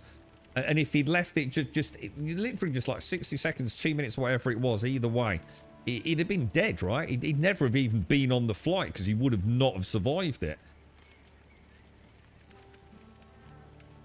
So yeah. Oh, I'll watch this later. I'll grab it, mate. Yeah, I was really, because I saw that thing. I mean, what a perfect name for it. Oh God, it is the flying bedstead. Holy shit, dude. Let me have a look. Because they were talking about taking it, what, 300 foot in the air, weren't they? God, just imagine that. Just imagine, like, it. Back then, that must have been, like, incomprehensible to see something like that. See, he's really close to the ground there, isn't he?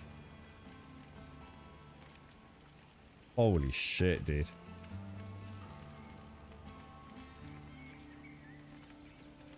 That's crazy, isn't it, man? That's just like, dude, those boys back then, man. Balls of freaking steel, right?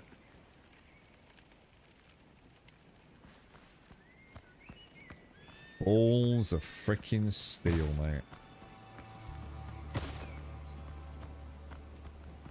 Right, I think that's everything, isn't it? So hang on then. What have we... Hang on, it says inventory's full. I haven't missed anything important. So, what have we learned here in terms of this quest? Because we've searched all 3 zones. Hang on, let me go back to my journal. So, someone Hans' trusted men. So, I'm going to assume we've got some curios, haven't we? Yeah. A few days back, Richard's men showed up demanding the artifact. The captain flew into a rage, drew his saber and cut down 3 on the spot, and then shot another. We dropped 3 more ourselves. The survivors were hanged by Hans personally. They shouldn't have come, fools to the bone, just like their captain. Hans sent the unsinkable out with his trusted men to bring back more prisoners. The old ones are already gone.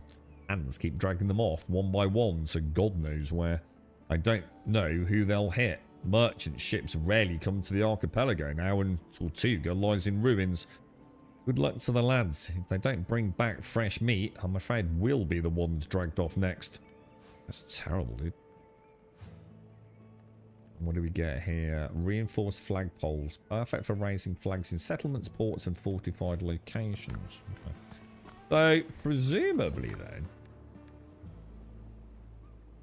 we've got to... We've got to go and find... It's not that far. It's not that far, dudes. Let's pop a pin down there. Pop that in there. Pop that in there. And clear up the island. What I'm going to do is I'm actually going to fast travel back to that one. Oh, no, we won't.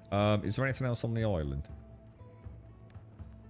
Hang on, where am I? I'm up there, and zoom in on cursor, please. There is a... Yeah. We'll head back home. Tell you what, we'll go and drop everything off. Because, which way? Hang on, which direction we want to go? We want to go, what, northwest, don't we? Which is up there. Yeah, let's go and drop everything off back at our camp. Because I want to pick up some more ammo before we go to the next section. Oh no, the helicopters would have existed way before then, Jolanson. Yeah, because they were actually helicopter pilots on part of the Mercury mission and everything, weren't they? As they called it, as part of that. And to be fair, they're normally fairly accurate on the timelines, aren't they, Doc? With regards to all the stuff in For All Mankind. Would that be a reasonable comment, dude? Obviously, alternate timeline, but the dates and things for some of the key elements are pretty accurate, aren't they, dude? You know, give or take. In terms of tech and progression and things. And then, of course, it ends up being largely futuristic, doesn't it, of course? But yeah, they definitely existed during that period. I mean, Christ almighty. This was the V2 rocket era, wasn't it? So yeah, choppers were very much a thing. Got bloody Vietnam and all that lot kicking off, haven't we?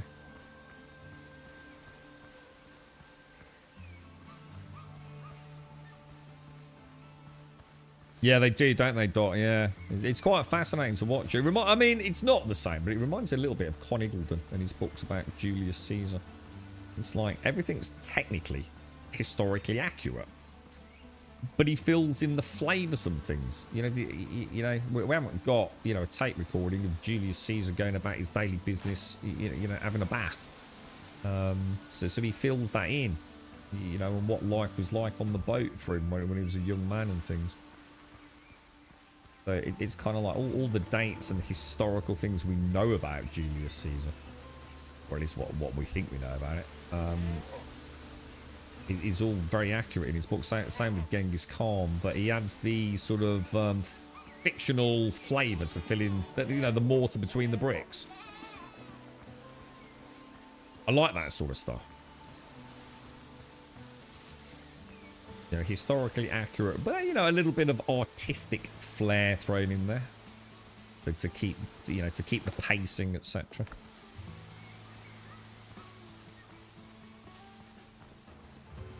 Can you imagine the first helicopters? Like helicopters are still like the hardest thing on the planet to fly, right? Or to drive. End of story, right? Helicopter pilots I think even helicopter pilots ain't helicopters, right? They're just nightmares, isn't they? Like absolute fucking nightmares, bro. There are so many things that could go horribly wrong on a helicopter. Like planes, complete opposite. Once a plane is in the sky, mate, it's very hard for a plane to fall out of the sky, mate. They're very much built to just literally just stay in the air. Helicopters, not so much, bro.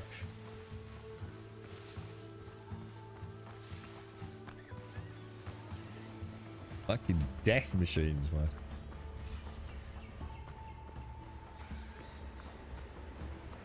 I am terrified that you think there's going to be something worse than wolves in the next section, Ari. I'm not happy about this prospective disaster soon to come. Right, hang on. Where are we, bro? Where are we? Back to home base, right? I don't recognise my home base as well on the back there, because it used to be like a trinity of stars for the bells there. Of course, I've stripped all the bells out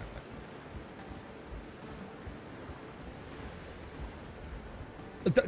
The thing is, it's absolutely right, Joshua. If you think about what a helicopter can do, I mean, when you really see what a helicopter... Have you seen the scene in, what film was it? Wasn't it a James Cameron film? It's when the helicopter flies. So there's two sections to it. The helicopter flies up like at really short notice. So imagine a helicopter chase scene, film. I'm sure it's Cameron. And the helicopter's going essentially like chasing a car, and it goes up and over the bridge.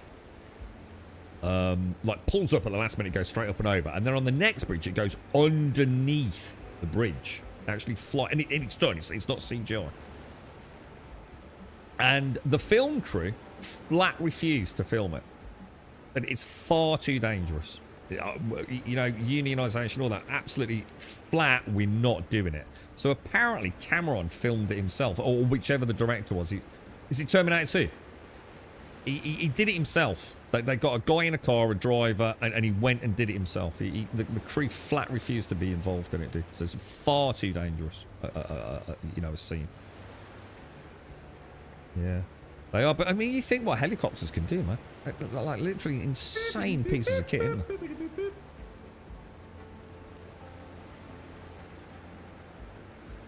there? Right, oh, God, I thought that said tier 6. I was like, what the hell's a tier 6? Tyler, thank you for the prime, dude. Thank you very much. What do we want to do here? Inventory management, isn't it? Oh, gunpowder. That was the main thing. I don't like wandering around. I really hope we get, in the same way we get expansion to our basic backpack, I really hope we can get like an extra bandolier slot. It's like we can go from 40 gunpowder, 40 pellets, or 40 bullets, whatever they call them, to say 50 and then ultimately 60. That would just be like such a nice little upgrade, really. So what's this bad boy then? The Stalwart Greatsword. Let's go and pop that in my... Let's compare it to what we've already got.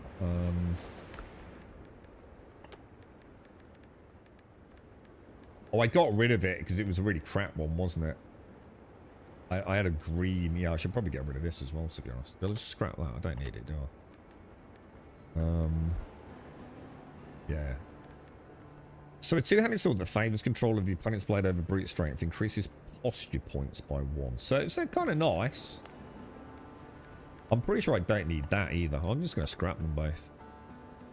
I think they were very early game. And the thing is, we know we can make them anyway, right? Because once you pick something up, you can make it, yeah? Got to be very careful in that window, haven't you? I don't like that screen one little bit.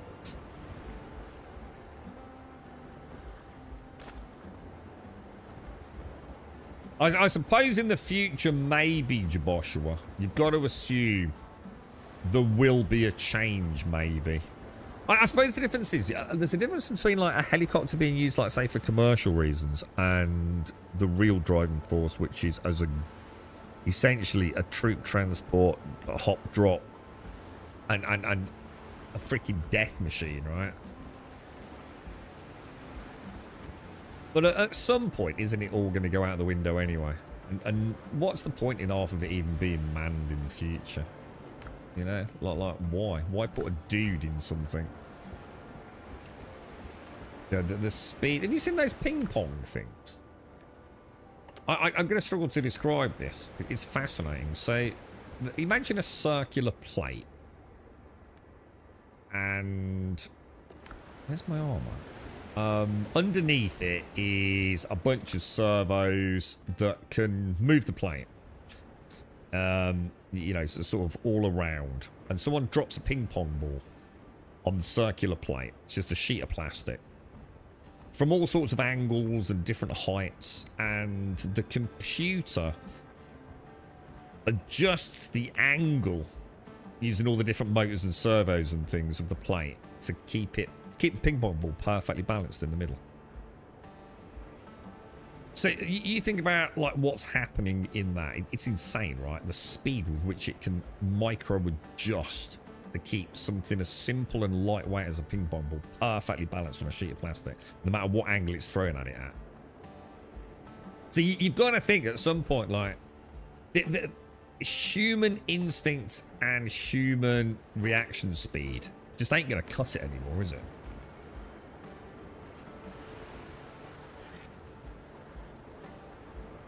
Yeah, I think as the power increases, Jaboshua, right, I think we'll see a fundamental shift. I mean, look at these drones that are being used. It's terrifying, isn't it, mate? Like one operator. Have you ever seen the factories where they build the drones, Jaboshua? Have you ever seen it? Have you ever actually seen like the production lines? Fuck me, dude. I didn't realise the scale they were produced on, mate. We're not talking about for you to go and buy them down Argos. I'm talking about for military purposes, dude. It's fucking insane, dude. And I'm talking about the little drones. You know, the ones that you might go and have a look at the hole in the roof.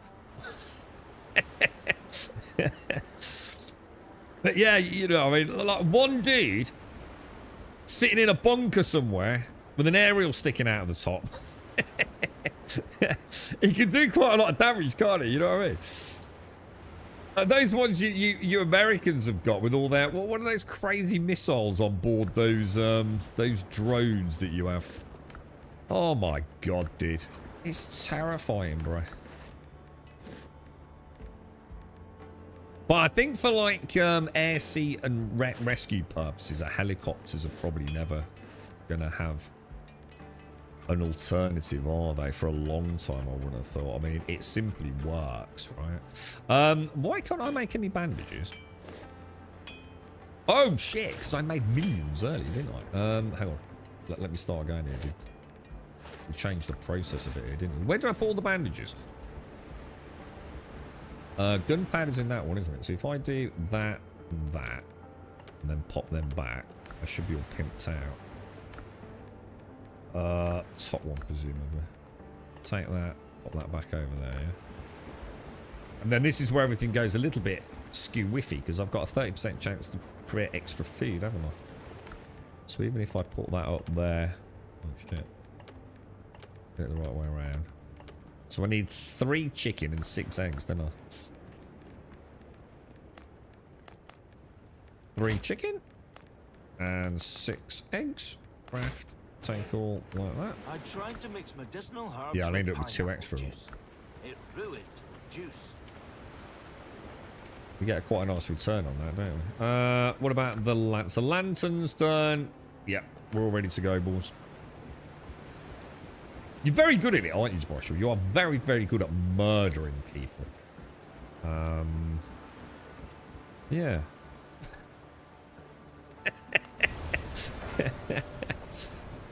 Definitely, bro. Thank God someone is. The only thing is, we've upset you in England. Trump don't like us anymore, I think. I don't know. I'm not sure if that's true or not. We were good allies once, mate. I think we might have upset him. All right, let's just go over there. You've got to assume at some point, right? I mean, maybe this is the point. Maybe I don't know anything about this. I don't. That's the point. But when you think about it logically, yeah. Well, one of the number one reasons, I'm sure, that a modern day jet can be thrown to the peak of its performance is really about whether the pilot can fucking handle it, right? The amount of G-forces that get thrown around in those things, right? So, if you remove the organic element of a jet, surely you can now take it to whole new levels of fuckery in the sky, right?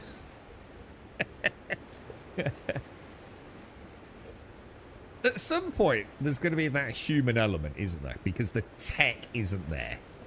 And you need an eye in the sky. You need a man sitting, a woman, whatever, sitting behind a big dick stick, being able to assess the situation.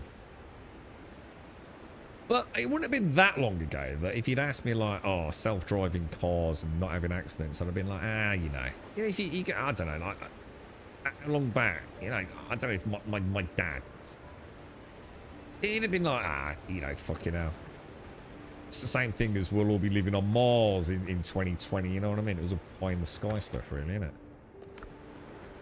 But at some point, the computational power available to a machine of war completely outweighs any human intervention, right? They're probably as little more than a fail-safe, right? Shall we murder it, yes or no? You got to assume so. The rate with which everything's like progressing.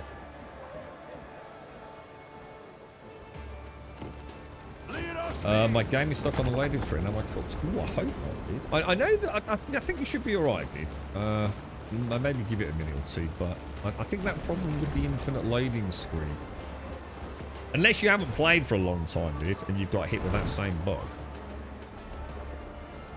But there was a problem a while back where people's game saves were somehow getting like corrupted or mismatched with the cloud saving on Steam, wasn't it? But that's a while back now. It's a couple of weeks back.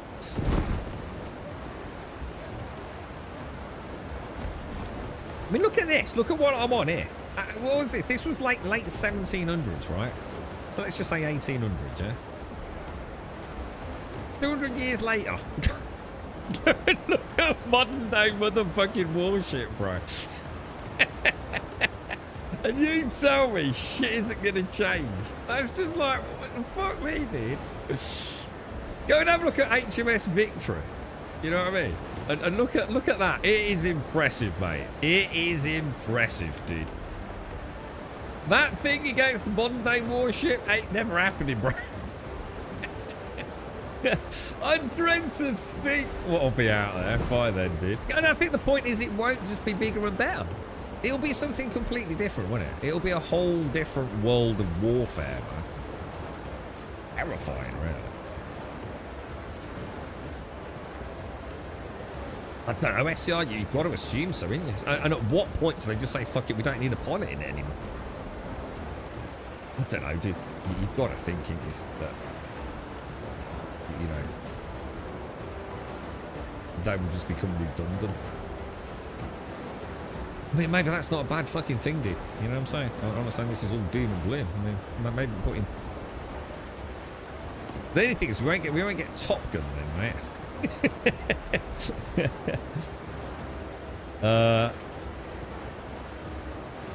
But yes, our coach was running. I said he's really happy we were good at it. So I've never said how people could be so callous to it. What do you mean? In what way? What do you mean? I'm not sure. I'm not sure what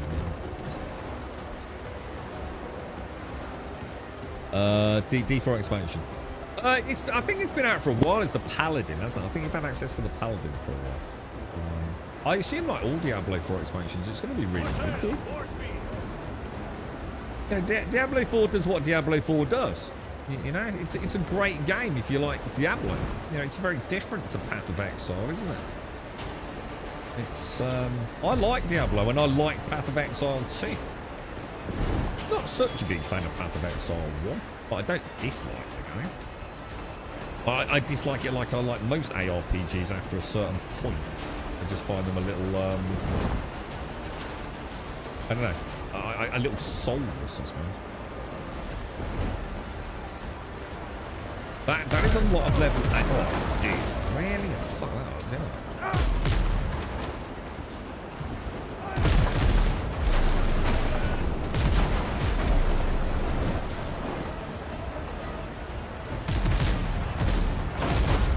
So I was confused by it the other day, Tim. I was like, I swear the Paladin's been out for ages, but you've had access to the class, I think. Maybe not the actual expansion itself. If you drop the pre-order or whatever it was. Oh, come on, dude. You're not even trying, bro. That was a clear shot, bro. We're 4-on-1. That one's called the Unsinkable. Oh, that's just cheating. Oh, how did that miss? Come on, bro.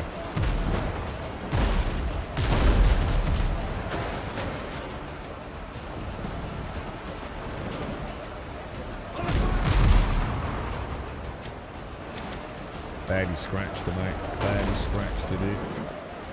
Oh! I might have... Oh, no. Did I just fire chain shot again? I did, didn't I?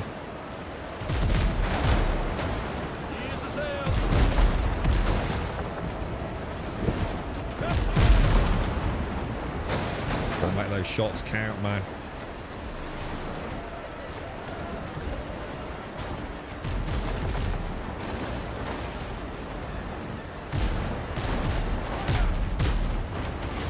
Nice, good work, good work. That's a bit better, that's a bit better.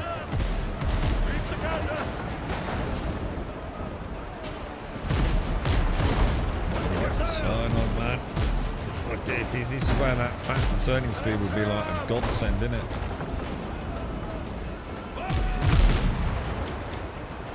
Looks like we can do some big damage to that one, man. Gonna make every shot count more, bro. Look at the rise and swell of the ocean, bro.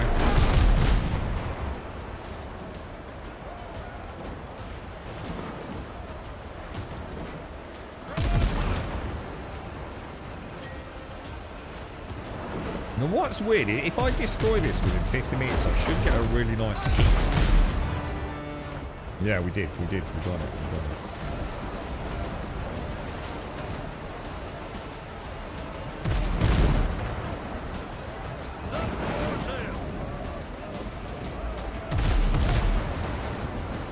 Firing into the waves, isn't she?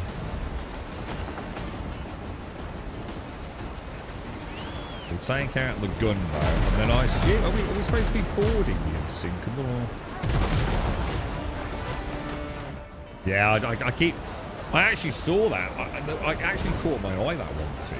I think it caught my eye when I switched back from it, which I also didn't mean to do.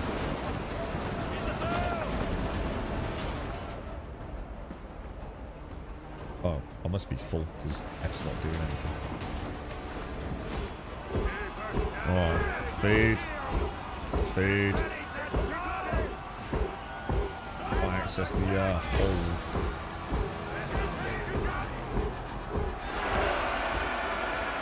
Turn into a big parking lot. Hang on, turn what into a big parking lot, dude? What, all the machines of war or something? You keep doing America, bro. You just keep doing whatever you boys are doing over there, mate.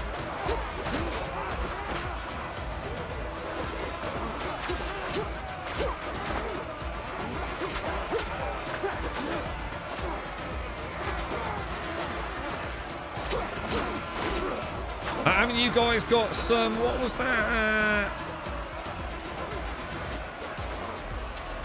Like a rail cannon or something. It's a fucking mad shit. It's fucking madness, isn't it?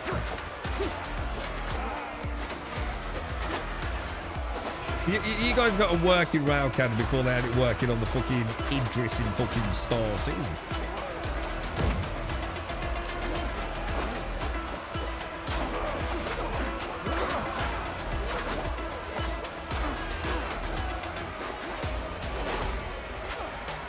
Lizard, don't go there, bro. Don't even compare what we've got to what America's got, mate. Have you seen the state of the British Royal Navy? Fucking hell, dude.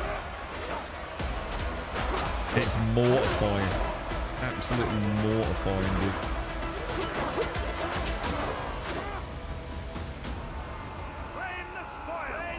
Right, now, am I supposed to do something else here? I'm going to check down below. Just in case. I haven't actually read the quest.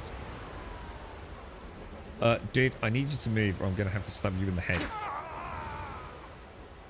The options was there.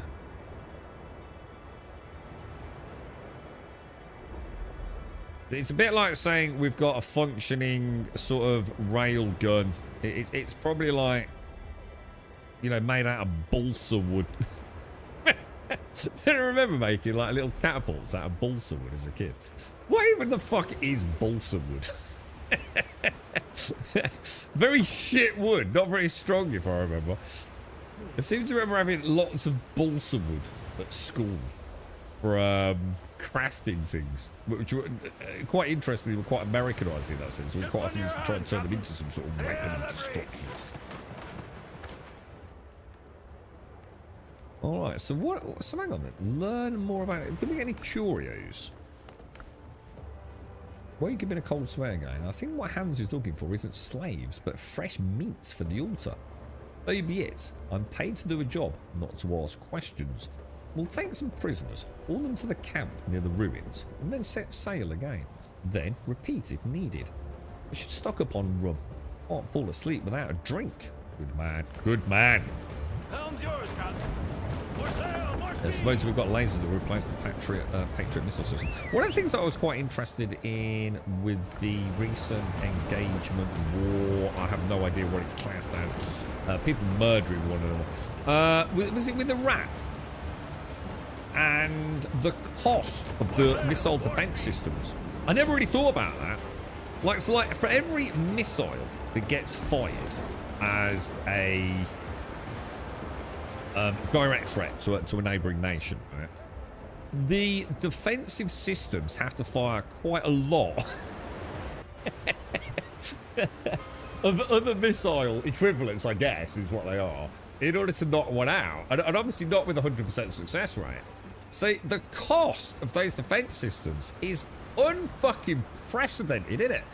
And they could very quickly run out. I didn't really think of it like that. It's not like, oh, they fire one and we fire a countermeasure. You know? What crazy, dude. Acroma pyramidal, commonly known as balsa, is a large, fast-growing tree native to the Americas. So it's not like some... Let's see, I didn't know that. So it's not like some man-made cheat, let kids play with it before they get access to real wood crap, then. It is actually wood. It's just very, very soft and very cuttable, right? It's not what you mean then. So this is what. So it's the Patriot missile system, a defensive missile system that's going to get replaced by lasers that shoot them out of the sky or something like that. Am I getting that right? Or?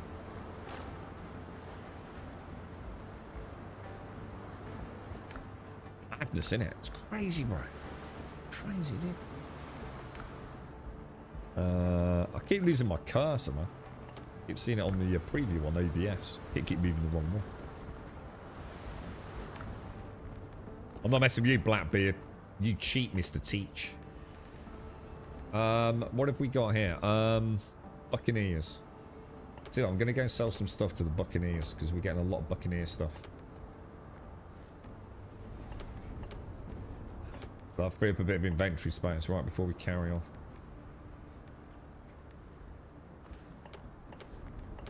We're getting quite full, aren't we? And I do want to stay on top of it. In fact, should we hit the smugglers as well?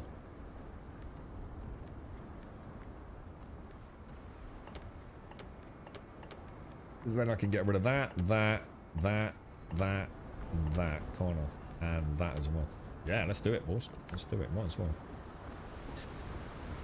So smugglers and shit. What was the other one? Buccaneers. Yes. It's actually classified as a hardwood. What, really? Despite the wood bit itself being very soft, it's the softest commercial hardwood. So why is it even called a hardwood then? That means there must be a very strange definition about hardwood that has nothing to do with it being hard then, right? It's literally balsa wood. You can cut with a nail file, right? So straight away, there's something else is about to be learned here, isn't it? Right, the smugglers. Where's the smugglers? Smugglers of Port Royal. I wonder if you can still get balsa wood. It used to be everywhere when I was a kid, mate. All over our all over our schools. Sort of. What, I'm trying to think what it was called now. It wasn't the woodworking? I can't remember what they called it. You know, that weird room where all the arty-farty weird shit was, like a thing to make clay, and well, not to make clay, but the spinny clay thing. You can tell my vast understanding of the creation of pottery. that thing and the kiln that you put it in to sort of finish it off, and a little area for cutting up wood. Oh, it's because hardwood is known as wood from the flowering angiosperm, so it's a classification of tree, is it? Yeah, I always wondered if it was like man-made, you know, like for hobbyists or something. It's quite cool though. I do remember it being a lot of fun. It makes some pretty cool stuff. I actually used it a little bit for my setups for Games Workshop. For some of the displays. You know, for the miniature painting. Buy it. That stupid old man never listens to me. Indeed, indeed. Marita. Marita! Well, look at all these. Holy shit. They're not worth a lot individually, but it adds up, look. And these are guineas, so these are nice. Because these give me cosmetics and things, don't they? Thank you, Marita! Yeah, so it's something to do with the particular species of tree, is it? Angiosperms. Now, what was the other one? Buccaneers, wasn't it? Buccaneers, Rogue Buccaneers. Let's go, let's go, let's go.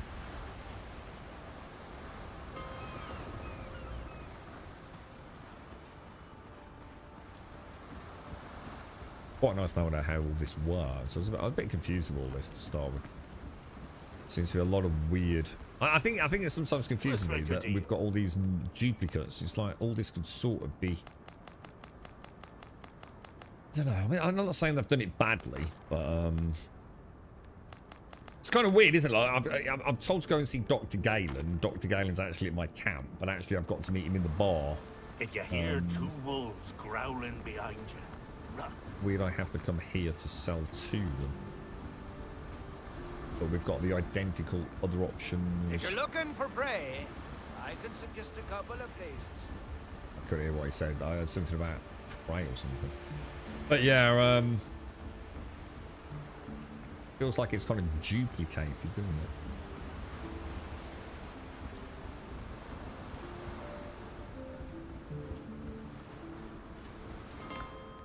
So we're going to here, aren't we? Oh, hang on.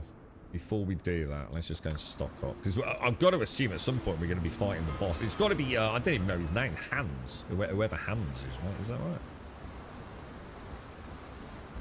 He was the one...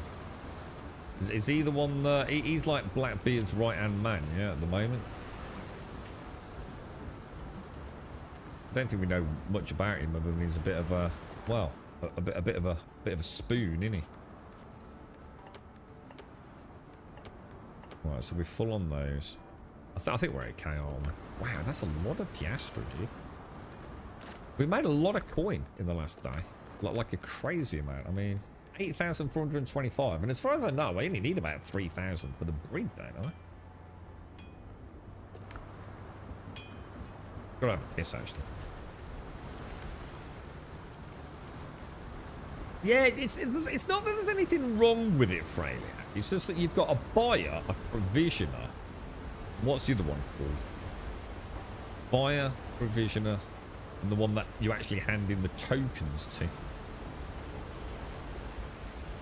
There's not actually anything the matter with it. It's just that, you know, you end up with a duplicate at their base, don't you? It just seems to be like, I can't help but sort of picture a Venn diagram where there's too much overlap. There's not actually anything the matter with it, technically. It's just, and it's a very simple system. It's just that, I don't know, there's something about it just seems like I've got, like, the dude coexists in two places simultaneously. Right, let's get Ships on under your board. hand, Captain. So a Patriot missile is $3 million per shot and lasers about 350. See, the only problem with that is you see like straight away, I am now deeply suspicious about the future of it all, because like, therefore, how are they going to make money? You see what I mean? Like the whole thing, we always say, don't we, Joshua, follow the money. And the Patriot missile makes a lot of sense, right? I don't know what it does. Let's just, for argument's sake, say it's the one that shoots down the missiles, right? So it's quite important, yeah? So you can sell the Patriot missile system to someone, yeah, as a defensive thing. You know, you're not giving them anything to blow anyone else up with. So, you know, it's all very morally okay. And then, but now you're going to need a lot of missiles. And someone can sell you a lot of missiles at $3 million a pop, right? When something's only cost $350 a shot, who's making the money? Now, let me guess. The system itself costs $40 billion. There's got to be a trade-off, right? So again, you know, statistics, you know, taken in isolation. 3 million versus 350 sounds like a bargain. Yeah, but what we're not telling you is... Yeah, exactly, yeah. I was reading something about, I can't remember what it's called. You know, the machine that he sent. There's only like 3 manufacturers, aren't there, of like microchips, as I know them as a layman. They call them foundries, silicon foundries. There's only like 3 in the world, aren't there, or something like that. Like Intel's like the Western one, and then a couple in the East or whatever it is. I think Samsung's got one, haven't they? And there's another one, and that sounds like scary. That so much power is in the hand. And doesn't the American government own like 10% of Intel as well?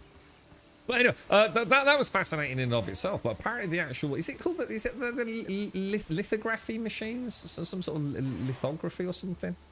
There's only one company in the entire fucking world, one company that can actually make the equipment that is used to run the foundry, right? I didn't know that. That's fucking mental, right? Absolutely crazy, dude. Like one company in the entire planet that actually has the ability to create the machines that create the chips. Bonkers, dude. That is some power, right? That is immense power. And where is it? Is it in Denmark? Is it Denmark? Somewhere like that, isn't it? Hang on a minute, why am I here? Oh, search the camp near the ruins. This is interesting, we've already been here. What the hell?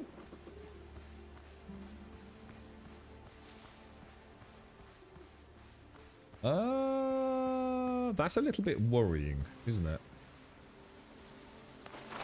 I can see some wolves over here, which I think I'm going to get rid of. Son of a bitch moved just as I took the shot. We still got him.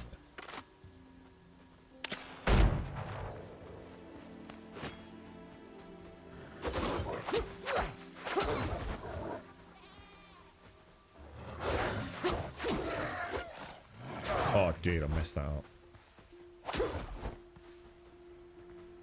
Need some bacon and eggs as well, don't I?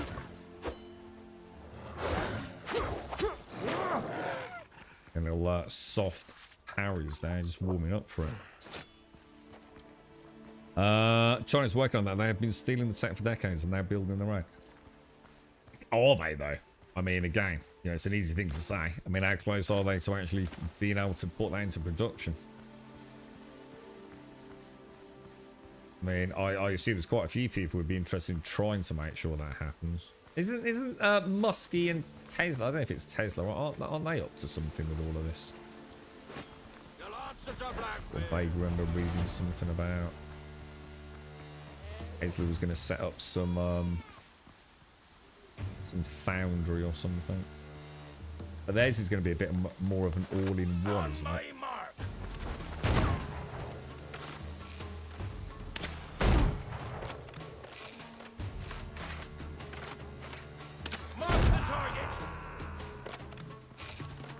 My reload seems really fast all of a sudden. Like I'm getting some sort of like...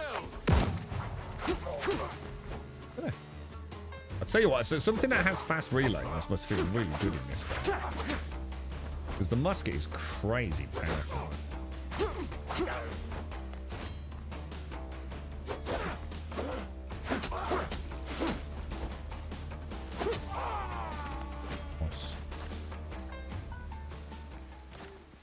I would like to see a system with learn by doing.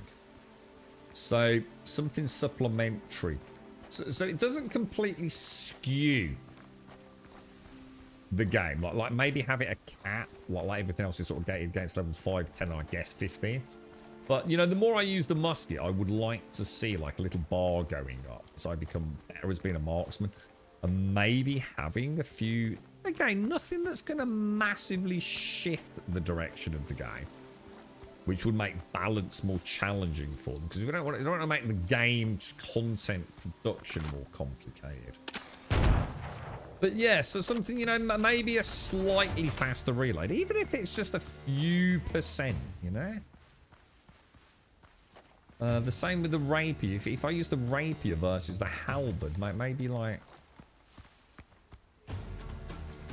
Maybe in like a point I can only put in that talent tree or something, you know, as a supplementary talent system or as some sort of overall passive benefit. I'd really like to see that. On my mark. Couldn't figure out where he was.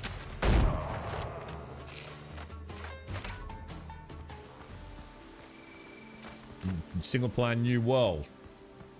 Oh, don't, dude. I miss New World, dude. I was so ready to give New World another shot, like maybe next year. I mean, maybe I'm part of the problem. Maybe I am the problem. I just needed to have some confidence that they were still going to be making good content, so that when I went back, I knew I'd got a good journey in front of me, you know? So I felt after Brimstone Sands, I'd sort of seen what I needed to see. You know, the end game at that point was all right. But I definitely was looking forward to more. Oh shit! Go on, don't get greedy. Don't get greedy. Being weird. Come at me, dude. Come at me, or I'll get in your face, bro. See, if I'd switched to the saber for those two perfect arrows there, that's another 16% damage on top. Which makes that saber pretty dangerous. Been loving this game. Been playing with Ben and Freddy on my server. Good in times. it, Plex. Hope you are well, man. It's good, dude. It is really good, man. It's a top game, Plex. We've had nothing but good things and good solid suggestions for them, dude. It's very, very good, man. And thank you for the sub as well. It is. It's already now, I think I would say, firmly cemented in the same category as I'd put Val Rising and Val High. It's like a sort of like a must purchase, really. I think if you've got an interest in that genre. The £25, I think it is at the moment, isn't it? It's saying search the cabinet. Oh, do you think it's that sparkly bit that we've already read?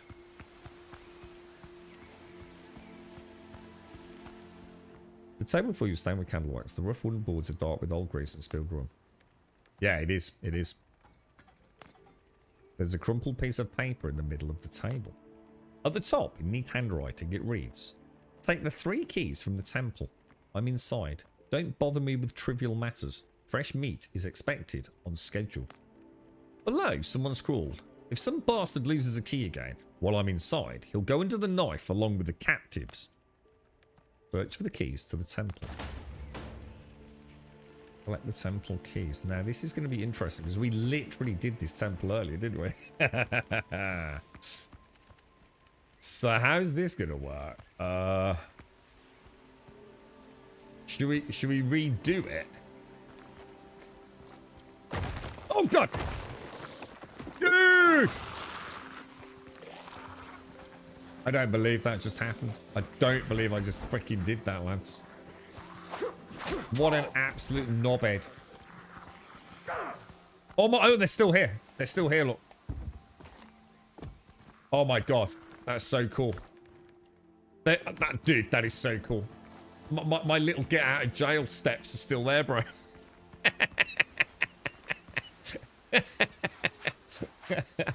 I built in some redundancy unknowingly. Oh my God, that was so lucky, dude. That is so lucky, man. That is proper lucky, bro. Right, I'm gonna go and ditch some stuff over here. I don't think we need to be there, do we? So lucky, man. I was thinking we had to repeat it all. So, hang on then. So, why is that reset so quickly? Genuine. Oh, because I had a quest to go and get the note. So, it's reset the POI. Yeah. I was about to say, because if that's not the quest location, then why is it reset? But we've just done the first part of the quest, haven't we? Whereas this one won't have respawned, will it? Oh, hang on. Unless... yeah. Yeah, different plans for it. Yeah. I just assumed, because I was like, keys. Like, hang on, we've already done all this. So there weren't any keys there, were there? But we'll go and get this all dropped off. I still feel like inventory. So it's not that it's a problem, but I'm still not convinced. I think inventory has to be calculated based on the amount of stuff in your game. Like if you've got a game that's got 300 collectible items versus a game where you've only got, say, 50 collectible items, you kind of got to tailor your inventory for it. Now, I know a lot of people would say, like, you just got to stop being a loot whore. But I think that's to miss the point, though. I think a lot of people that play these games tend to want to grab anything they see. You know, a little bit of loot from whether it be a flower or a bit of plant fiber. We're just terrible, aren't we? We just can't not take it home. I'm not sure if it needs a little tweak. I think for me, making the boat cargoes bigger is the one thing that would make a difference for me. I feel like the boat is very... I feel like the boat should be the star of the show almost. Like maybe flesh out the inventory so we use them more as a dump than just constantly teleporting, perhaps. I don't know. It's a tricky one, isn't it? suppose we don't really know what they've got planned for the boats long term. You know, there's been lots of cool ideas about fleshing out the naval combat and being able to spawn on the ship and things. I suppose without knowing what their plans are. For which I'm sure they have got many plans. Yeah, it's 50's not 50 sounds quite cool. Mine's 32. I just can't help but feel like if you're going to assess it at that point in the game, you're already near the end. So it doesn't matter if the frigate's got a really good hold. By that point, you come into the end of the content as it currently stands on. The point is, every biome I go into, I'm increasing the amount of things to find. Like yesterday, the minute I went into the swamp, I came back with 6 unique new stackables, which needed more expansion. I'm still getting all the other things, you know, the woods and whatever it is, stuff from the POIs. So I don't know. I just feel like maybe earlier on, I don't see any harm to the game by increasing the ship's cargo hold.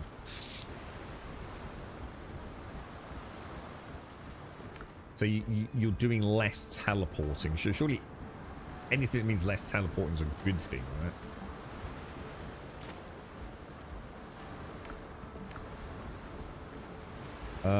We've got bandages, we've got heal pots. I think we're okay, aren't we? I think what I'm going to do, I'm going to have a quick Jimmy Riddle and grab a coffee, and then we'll because where are we actually going now then? Okay, it is an area we've been.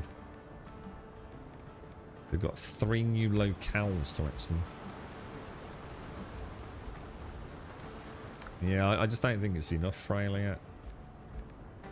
Still spending a lot. It's like nearly every time I'm on an island, within like a few minutes of being on the island, my bags are full. Like even doing an iron run, I have to, you know, it's multiple times. I don't think it's horribly wrong. I just think it does need a bit of tuning. I don't think the early boats maybe give us a bit more. But maybe at this tier have the Brethren, which is the biggest one. Maybe the Brethren could have 50, and then the frigate even more. So like 30, 50, 70, something like that maybe. And I don't see how that would make the game easier. I think it would just create a better flow. Does that make sense? Right, give me 2 seconds, guys. I'll be straight back.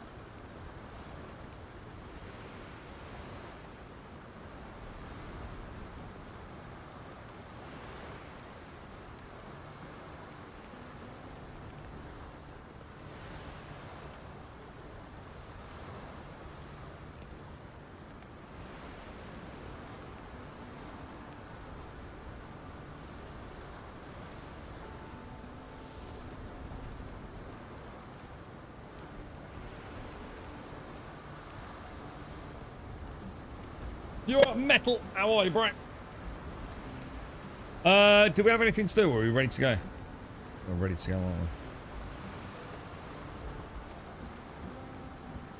I keep forgetting about the boar. I feel like the boar needs its own little slot, doesn't it? Again, don't you think? I reckon a hot slot for the lamp here with a toggleable button would be nice. And maybe have better lamps as well that can hold more oil. That would be a nice little upgrade. Because these are quite useful, aren't they? I'd like to see the ammo being able to increase. So in a way, like add this kind of slot down here. So we can go from 40-40 to 50-50, 60-60. That'd be nice. And maybe having a little, you know, wherever they want to put it. Like a little hex slot as well. Again, on a hotkey. Because although I've got my boar... it'd be nice to be able to, like... You know, when I get attacked by a wolf, like, ugh! I've got to go click, click. Or I've got to put it on my hotbar. The hotbar's not the biggest we've ever had in the game, is it? So, again, I think a hotkey for summoning your pet would be kind of cool, man. Why did I come back? I came back for something. Forgot something. Oh, yeah. Bullets. Iron bullets. Shit, I just suddenly thought, did we ever actually make... We brought back a load of iron earlier, didn't we? Did we ever actually start smelting it?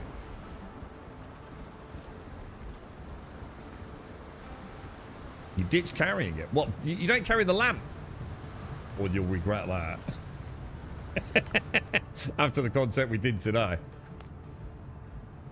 Roughing it. I don't know how to progress all my player gear is upgraded as far as I...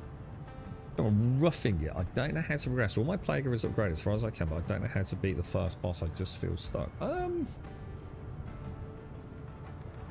I go back and show you what I did? I don't know if I can, dude. I mean, obviously I've got better gear now, so...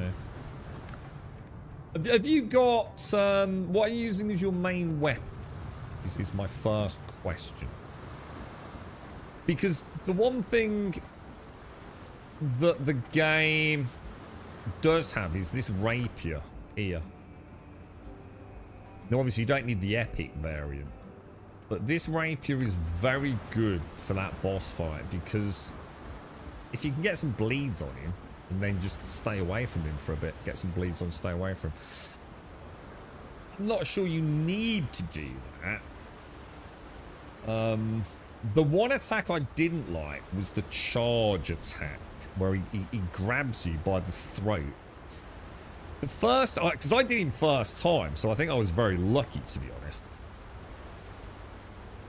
I think the first two times I tried to dodge it, I tried to dodge it the same way I dodge a ball, which is at the last minute doing a side dash.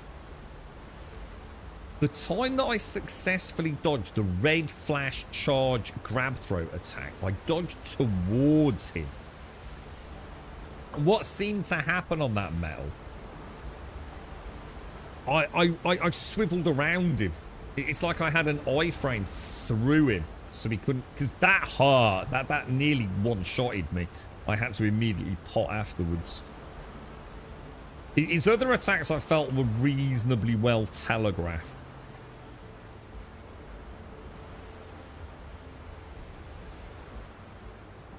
Oh yeah, or you can definitely find the rapier, but I don't think you need the rapier though. It's just that it takes a bit of pressure off, you know, because there's nothing worse than being in a fight. Because I've seen it in a lot of boss fights with the way I've played games over the years. You know, when you're in a boss fight and you survive it, you know, you're doing dash, dash, dash, dodge, dodge, dodge.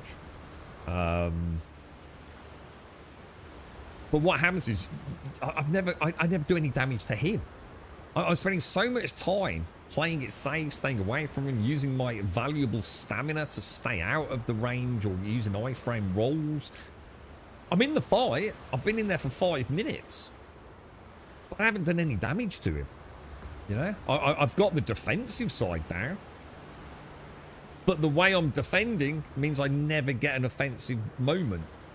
And I think that's the beauty of the rapier is you can play aggressively, even consider taking a hit, get a 5 bleed or even a 3 bleed on him, And then play cautiously for a bit. And it does. It mentally makes the fight, I think. That's not how I felt. I felt the pressure was off.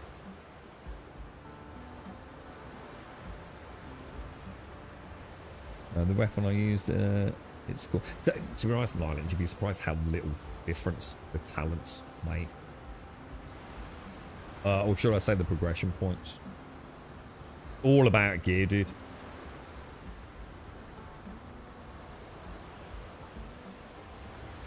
There's a lot of research been done on these, isn't there? These points. I mean, look, I haven't even spent 3 of mine. Yeah, these are not having the impact people think they're having. It all comes down to... The whole item system comes down to thresholds. The game is designed for your gear. So this is item level 10. That means... defensively, with level 10, I am the same damage input-output as a level 10 mob. If I fight a level 9 mob, I've got quite a significant advantage. A level 8, an even more significant advantage. And that's even worse going the other way, obviously. So if I try and attack a level 11, it's a huge difference.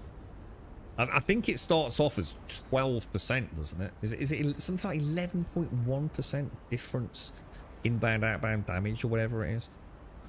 Goes to 25 on the ones below you, but I think it starts getting weird as you scale upwards, doesn't it? That is the secret of the game. I could be doing as well as I'm doing now, really, as a level like 1, 2, 3 character. It's not having the same impact as this matters. Your gear is the secret. So if you're doing the first boss fight and all your gear is level 10 and your weapon is level 10, there's going to be a way to get through it, dude. Obviously, make sure you've got your good healing. I assume you've got all this. You know, you've got... I'd pump vitality. So at least you're not getting... because hopefully you're not getting one-shotted. Make sure you've got a load of healing potions, mate. You're using something called Razor and the Dueling Greatsword. Tried both the Razor. I would say anything that's fast on that first boss fight. I'm not saying you can't do it two-handed. I felt like in and out, in and out. I think he does... doesn't he do like a 3 attack swing? And after that, that's when you attack him. He has a big window after the 3-stroke attack. I seem to remember something like that. So fast in, fast out. I've gone quite heavy on the stamina. So my whole character is really built around being able to dodge and get out and to some degree damage mitigation, I suppose. I find that it doesn't really matter if it takes a little bit longer to kill something. There's nothing worse than just getting like straight up one-shotted, you know what I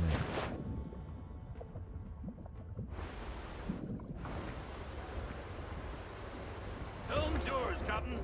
Right, let's head over here then, boys. We've got to be getting close to the boss, right? I guess.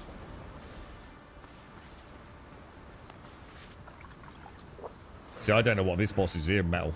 I know nothing about it. So I'd heard a lot about... what's his name? Thomas... what's the first one called? Thomas someone?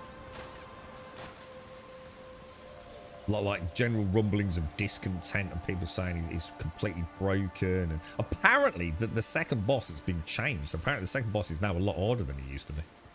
That's all I know about him. I think one of those very first patches did something to him, didn't it? Because people have been saying, like, fuck me, dude. Like, there was nothing like that when I did it. It's the opposite of Crimson Desert. I think I missed some bosses quite early on, didn't I, in Crimson? We were, like, chilling out with it. So I know Tomb, for example, fought some bosses that I believe I had a much easier time with.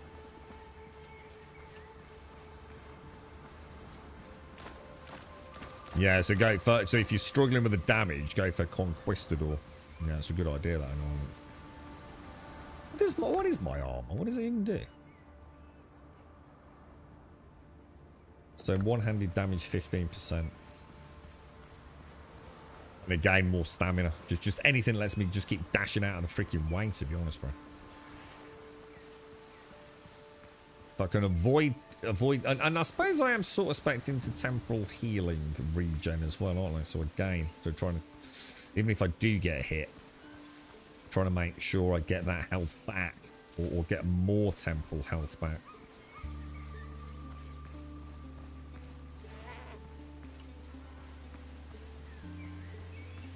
I still wish they'd had a 6th piece of armor, so you could go a 2-2-2 or a 4-2. I think the build diversity would be so cool, though.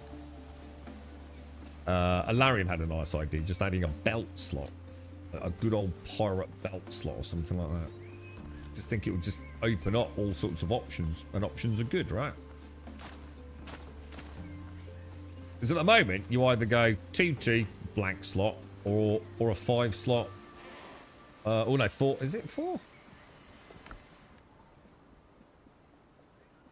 Yeah, 4 slot. It always feels, no matter what you do, you end up with like almost a redundant piece, doesn't it?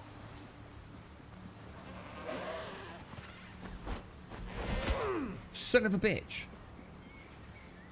You absolute dick. A knobhead.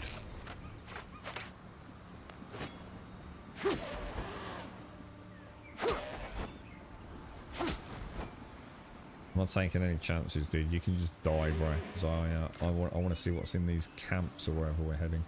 Where's the nearest one? Let's head for that southern one.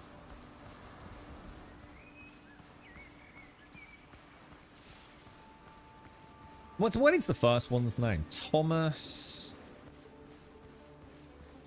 I can't remember, dude. I can't remember his actual name. Well, I think the second one's got to be Hans, hasn't it? I can't remember his name either. Because that's the one Galen's been banging on about ever since we started this section. I really don't want to engage them at the minute. I would normally, but I just want to see what each of these new points is. Stay away, knobhead. Dude. Ah, was that it? Is it Thomas Richards? Thomas Richards, yeah. It was. I actually really like. I thought it was a really good boss fight.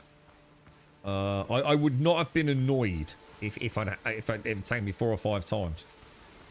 I felt like it was quite a fair fight, apart from the red one. But I think I was lucky on that. And we might have figured out a way through it. Like I said, by dashing into it at the last minute. But and he did it once. He did it 3 times in the fight, didn't he? So I fluffed 2, and the third one, I actually miscued it. I didn't mean to do what I did, but it seemed to work. Whether or not it's repeatable, that is a different question. You got into half health, and then oh no! Well, I mean, you're making progress then, bruh. I mean, you're obviously finding ways in on him, aren't you? Shit, poised. I forgot. It's my bad. I should not be losing to these. Gotta get better than that, boy.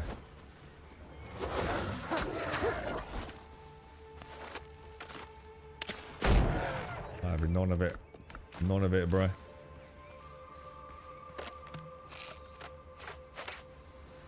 Yeah, so you can only buy chest and legs. I think everything else has to be found. And more importantly, you can't find chest and legs. Is that right, Dick? Yeah? That's the way it's been in my game. So I get lots of... so the chest and the legs, I never see a drop on those. But they are purchasable. Whereas the hat, the gloves and the boots, I found most pieces of the other sets. I don't think I've quite got a full set of everything. It's only got 2 pieces of everything. Probably not 3 pieces of everything there.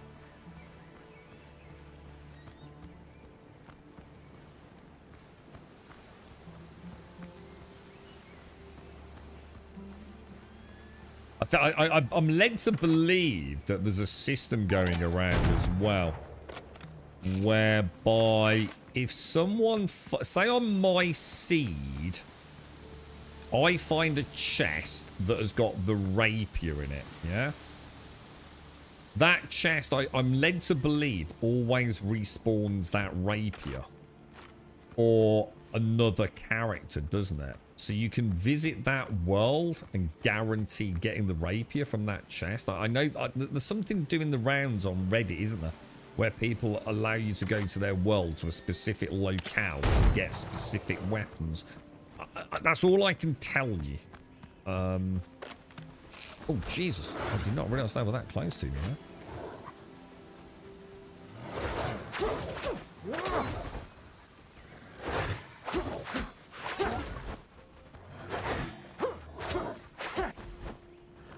Oh, God. Messed it.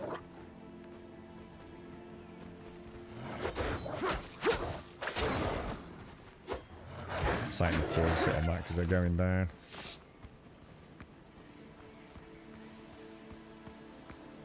I suppose what you can do as well is, if like, would I be correct in this?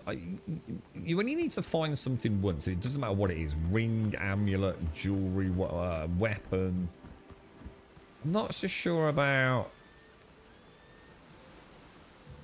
I'm not so sure about the chest. Like, say I find this rapier, I can craft it, which means I could deliver it to your world. Can I? Can come join your world and give you one? I see you. Drop it on the floor. Not so sure about these.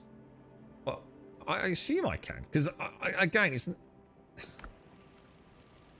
I could just make it, right? As long as I've got the blueprint, I can make it and just come and deliver it to you, I think. I can't see any reason why not. Now I'm sitting here thinking about it. I can't imagine that would be an issue. I suppose it must work quite well in multiplayer. You would have thought, wouldn't you, where you can sort of like pull your sets together a little bit. Well, I went a bit heavy-handed there, didn't I?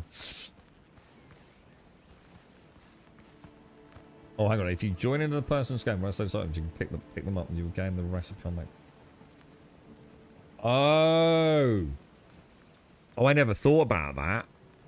Oh shit, that's even more. Oh yes. So not only would you, because you've picked it up, you also learn the blueprint. Oh shit, yeah, of course. So it's not like, what was the game I was thinking of where June, isn't it? Where if, say, Alarian's learnt the blueprint, he can make it for me. But I can't repair it still, can I? So in this... Yeah. I never thought of that. That's actually a really good point, that Island. Yeah. You not only get the weapon, you also get the blueprint, don't you? Huh. I mean, I suppose it doesn't matter, but... Yeah, I didn't think about that. Yeah, pick it. Yeah, well, I know that. I didn't think about picking up... So I suppose it doesn't matter though, does it? Because once you've got an item, you've got it. And I suppose you only need the blueprint if you accidentally delete it, right?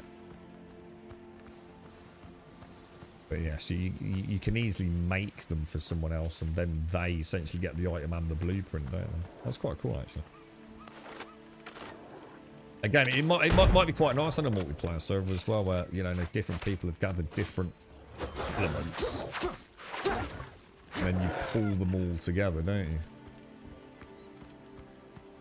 You can even have like a chest, couldn't you? You could just put a chest on a multiplayer server. Whenever you unlock something, you just put a duplicate of it in the chest, and then you know a player comes along and goes, picks them all up. Hey, hey, presto, they've now got all the blueprint. Okay, does it matter? No, but it's kind of cool. Wonder if they'll add. Wonder if they've got plans for you know, because it's totally doable by them, isn't it? You know, sockets. You know, anything that just expands the end game out, you know, socketing your weapons with lost emeralds from the deep, deep seas, you know. Oh shit, dude! You know what, mate? What's really bad about that? I actually forgot they could even do that. You need to bandage, bro. You need to bandage, man. Jesus, these things that, dude, this shit needs calming down, bro. This shit does need calming down. Those alpha leap attacks are freaking brutal, bro. Like, absolutely brutal. Oh my... Jesus, that was a bad shot. He fucked off, didn't he?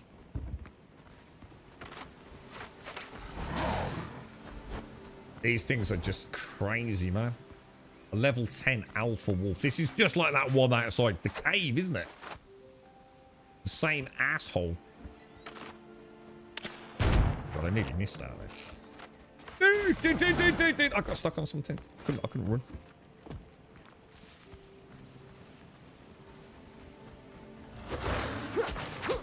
I think with the alpha wolves is letting them get like too far away from them increases the chance of that big red attack, innit? I think you want to try and stay reasonably close to them, to be honest. You know that when he does that, like get back in range a bit, might be a strategy, because that attack is so bad. Because the bleed kills you. You have to pop fast to give yourself a long enough buffer to get the bandage on, don't you? It's awful, dude. How did it take me to kill? You don't want to hear the answer to that, because I actually killed him really, really quickly, dude. I killed him first time. I think I was very lucky, to be honest, mate. I don't think that's necessary. I'm not trying to say I was good. I think I was just lucky, dude.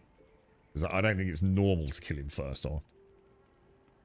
And it wasn't like I was super overpowered, dude. But yeah, I think I just got lucky on a couple of heals and things, to be fair, mate. Metal's just been saying he's having a bit of a problem with him as well. He's been a bit of a dick to him. He tried. I think I'm about to hit the same with the second one. Wouldn't surprise me if the second boss now bites me in the ass because I had the first boss so easy, dude. I'm sure I'm going to play some sort of karmic payment for it. This dead pirate doesn't look like an ordinary soldier, but that didn't save him from wolf fangs. You're in luck. There was a key to the temple gates in his pocket. I like this as we're finding the keys to gain access to what I assume is Hans' hideout, is it?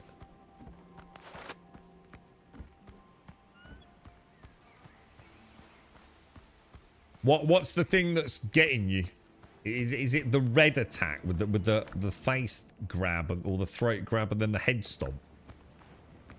Because that thing terrified me. Because I think the fight was going okay until he did that, and it was like, oh my god, dude, that is a problem, bro. That is a huge freaking problem. He very close to killed me, dude. If I remember. Yeah, it's tough, innit? This is why I feel bad to saying it, Freiliak, because, like, sometimes, I mean, we've seen it in so many fights, haven't we? Sometimes you're just lucky, aren't you? I know the discussion around Crimson Desert bosses have been absolutely hysterical, haven't they? YouTube comments where people are saying, nah, man, this is not the same attack pattern that my dude had. I've since watched the way people have killed Ant Numbra. Dude, like, nearly everyone seems to cheese the shit out of Ant Numbra, dude. There's like 3 cheesy ways to kill him, isn't there? But some people, well, I've watched like videos of it, and I can't remember what mine was like. But sometimes Ant Numbra seems to be chill. It doesn't seem to be aggressive.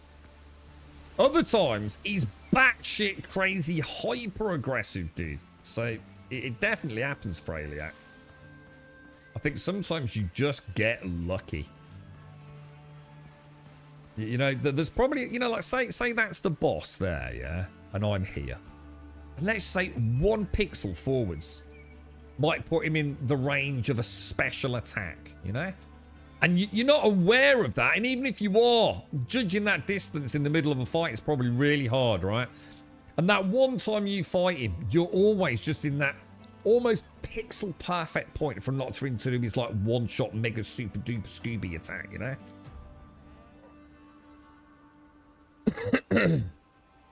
God, excuse me. Hang on, we got fingers coming in.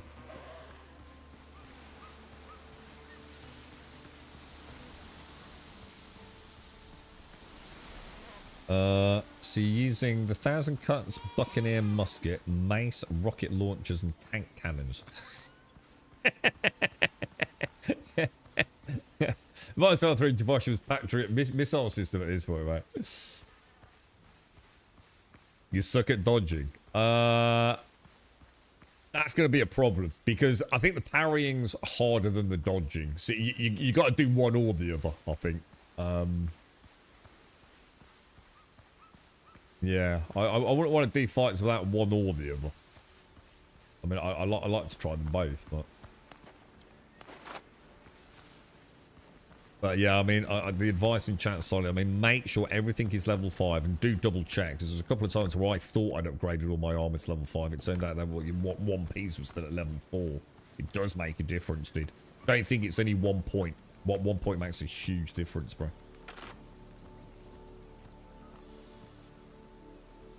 This is gonna hurt. Bombs away. Oh, lots of grenadiers, boys. We're also out of bacon and eggs, lads. That's a lot of dudes, isn't it?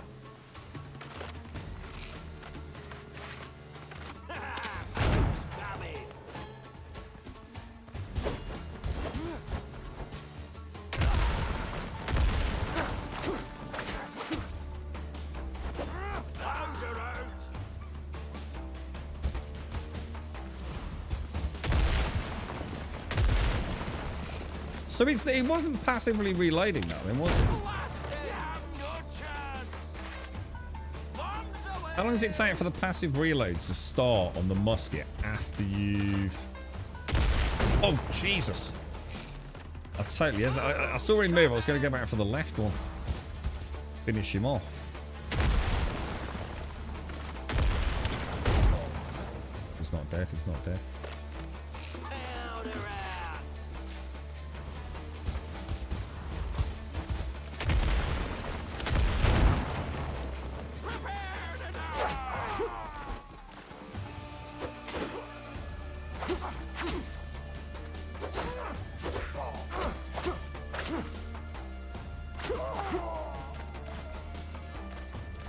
Like free plant fiber in it with the grenadiers.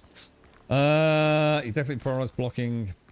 I don't think I parried it, but I did dodge the shit out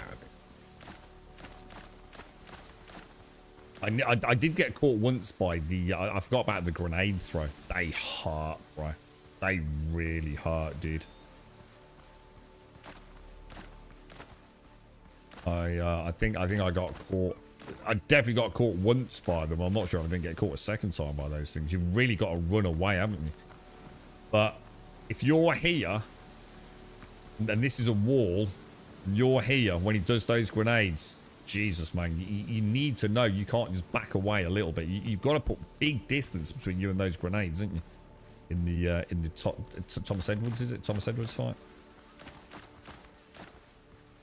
I was quite surprised at how big the blast radius was on those. And doesn't it cause like a big ragdoll as well? Camp seems quite empty, actually.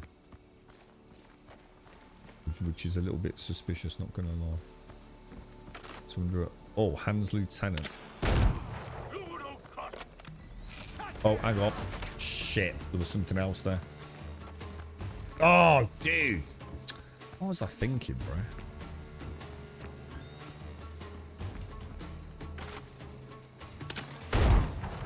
That was a nice shot. I definitely put a dent in him, didn't it?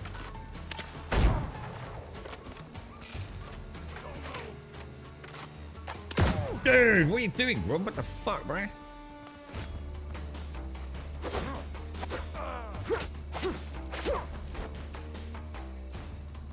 We're done for the full 5 there, shouldn't I?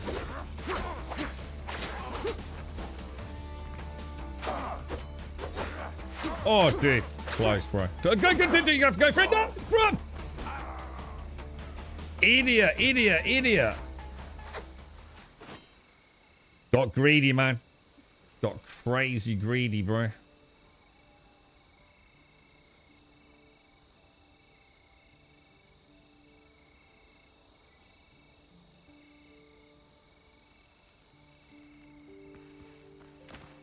you think vitality does make a difference? I don't think it does, dude. Well, let me put it this way. Vitality in progression, I feel like makes virtually no difference whatsoever. This. Vitality from food, huge difference. Because like 2 foods is going to give you 20, right? So I'm not saying this doesn't make a difference, but I think there's better places to put your points than vitality. I personally feel. I think you're better off getting most of your vitality from the feed. So my plan was to go 10, 10, 10. 10 stats, 10 food 1, 10 food 2. That was what I felt was going to give me the best bang for buck, man. I just feel like it's so much better to get some of this stuff from food, innit? It is the way I feel. I think I must have spent these points and forgot to confirm earlier, because I'm sure I've done that already once, didn't I?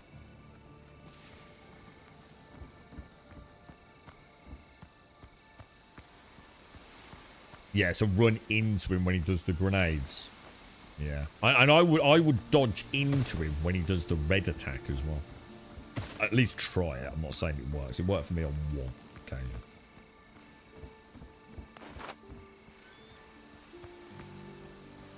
Yeah, a few folks were suggesting that one yesterday, Annihilant, one that gives you like, it brings you back at 30% hit points, is that right? Oh, hang on, have I just not had a duplicate? That's what I was saying earlier. Oh, flagpole and a pier crane. Oh, that sounds nice. Oh, no, they are. They're different flagpoles. Well, the loot's nice, isn't it? I have to say it, and it is meant as a bit of a joke. I way prefer the loot in this than in fucking Crimson Desert. Crimson Desert's loot was so disappointing. So disappointing, bro. It's all just essentially transmog, isn't it? I'm not used to it. And please don't. Crimson Desert is a 10 out of 10 game, like 100%, and I love it. But the loot was just like, really, bro.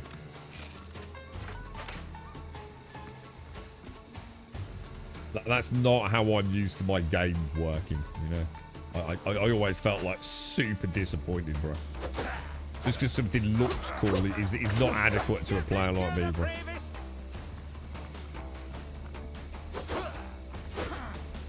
Oh, dude, is that super delayed second swipe from the saber? Oh, dude. Caught in the door. I got caught in the door, lads.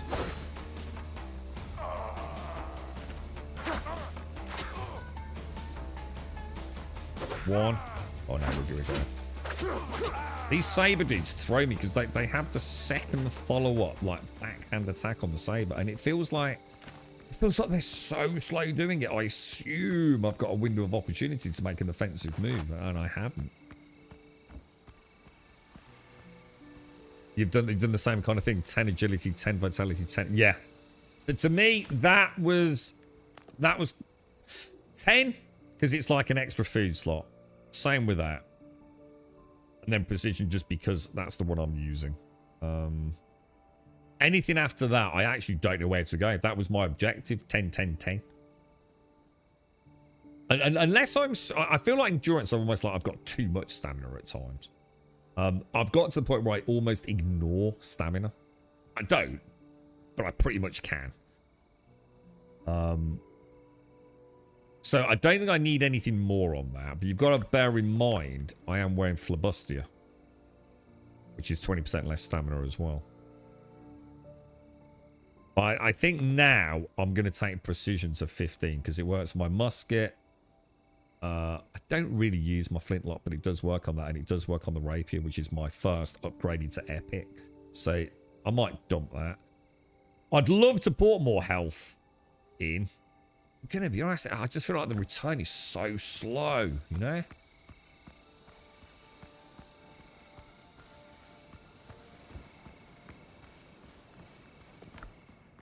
Ooh. Ooh. Ooh. Well, so I can either fire 3 shots or 2 shots in quick succession. We will ditch that and take that. Right, there's still a bit of loot somewhere, boys.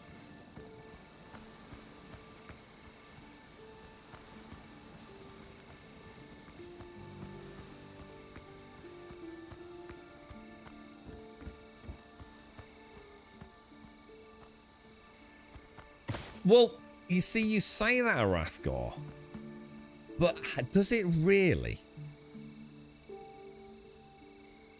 I genuinely don't know, dude. Because the see, the damage the damage it states there, I don't think's right, because I didn't think it scaled with each level, but I think it does, dude. See, that sounds like a flat bleed, doesn't it? That tooltip hasn't changed. From the minute I had it as level 1, it said 5 times stack, each stack 25 damage. But I swear that is as potent a drain as it was when I first used it, dude. I don't know if there's some sort of like behind the scenes scaling going on with it, dude. The one I just got, dude. The giant pistol, this one. You're gonna have a look because I've got to go home anyway, mate. Oh no, hang on, no, I've got one more chest to find. Yeah, I'm not sure about that rapier. All I know is that a 5 stack of bleed still seems to be as absolutely devastating to a level 10 lieutenant as it is to a level 2 boar when I had it. Alright, why am I... What have I missed, dude? This is the top, isn't it? Have I missed, Have I missed some treasure balls?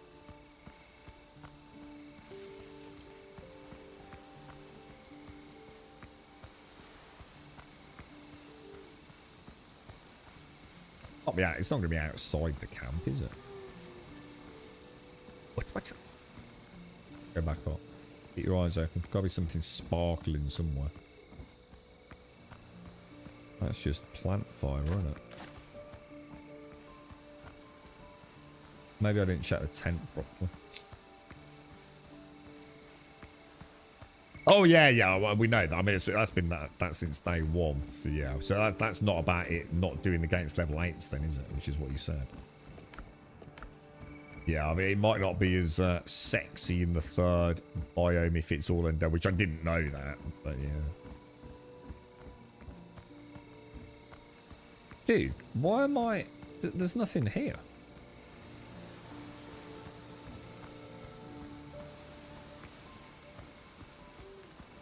Oh, hang on a minute. Is this another way up that I just completely missed? Oh shit, it was. Dude, fuck me, dude. Gotta be down here somewhere then, isn't it?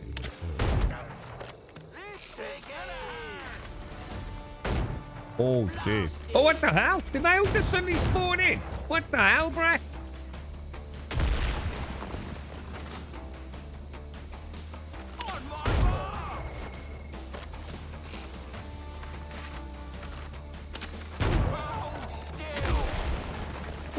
Freddy D just fucked his own dudes up.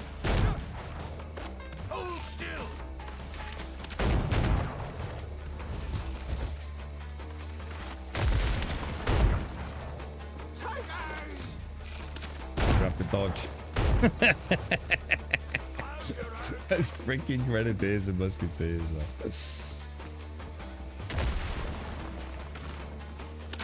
Oh, dude, he went left. I really thought he was going right.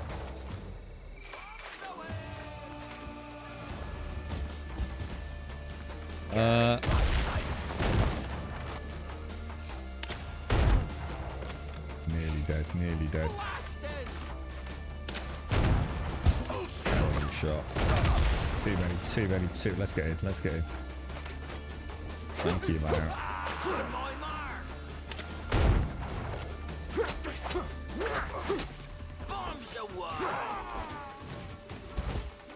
Dude, do that stamina after what I just said as well.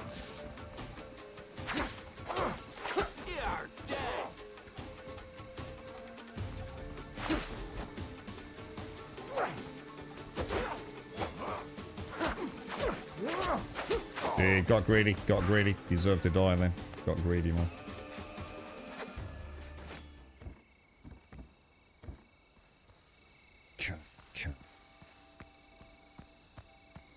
Gonna have to hope the chest's down here. Yeah, it's underneath there, look. I can't believe that. I just thought it was a dead end round the corner.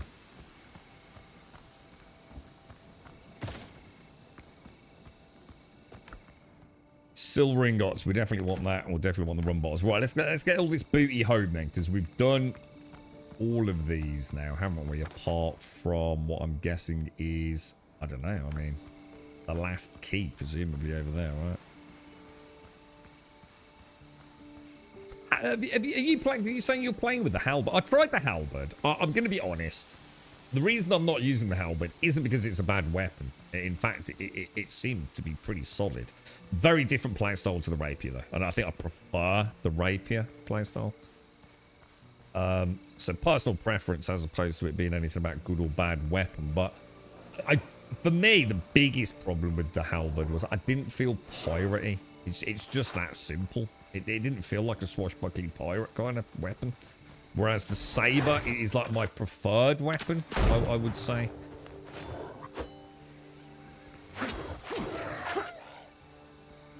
I feel quite swashbuckly with this. This feels very piratey. But so does the rapier. Quite iconic as a piratey character. And that's all there was to it, really. I just made a conscious decision, you know, what shall I go for? And I chose to stick with the rapier because I got the one with the bleed really early on. I think I was very lucky from what I've read. I tried the two-handed sword when we first started playing. Like within like just a few minutes of joining the game, we found a two-handed sword, didn't we? On my starting beach. And the problem was that wasn't fair to the two-handed sword because I then just assumed it was shit because I assumed the combat was shit. I couldn't get my head around the combat for hours, man. I just didn't get what it was trying to get me to do, dude. Like everything would one-shot me if I missed a parry. So I stopped trying to parry. It was a bad start for me, dude. So I don't know. I really can't comment on the two-handed. What I liked was the lunge attack with it.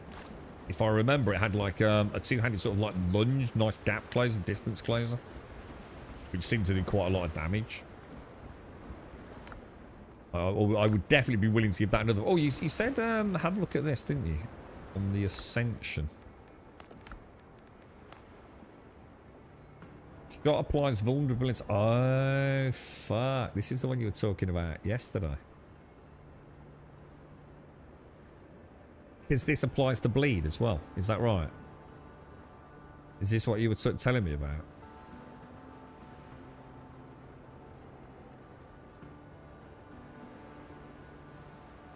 Oh. I think... Oh, shit. Oh, shit. Maybe we should do that. Maybe I should give that a go. Because I've got a level 10 pistol. I never use it. Whereas this would just be a bang bang. And then immediately put bleed on them, yeah? Well, get ready for... Does it even say anything about how long that duration is? Hang on a sec. It says applies vulnerability effect to the target. How long does vulnerability last?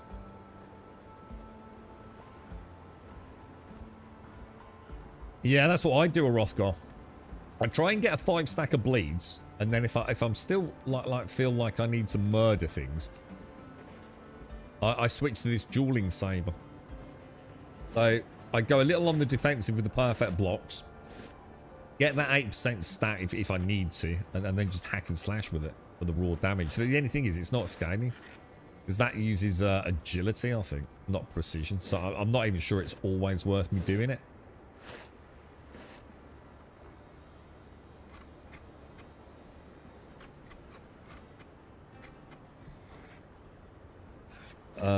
Just have to keep a lot of ammo as you run through the rounds quite, yeah, because of the double shot. I have to admit, during close combat boarding ships, the great sword's reach goes past any blocking crew. Yeah, the rapier does as well. If I really manage my distance, I can often stab through the back of like one of my crew members to get a stab in. Sometimes even on 2 pirates. So I bet the two-hander's even better at that, isn't it?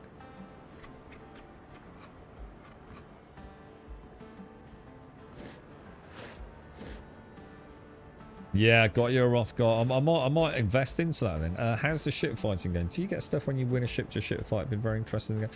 There's kind of like 2 rules to it, I suppose. You've got two types of core ship. You've got like the gunboats. Think of them as they're all different names, but when we're out on the ocean waves, you've got transport ships as a category, and you've got the combat ships as a category. You tend to not bother boarding the combat ships. You can, and you do get silver from them, but not a huge amount. It's probably not worth it if you're trying to play efficiently. But it's definitely worth boarding the transport ships, because you'll often get some sort of illicit cargo for selling to one of the factions for a nice bit of coin. So, yeah, I kind of like that, because it means you don't feel duty-bound to board every single ship you take down. It means you are targeting specific ships. It's a good idea. It helps the flow of combat, to be honest, RW. But it's a very... honestly, I'd highly recommend it, RW. It's a bit brutal. The combat can be frustrating at times, until the penny drops and you get into a rhythm with it. Yeah, it's a bit. That is kind of a good point, that Frail. Yeah. I suppose we're using the two-handed spear, two-handed sword more like a spear, aren't we? Like a rapier, almost. Yeah. Yeah. Decapitate the old crew. That'll be long gone, wouldn't they? All right. Let's pop some of this back then. We're out on the ocean seas. We'll show you. If you want to see anything, RW, just shout out. I can always show you, mate. If you're interested, if there's anything that helps you tip it in one way of favour or the other, mate. It's very simple. The naval combat is quite simplistic. But it's good fun, dude. It's more than enough, you know. It's a very interesting addition to what is, you know, a crafty survival computer game. I've done a good job with it. It definitely adds to the experience. It's not something that it's not like what was that game? Arkham City, was it? With the Batmobile that everyone freaking hated. It definitely adds to the experience, bro. I know it's... What was it going to cost me to upgrade that? Like, if I'm going to give it a whirl. So if I upgrade this... Oh, yeah. Well, I'd have to... Well, yeah, I mean, I probably could.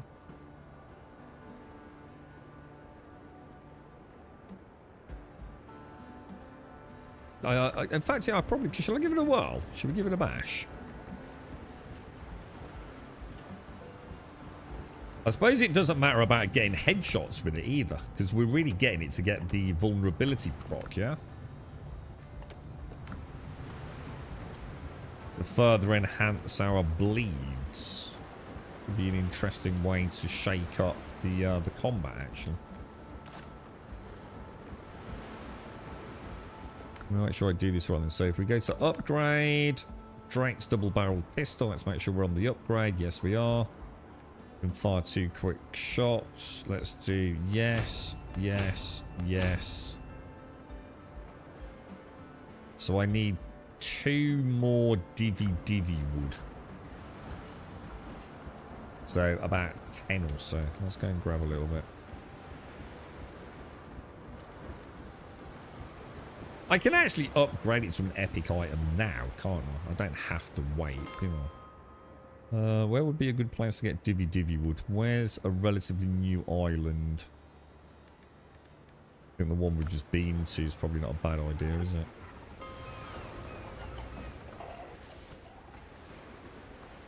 Been drowned sitting there. What?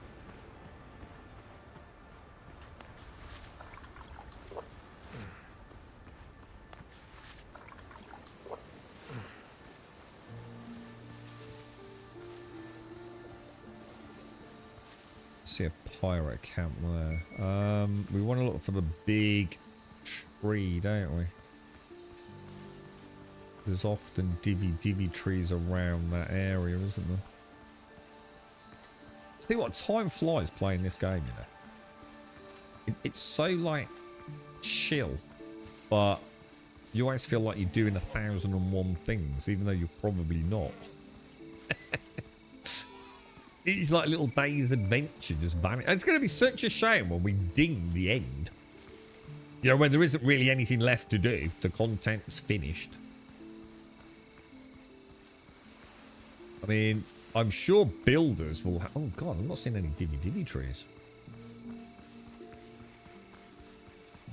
You know what I should have done?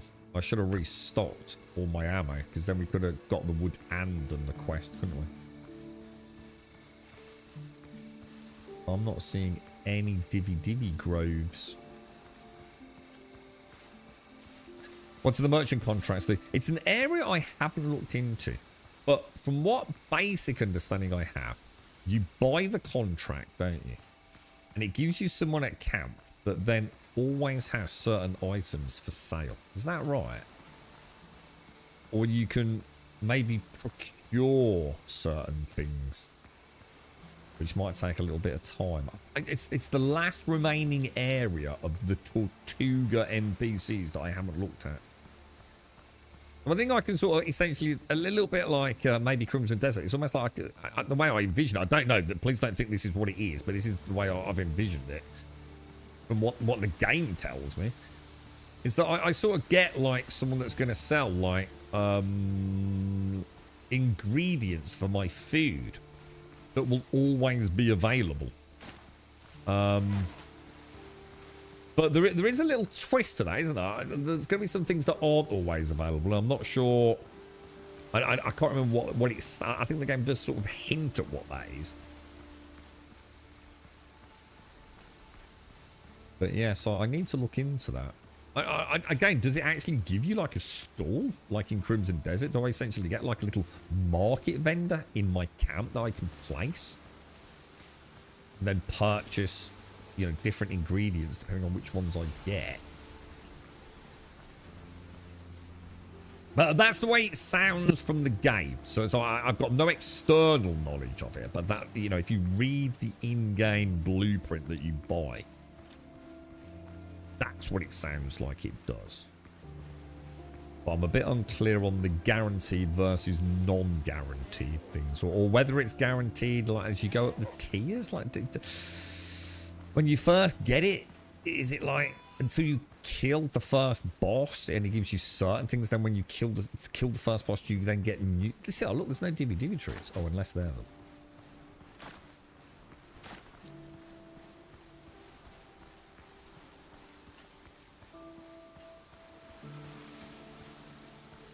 Yeah, there they are. So it's a good. That was a good tip. If you're ever looking for divvy trees, look for this big one. Invariably, somewhere near it, you will find cops. Divvy trees. Better put that down there in case.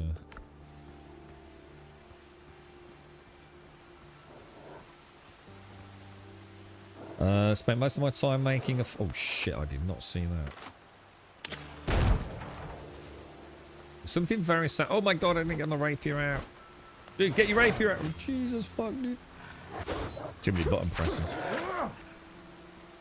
I'm so much more confident with the wolves than I used to be. I hated wolves so much. I thought I'm never going to get them. It's just, it goes to show how the human brain, even as a completely incompetent gamer, I've got so much better with the wolves. I mean, they will still fuck me up, don't get me wrong. As we saw with the alpha wolf, but I in my mind's eye, you know, when I first saw the wolves, I was like, never mind. There are these things I'm never going to feel confident with. Sadly, Alarian has hinted that there is something in the third biome that is going to make me not a happy camper. I dread to think what that's going to be. Oh wait, so that is what it is. So you need to kill the bot. Yeah, I mean, it literally tells you that on the blueprint, doesn't it? Because I'm gonna say I haven't got any external knowledge on this. It's just that when you first get to Tortuga, it's a bit like any NPC town. Oh my god. Oh wow. We just knocked a lot of trees down with that. Ooh, holy shit, that was cool, man. I must admit, I'm seriously thinking about trying a ranged build when we finish the adventure. I really like shooting things in this game. I like shooting guns, boys. This is good fun, dude.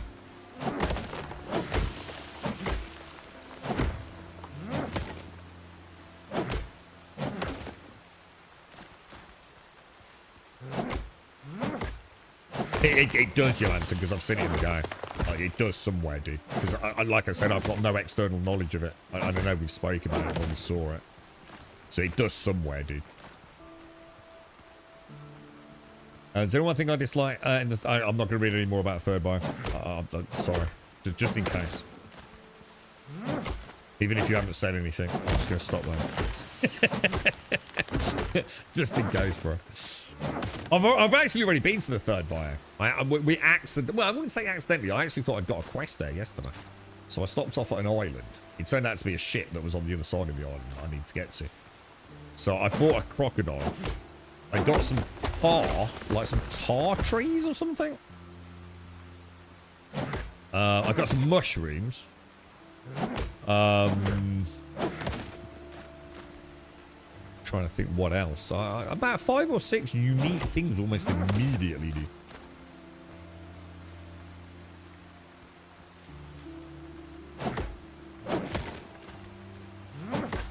I wonder if it's possible to run out of divvy trees. Because I've got to be honest, there ain't a lot of them, is there? Can you plant divvy trees? I don't see. It's actually a good question. Ficus I can plant. And shrubs I can plant. So no, you can't. Because these things are not... I mean, there's not... You know, if you look at the map... I mean, I don't know how much... I mean, I can't go any further than that, right? That's the whole map there, yeah? I mean, I don't know where the third biome's going to be, but... If I think of, like, maybe this is, like, the beginning biome. Like, sort of like a quadrant like that, maybe. And then, like, a quadrant like that for the foothills. And then maybe over here. I don't know. I don't know how it works. Or is it more like concentric circles spanning out? I suppose it's got to be, really, hasn't it?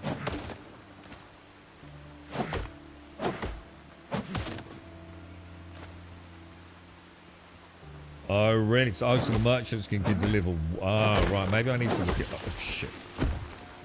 It's close. Maybe I should look into that. How much does it cost? And how many are there? Do we know?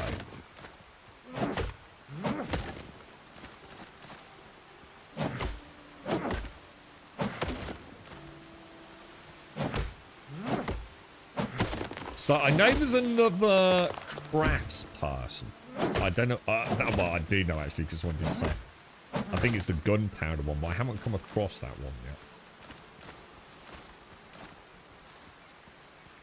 So at the moment I've got the chef, Black Alex. I've got Jasper, who I think is the tailor. And I've got Rosalita, who's my alchemist, haven't I?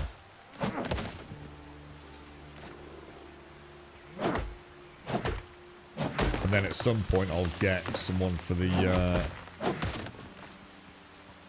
gunpowder, I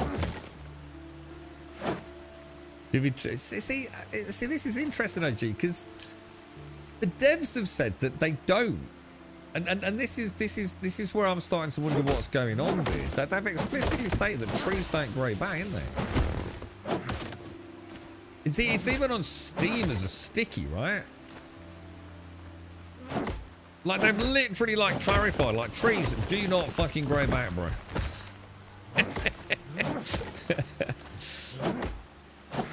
But, and this is the but. In my own cave, right? Over here, right? You see where my base is here, right? I started chopping some trees down here. Yeah, I thought, oh, it's gonna make my island look a bit barren. So I'm gonna stop doing it. So what I did was, I used to sail my boat over here. I didn't go along the coast. It's quite nice sailing my boat off stream. And this place here, I fucking decimated, dude, off stream. I thought I'm quite enjoying being in the game. I'm going to go and gather some wood, get some plant fibre, ready for the stream the following day. No one's going to miss out any content. It'll be fine, right? I swear, dude, this looked like like someone had ploughed down the Amazonian rainforest when I left it.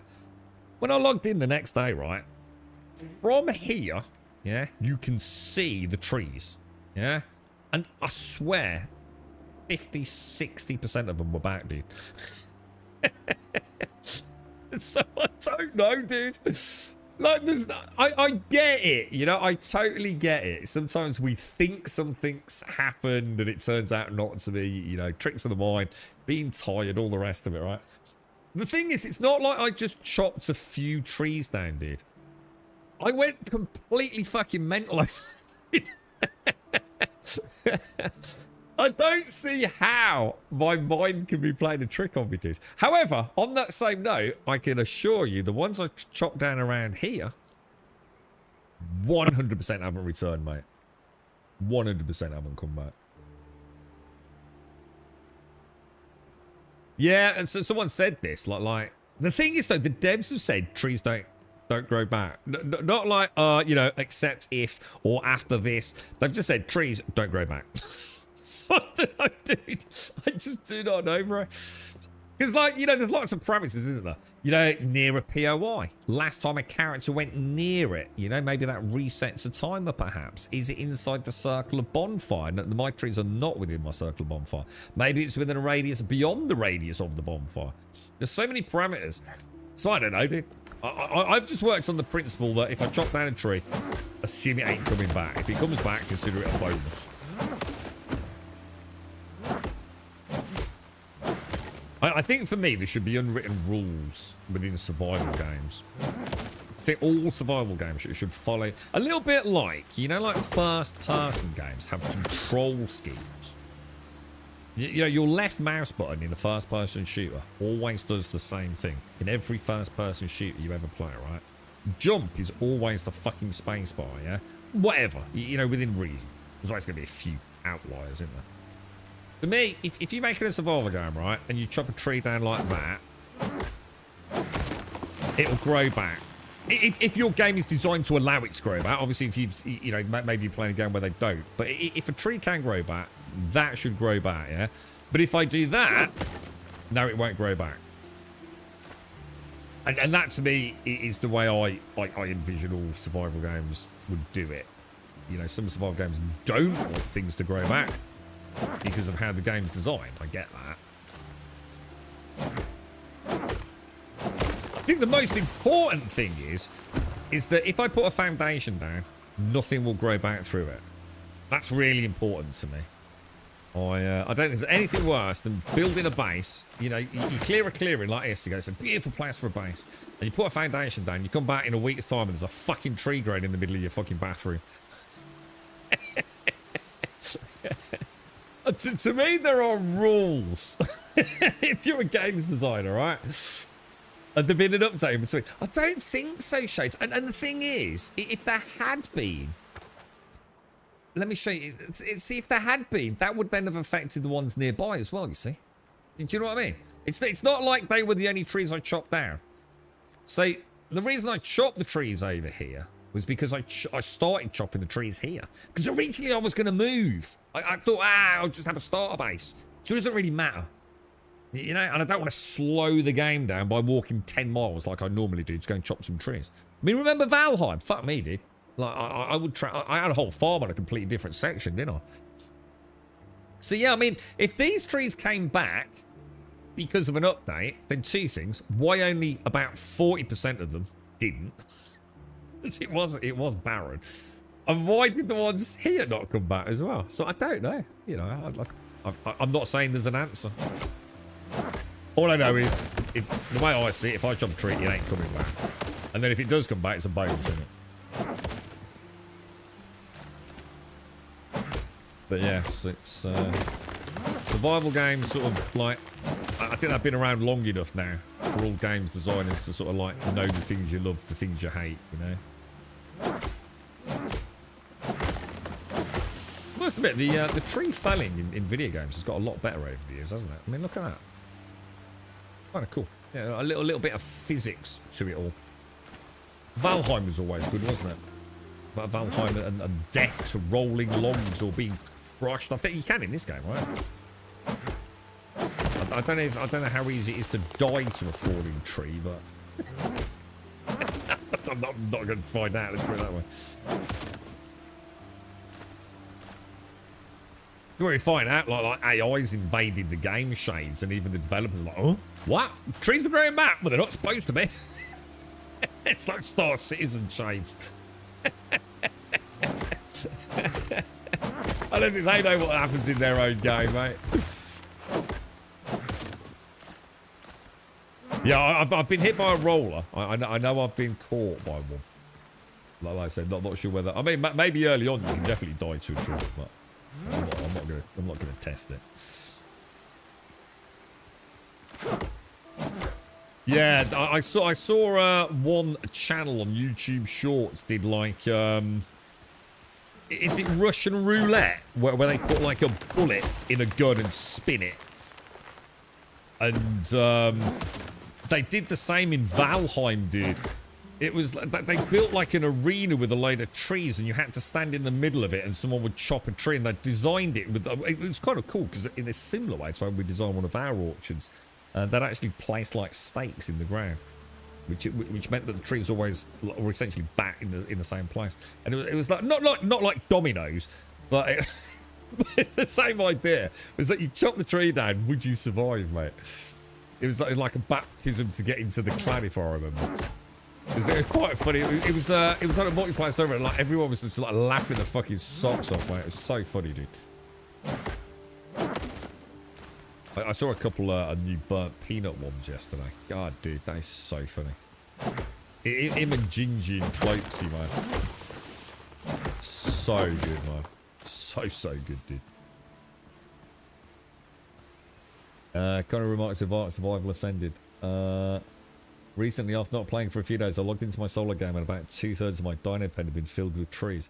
What? Hang on a minute, but that shouldn't happen though, right? In Ark, by default, as soon as there's a player... because it's away from the border. So, yeah, so the stuff will only not grow back near the perimeter fencing, won't it? So there is a way around that in Ark, isn't there? Because you can actually set that. And I've got to admit, Ark is great for custom personalization of servers. Because in Ark, every single human placed object, by default, there's a radius around it within which nothing will grow back, right? And you can actually change that radial distance in the settings, can't you? We used to keep ours quite close so we could keep vegetation around the base. But yeah, like I say, if you've got a large perimeter wall maybe for a dino pen, stuff can still grow back in the middle, can't it, I think? But I don't know. I'm not sure. I'm not sure, like, if there's dinos wandering around. If that impacts on that. I don't know. It clearly happened to you, mate. Yeah. But Ark is very good for server customization. You know, credit where credit is due to that game. Let's head back down to the shore. Hang on, where's my boat? What the fuck? Over there. What about if we head down to the coast? Just down there. Pop out the little pickle. That would be a bit quicker, wouldn't it?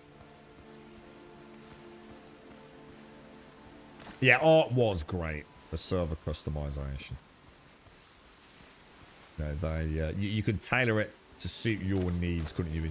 You know, the time you had to play. And I loved Ark. Ark's definitely one of the best games I've ever played for just like multiplayer shenanigans.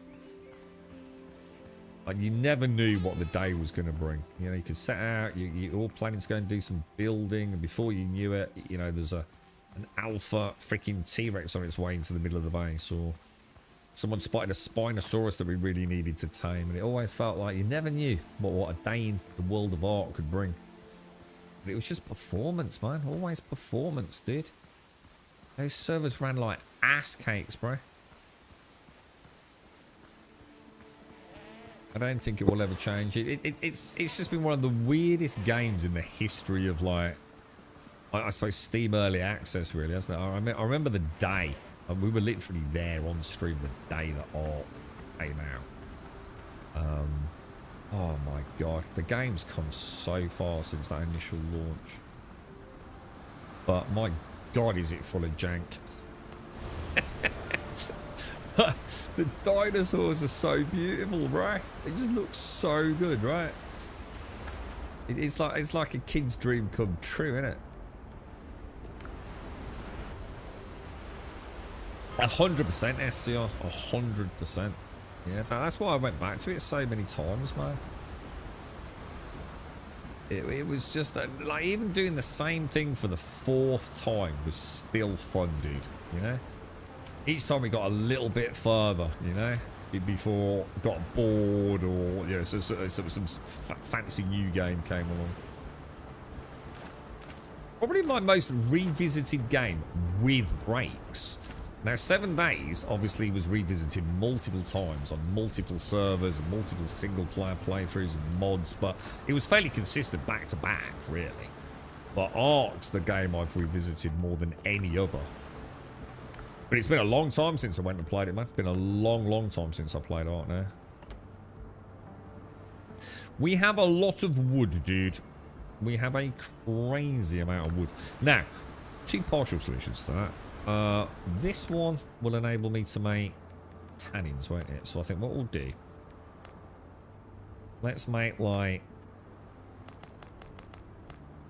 that's going to be 100 pots, isn't it? And then we'll make 100 tannin. That'll cut down on the divvy bark a bit, won't it? And what did I need the trees for? I literally can't remember, bro. Something we're doing now and something else. Is it timber? Hang on. What's the divvy wood for? Might be timber, because I'm using it as an upgrade for a gun. Wouldn't make sense, would it? Oh, it was just raw for that. But I think it is, isn't it? Is it timber for the boats? Possibly.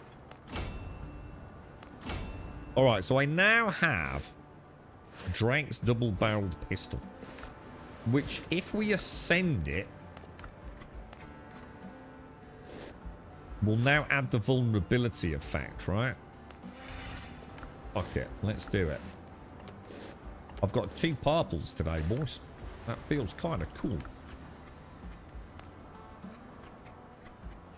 There's the what are they called? Tumbargo things that they're not easy to find, are they?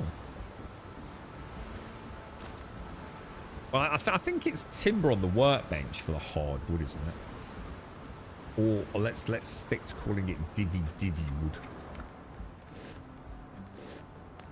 Yeah. And we needed that for the boat manufacturing. Right, so let's pop that away. We need some iron bullets. Let's make 10 of those. And then we can carry on, can't we? Nice little upgrade. Slowly but surely, boys. Slowly but surely. Tick, tick, tick. Pop the gun away.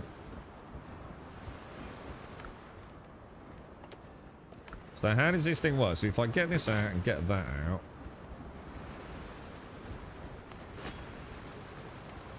So how does it work? Just aim and pull it once and it goes bang bang, does it? Or is that it? Just one pull of the trigger? Oh shit, bandages. Yeah, the gun team, yeah. No, I can't remember what, because that was, to us, I didn't make sense that it would for it, but yeah. I couldn't figure out why, I know the bark was for the tannins. Remember the divvy primary sort of craftable resource. But I'm going to guess we're going to need a lot of timber to make the frigate, aren't we? Crazy amount, I guess. How's Crimson going, team? You have multiple ships. Yeah, I've got 2. I've got my starting catch. And the Red Run brig. Now, that only means I can have 2 active in the world. I'm sure I can have many more active in the world, but I can only like use one. It's not like the rest of the fleet can do anything. It's not like, okay, I've got a ship not doing anything. We'll send it off to do a mission. It just remains there as a sort of like, oh shit. Got a wolf pack and a pirate camp. Right where I want to go. Yeah, so I don't think there's any actual advantage to having multiple ships from what I can gather so far. Actually, let's not waste a shot thinking about it.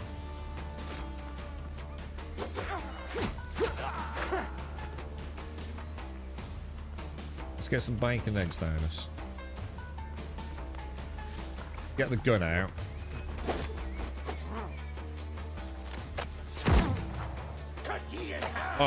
Oh, you still have to pull it twice. Oh shit, I didn't know that. All right, okay. So it's not bang bang. Is that what it said?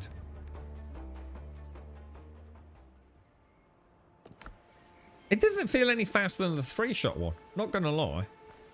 Am I doing it wrong? Like hold my finger down on it or something. I still have to go bang bang.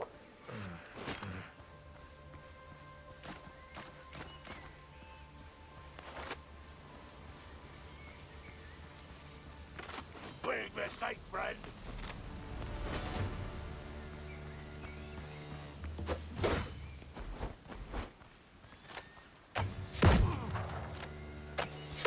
Oh no, it is pretty quick in it, to be fair. Fuck me, that feels really good, dude. Not gonna lie. Fire I will. Oh wow. That's quite a lot of bleed damage, isn't it? Jesus. Yeah, I need more. I need a bigger ammo pouch.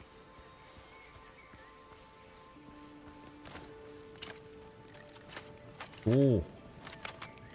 Quite like that. Oh, dude. Dude, someone get in touch with the devs, man. We need to be able to pay for a DLC. We'll just pay them for it. Fuck it. I want to be able to have my musket. Bang. Yeah. Then switch to this. Yeah. No, sorry. Bang. Actually, when I do that, will it auto-equip? No, I still have to manually equip the gun, yeah? Yeah. And I want to be able to shoot my gun, man. I want to be able to have one musket and one flintlock pistol loaded at all times. Lock it behind a $10.99 DLC for all I fucking care. I get you another tenner. Add it as a skill. Anything, dude. I really want it, bro. I want to feel like a sniper with my longbow, and then switching out, which is my musket, and then switching out to my like sword and board, which is now a sword and a flintlock pistol. That's a lot of dudes, man. That's a lot of dudes, bro. And they're really high level. I don't think I should have done this. I think this was a mistake. I think this was a horrible mistake, man. Let's stick with the actual objective. Yeah? You're in my sight. Dude! Stuck on a rock.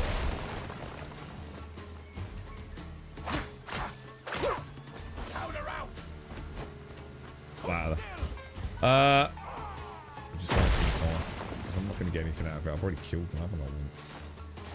So why have they respawned? Like, serious question. Why is shit respawning so fast? It doesn't normally, does it? I've often cleared a POI, gone back, dumped my loot, come back, gone straight through the POI, nothing there. But those camps are respawning like every single time.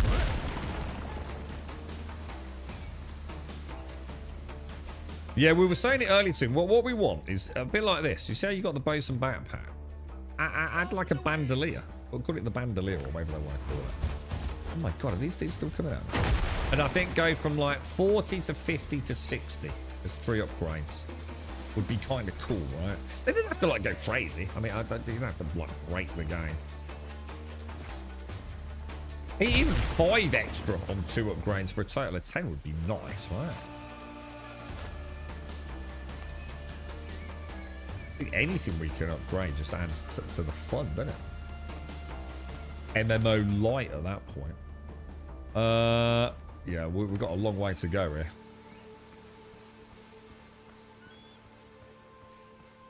What, so you were just keeping it in the backpack and switching it out?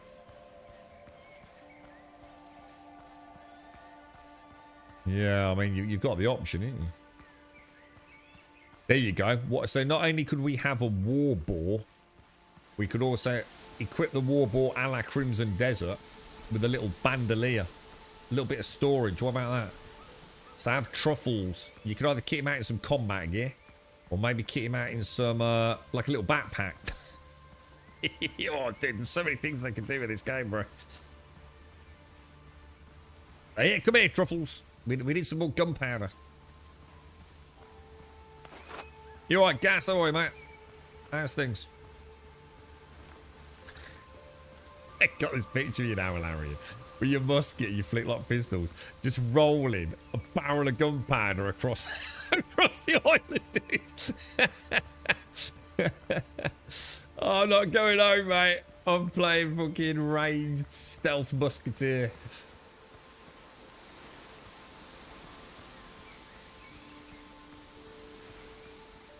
Right, wolves or rams? We have a choice. Oh, that was a wolf and a ram. Lucky, right? This is where we end up Elden Ring. We've made a dash. Oh, they're attacking each other. Good game, yeah. It is a really good game, man. How long do you reckon it'll be before we see the ash? I mean, what are the ashlands? I mean, you've got to assume volcanic-y, maybe? You know, some volcanic-esque islands, I guess.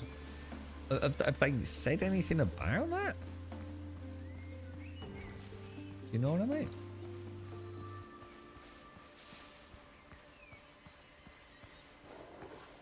Wolves.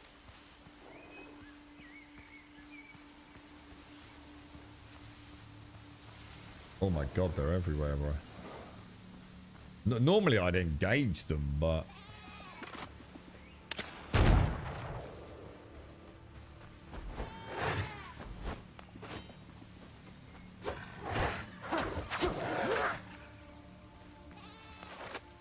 I really want to get... Oh, shit.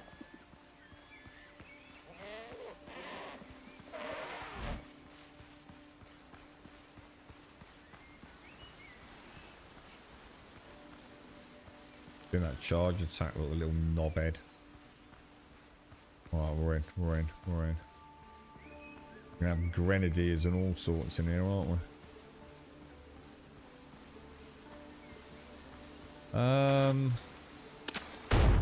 Dude, just as I take the shot, bro. Come here! Hold the target! Come here! Come here, you bugger. Dodge, dodge, dodge. Shit, dude. You're in my sights!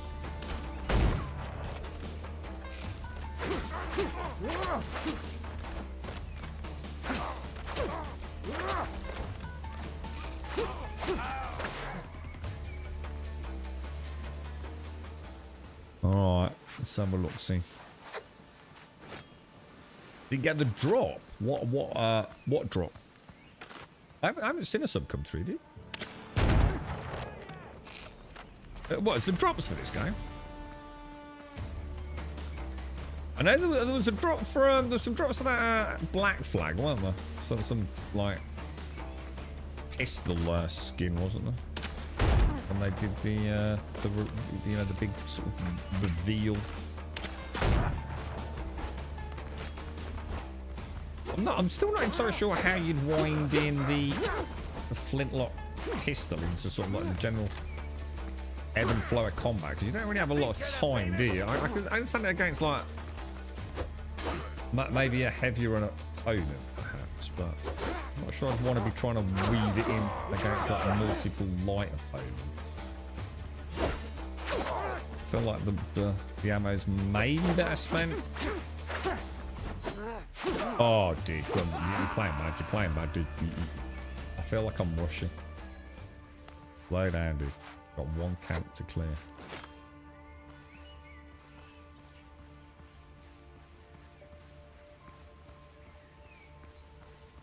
Oh, I can't see them on my chat window, Yolanson. But I haven't actually seen a sub come through, dude.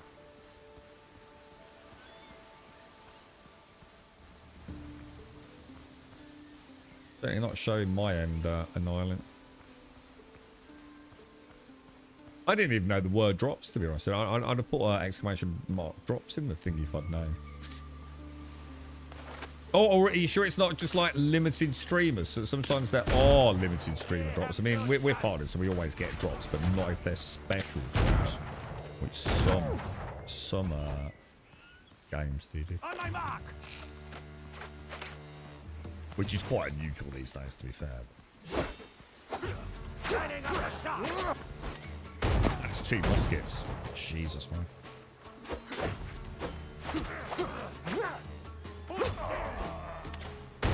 I so wish we'd got a crouch button so we could hide on these wonderful little rocks. I think it'd be really nice. And also, maybe a little grenade as well. That'd be kind of cool, wouldn't it? Like a little AoE. Little AoE shenanigans, don't you think? Be nice to drop a little hand grenade in the middle of some musketeers, right? Getting a lot more confident with the group combat than I was.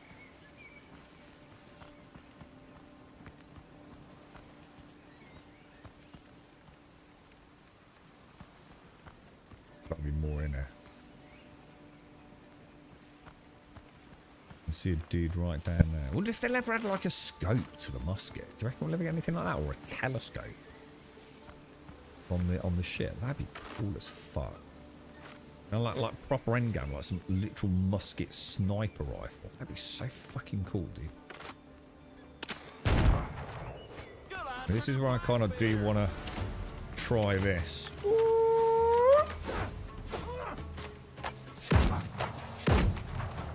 Let's try it, boys. One clean shot. Dude.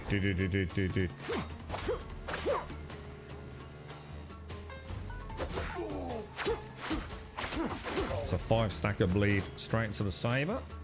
8%. Another 8%. Big mistake, friend. I don't think that vulnerability is 30 seconds. What do you reckon? I don't know like it was that long.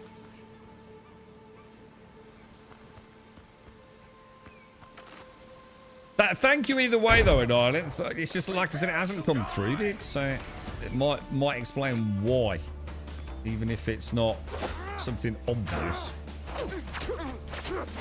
I know Streamlabs hasn't detected one. Then again, to be fair, Annihilate, Streamlabs ain't the most reliable. To be fair.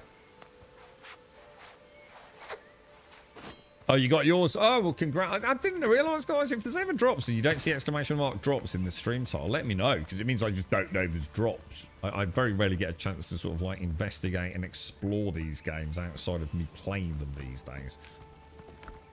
Just too short on time, so if you know there's drops and I've not put it in the title, shout out, I'll get it added. Doesn't hurt too, does it? There's the key. That's the one we want, boys. We've still got 2 more treasury goodies to find as well.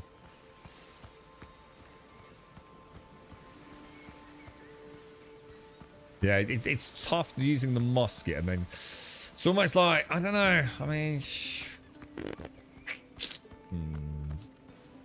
I like opening with a musket too much to ditch the musket and just go for the flintlock. You know what I mean? Plank, windows, and doors. Now, I'm pretty sure I've already got that.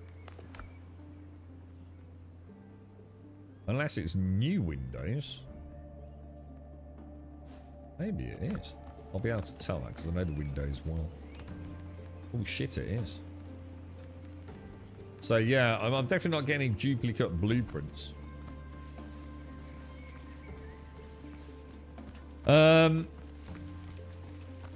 It says drops when joining, so we are drops enabled then, presumably. Oh,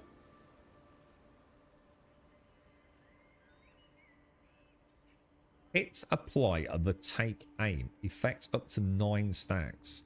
Your next shot deals 10% bonus damage. Oh, fuck me, dude. They've done a really good job with these, haven't they? See, that sounds like super appealing, man. One, it's a cutlass, which is just so iconically gorgeous as a priority weapon. You do some parries, get some stabs in there, and then just literally 2 shot with this thing. Although, to be fair, it's only 1 shot, isn't it, actually?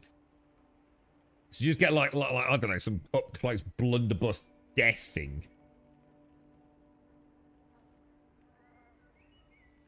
Nice, man. I wonder what the epic ascension is on that.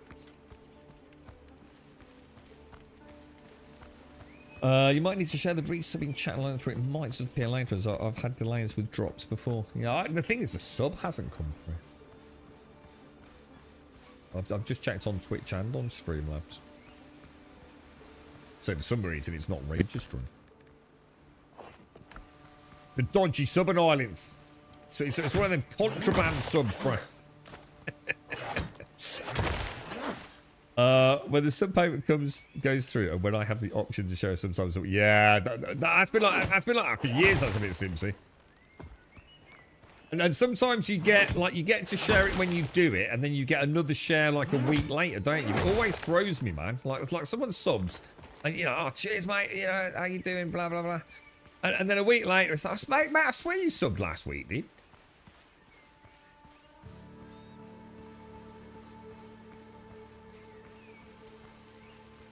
Good old Twitch, mate. All these years later, they've still got the basics working well, aren't they? Hey.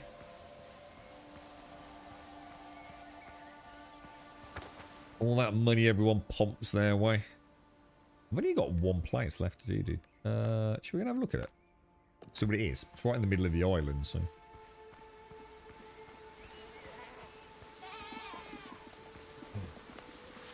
You been in the verse today, Caskell? I might pop it on tomorrow morning if I get a chance. I might do like a little 1 hour, no matter what.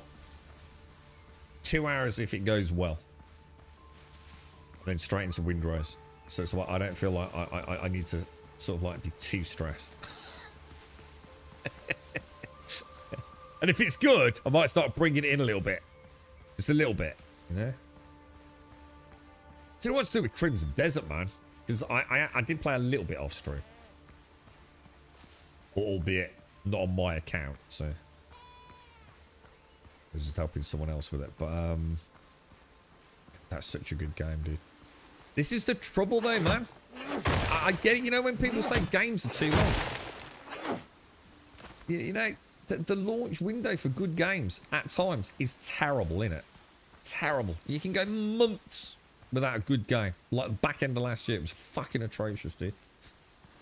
And then suddenly you get like all these awesome games coming out, man.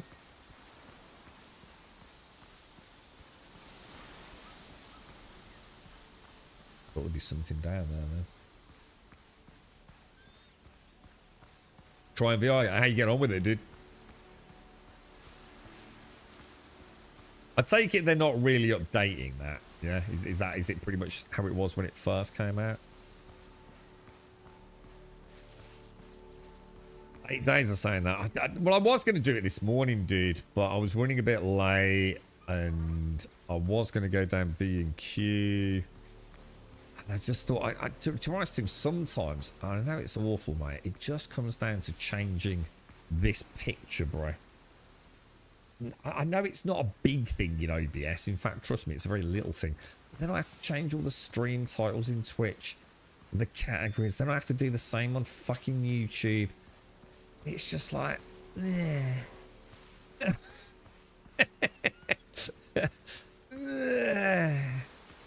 I can't be asked. I'll just press start streaming. You know, exactly where we left off yesterday, you know what I mean?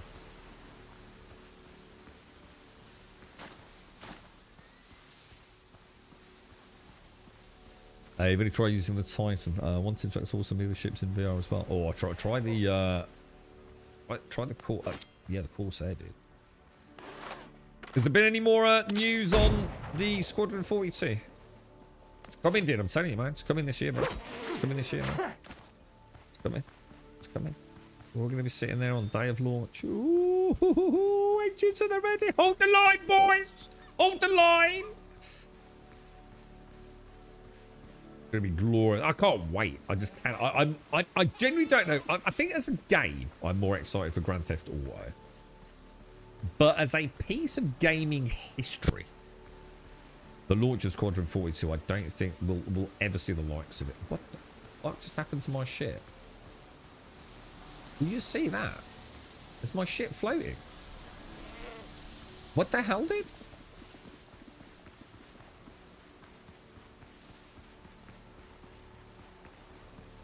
What's going on, boys? Boys. Oh, it's not metal. It's not mine. Wow. That's like you lot in Star Citizen days. Not the VKB owner.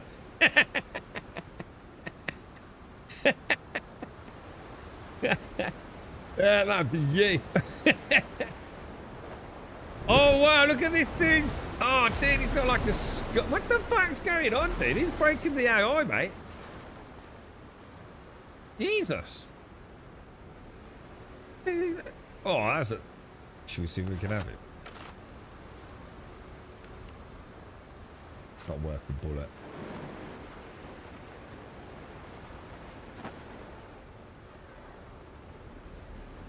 That's bizarre, isn't it? I've never seen that before. That's kind of crazy.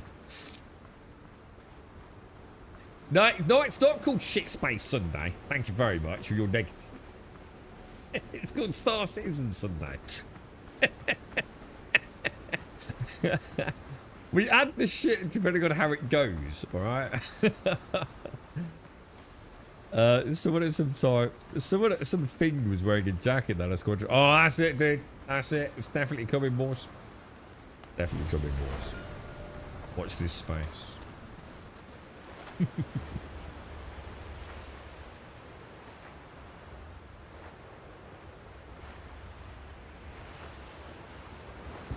All right, back up we go. Helm's yours, Captain. Just the wind. What a pair of knobs. To the iron, lads. Looks to be them, no?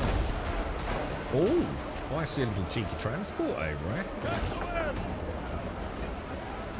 That one ain't going anywhere, is he? He's proper grounded, man.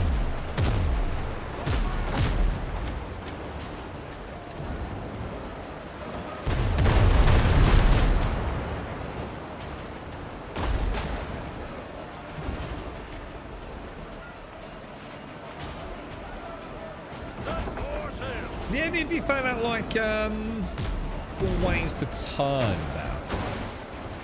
I've tried the old slamming it into reverse a few times, and it does sort of work, but not particularly well with the rig. The brethren rig, I would say.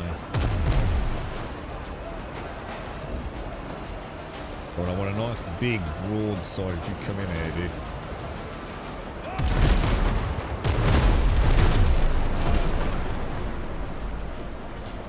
Not bad, not bad. What's that? Level 7. Could be a no-brainer, really.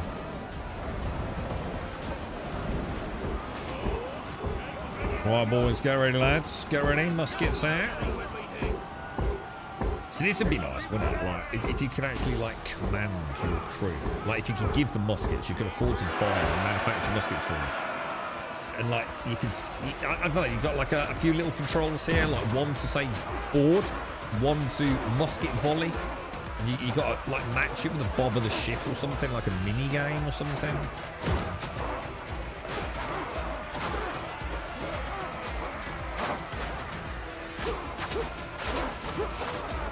Anything like that in I can't remember how it works in Black Flag. I actually can't remember the intricacies of boarding in that game.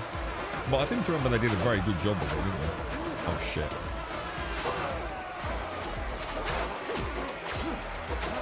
Oh dear, I dodged start as well. I must admit, getting the temporal health back from the bleed is really nice, guys. Like, really, really nice, man. Oh, double.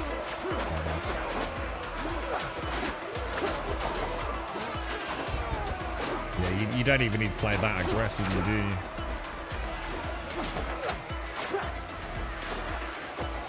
Oh, careful. I often get hit, not by someone attacking me, but from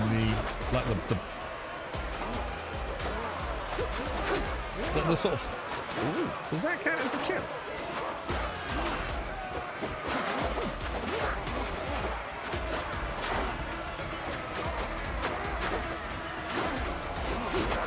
Jesus, did not go very well, actually. I should have played a lot better. I felt a bit sloppy, boys.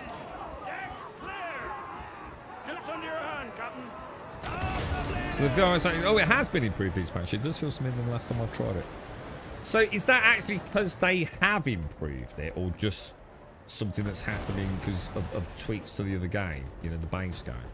I mean, is that included in like the patch notes? Because I kind of thought VR was very much like sort of, you know, we've got it. I mean, have they given the dude that updated it free reign to work on it actually in studio time as opposed to his own time? Or started putting development team members on it or something? There's a difference between it being a bit smoother than it was because they're actively working on the VR implementation versus just, you know, the game having a good day in it.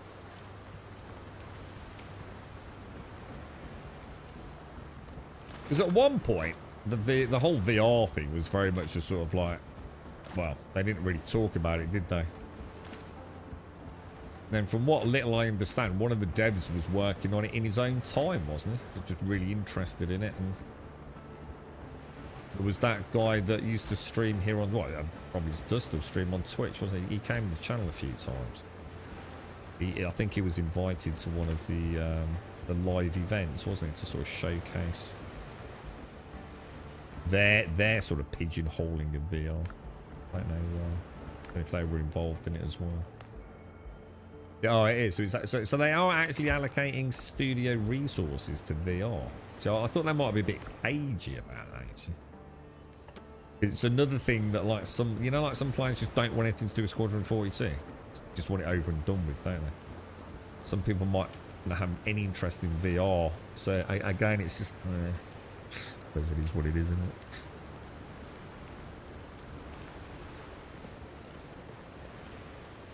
Yeah, exactly. Yeah, I mean, you know, I suppose one could argue with 1,000 odd developers sticking one dude on it.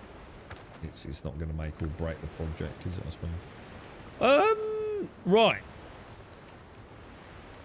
Quests. Oh, hang on. Not into the ship, have I? Troubling. Got 2 purples today. Got 2 epic weapons today.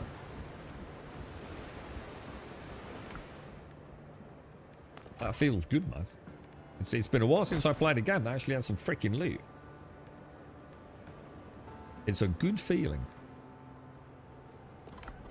Well, now that's interesting. So they haven't stacked in there, have they?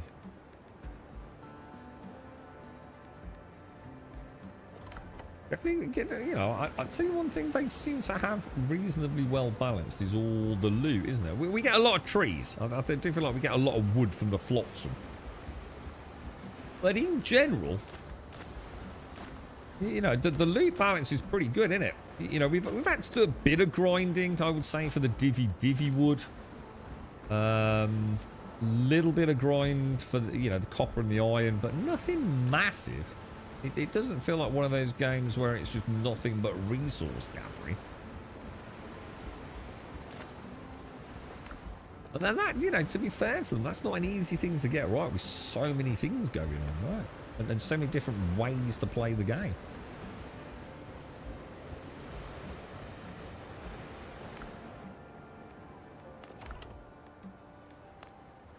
Wood, on the other hand, wood is definitely becoming a problem. What are you guys doing with all your wood? Are you ditching it? Because I have a crate. I can't possibly imagine I need that amount of wood. I mean, stone. Look, full box of wood. Full box of wood. Another almost full box of wood. That's a lot of wood, dudes. It's a lot of woody. What am I trying to put away here? Am I classing animal fat as organic, or am I classing that as a crafting material?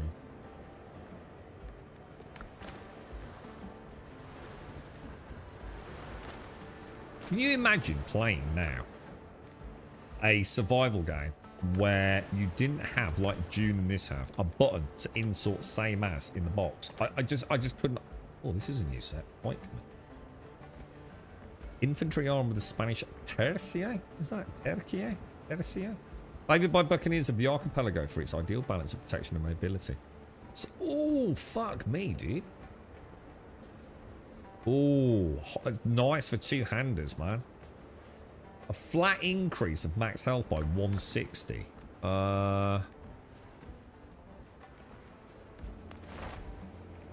Dude, that's pretty significant, dude. That's 680 health.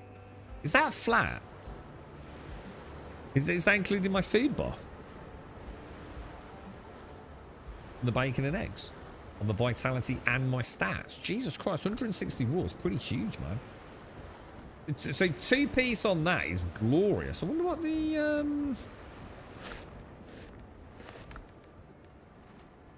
Can you... Oh, you can't ascend armor, can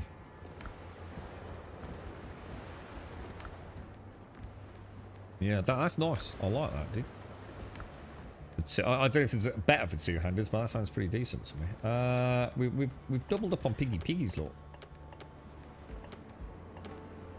We can sell some of these, can't we? Let's go back to that. Let's do that. I don't think I've seen the pikeman, so that's the first piece I found.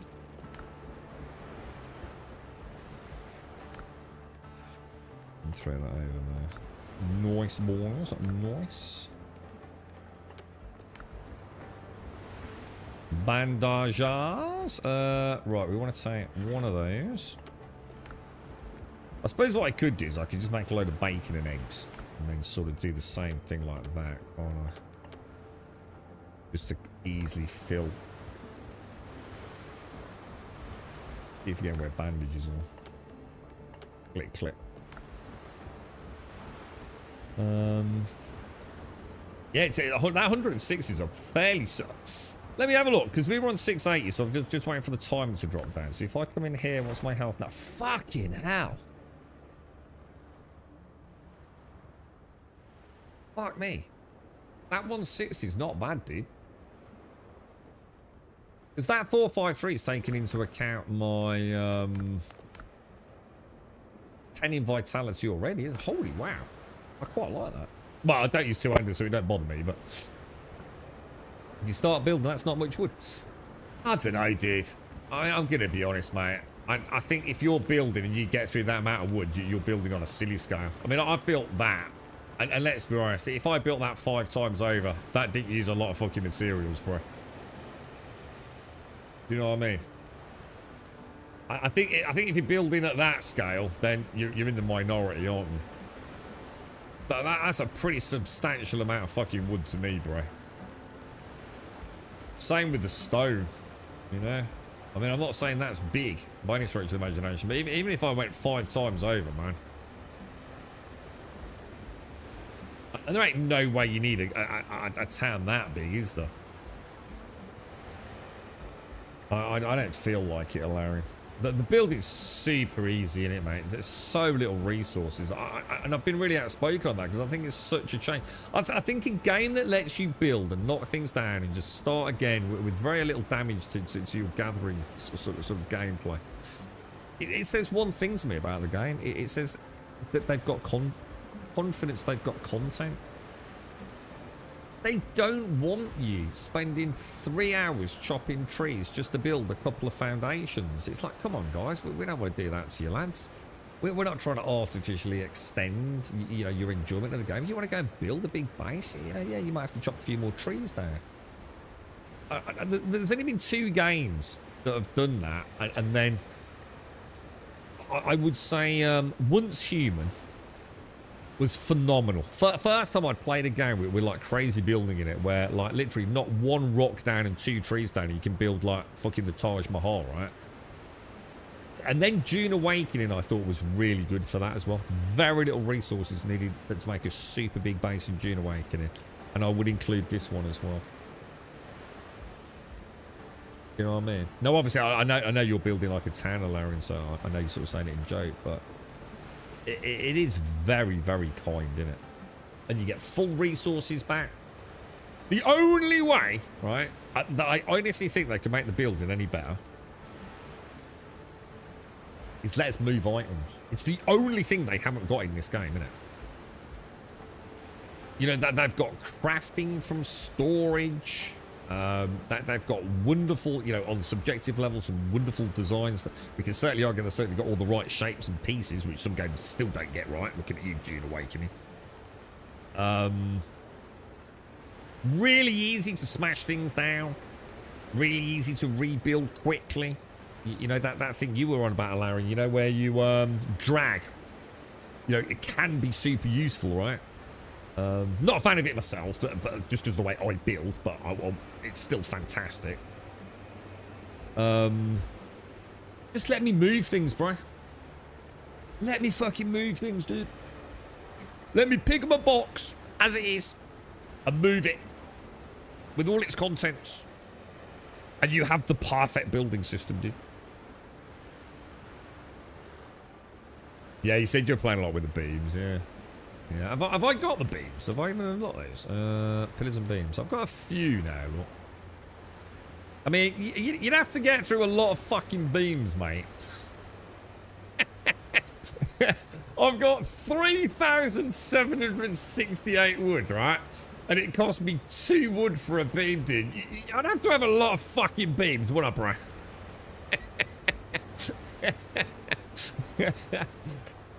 I mean, you know what I mean? Yeah. Okay, I'm having a laugh, mate. But yes. Yeah, I haven't looked at the prefab. I didn't think the prefabs were that good. Someone said they would just do using I don't think I had all these before, did I? I didn't have this.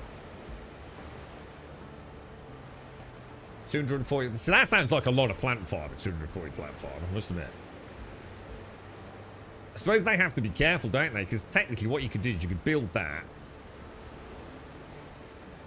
Oh, no, yeah, it wouldn't work. Well, I was going to say, would there be a way to cheese plant fiber? But no, yeah. What's that actually look like? It does look god-awful. But, well, no, that's not fair. It's not that bad, is it?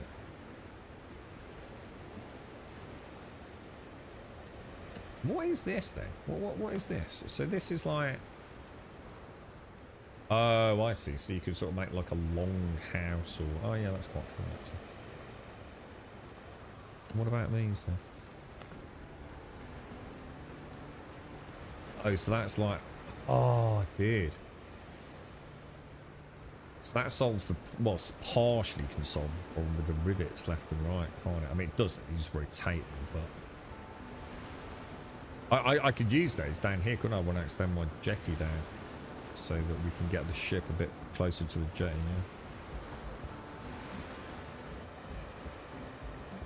yeah? Yeah, but we could... what was that other thing we unlocked earlier? Something to do with... Was it something to do with cannons? Oh, like something weird. Oh, books. We haven't got any books. We need to put some of them down, or at least one there. Oh, chain! They have got a chain. Nice. Because I wondered about the lantern. Don't need to worry about it. Oh, look at these piratey... Oh, these look awesome, dude. I'm sure I saw something about cannons earlier. I thought that all looked... Oh, no, it was this, wasn't it? The pier winches and things. So you've got a crane. And the... Oh, nice, dude. Oh, dude, man, it's crazy, isn't it? I wonder if these are all in-house built assets.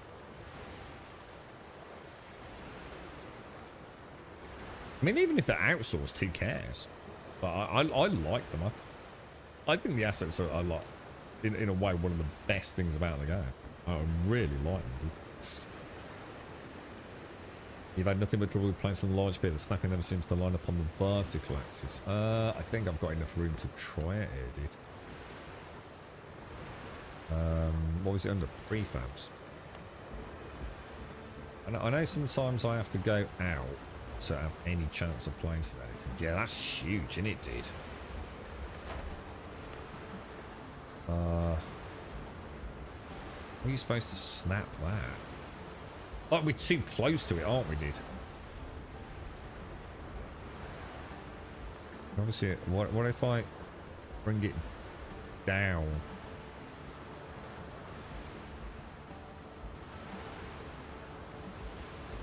Yeah, I see what you're saying. That's not easy to place, is it, dude? What about placing like a normal one in comparison? It's one of those, isn't it? Have I now changed the height on all those placeables? Gonna be honest, mate, it's not that easy with that one either.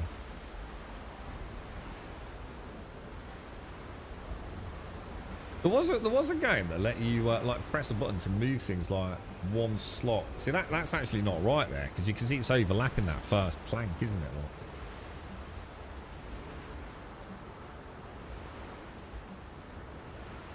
probably best done from the boat. Or is it because I'm outside of the bonfire range? Actually, I fucking forgot about that. Does that have an impact on it? Yeah, that's not easy. I mean, you can do it. I'm sure with a little bit of fanning about, I could get it done. Can you actually build from the little pickle? I don't think you can you? Because you have to be inside the bonfire, don't you? In order for you to be able to, well, you'd have to have the resources on you, wouldn't you?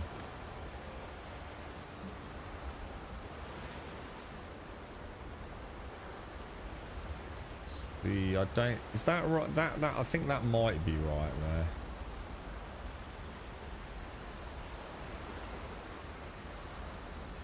Well, yeah, it must be, because the posts are overlapping, aren't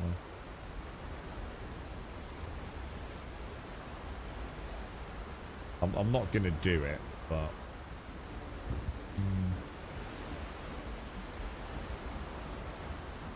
I think the roofs I had very little trouble with.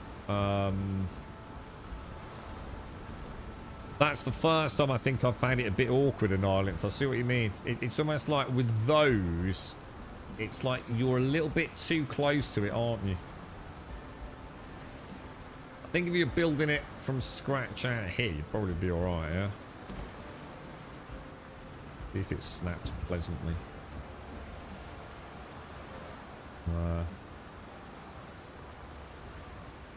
Well, I think you'd have, as long as you play with the Z axis on it, I think you're okay. Look.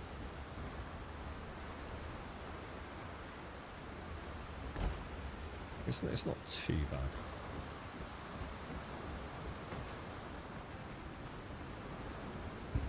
When games do that wonderful drone thing, you know, when you sort of become...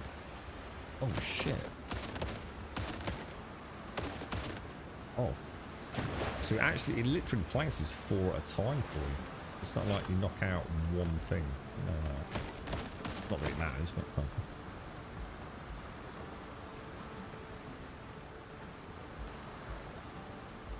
But yeah.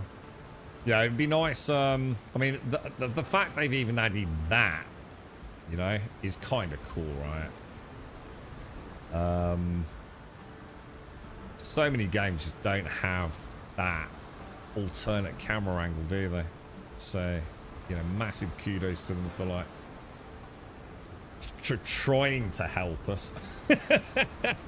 Because it's not always the easiest, is it? In these games, man. But things like rotations, I must admit, there's been a few. The only other thing I'd say, I'm not a fan. You know when you put a wall down like this, and they put a big arrow on it, like one going in, one going out. There is no real way to know what's in or out on that. A good example as well is this palm tree or palm leaf one. Now, you can see it. You can see the palms on that side. Not so much on that side. You can see like the woven section, can't you? Versus all the palm trees on that.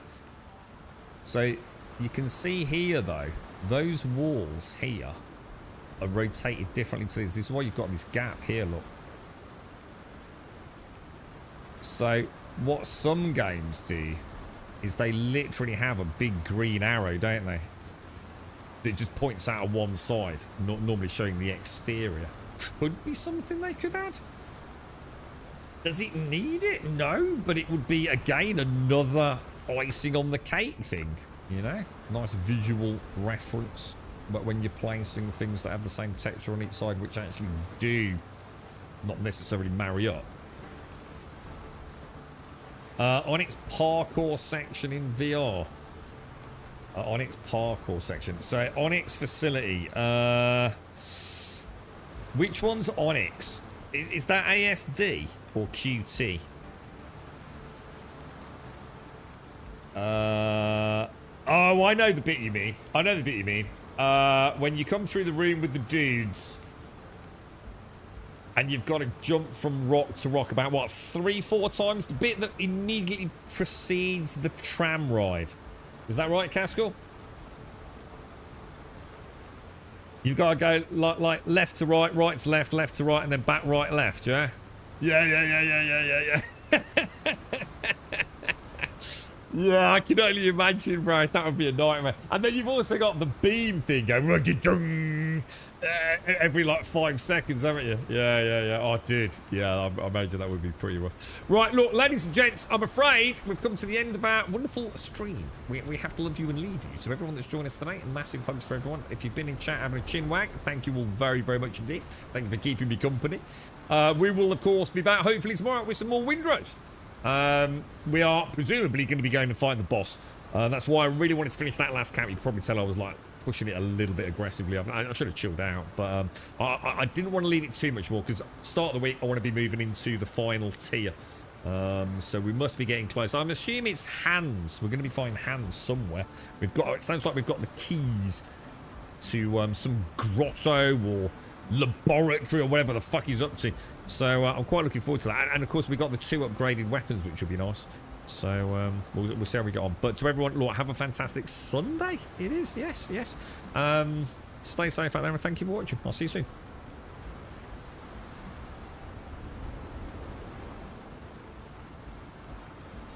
It's not very nice, is it? Blah, blah, blah, Wookie.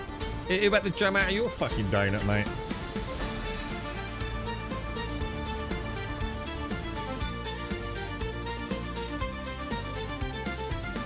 Everyone have a lovely day, including Mrs. Wookie, except Mr. Wookie, the miserable old fart. Wookie! The girlfriend brought me some donuts. Oh my god, this is a horror story, bro. They still have loads of greasy fat where they've been fried, dude. And I've got a bit off donuts, bro. Happened on Saturday, mate. A bit into one, it was like, ooh, it's a bit oily. Oh no, Wookie, I couldn't finish the pack, mate. Number 5 of them, I ate one. I'm in trouble, bro. Beyond the reach of common man and maps of honest kings, where the spirit of the ferment in the heavy cavern sings. We seek the emerald relic hidden deep within the reef. The pickle of destiny shall bring the weary soul relief. The pickle of destiny shall Mate, I bought us some stainless steel handles for drawers in the bathroom, mate. Now, look, I am a modern romantic at this point, right? And not only that, I bought 5. It said he needed 3. And I installed them. Hey, ladies. Hey. Yeah, tell that to your old man. They got some living up to do, ain't they, boys? We seek the emerald relic hidden deep within the reef. The The pickle of destiny shall bring the weary soul relief. The pickle of destiny shall make the broken spirit whole. The greenest fire of the earth to burn within the soul.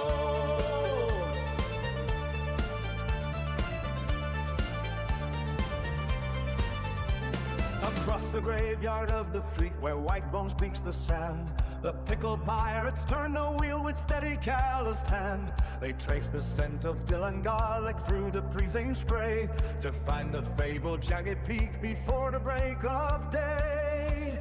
No gallows tree or iron chain can hold this rascally swarm. They fly within the center of the dark and howling storm. The island waits in silence where the tides of fate converge, rising from the belly of the deep and foaming surge. We sail the churning sapphire for the shores of Piccolonia. The map is etched in emerald dust, a nation ceremonial. Beyond the reach of common men and maps of on and kings, where the spirit of the ferment in the heavy cavern sings. We seek the emerald relic hidden deep within the reef. The pickle of destiny shall bring the weary soul relief. The pickle of destiny shall make the vaulted spirits bold. The queen is finding love the earth to burn within the soul.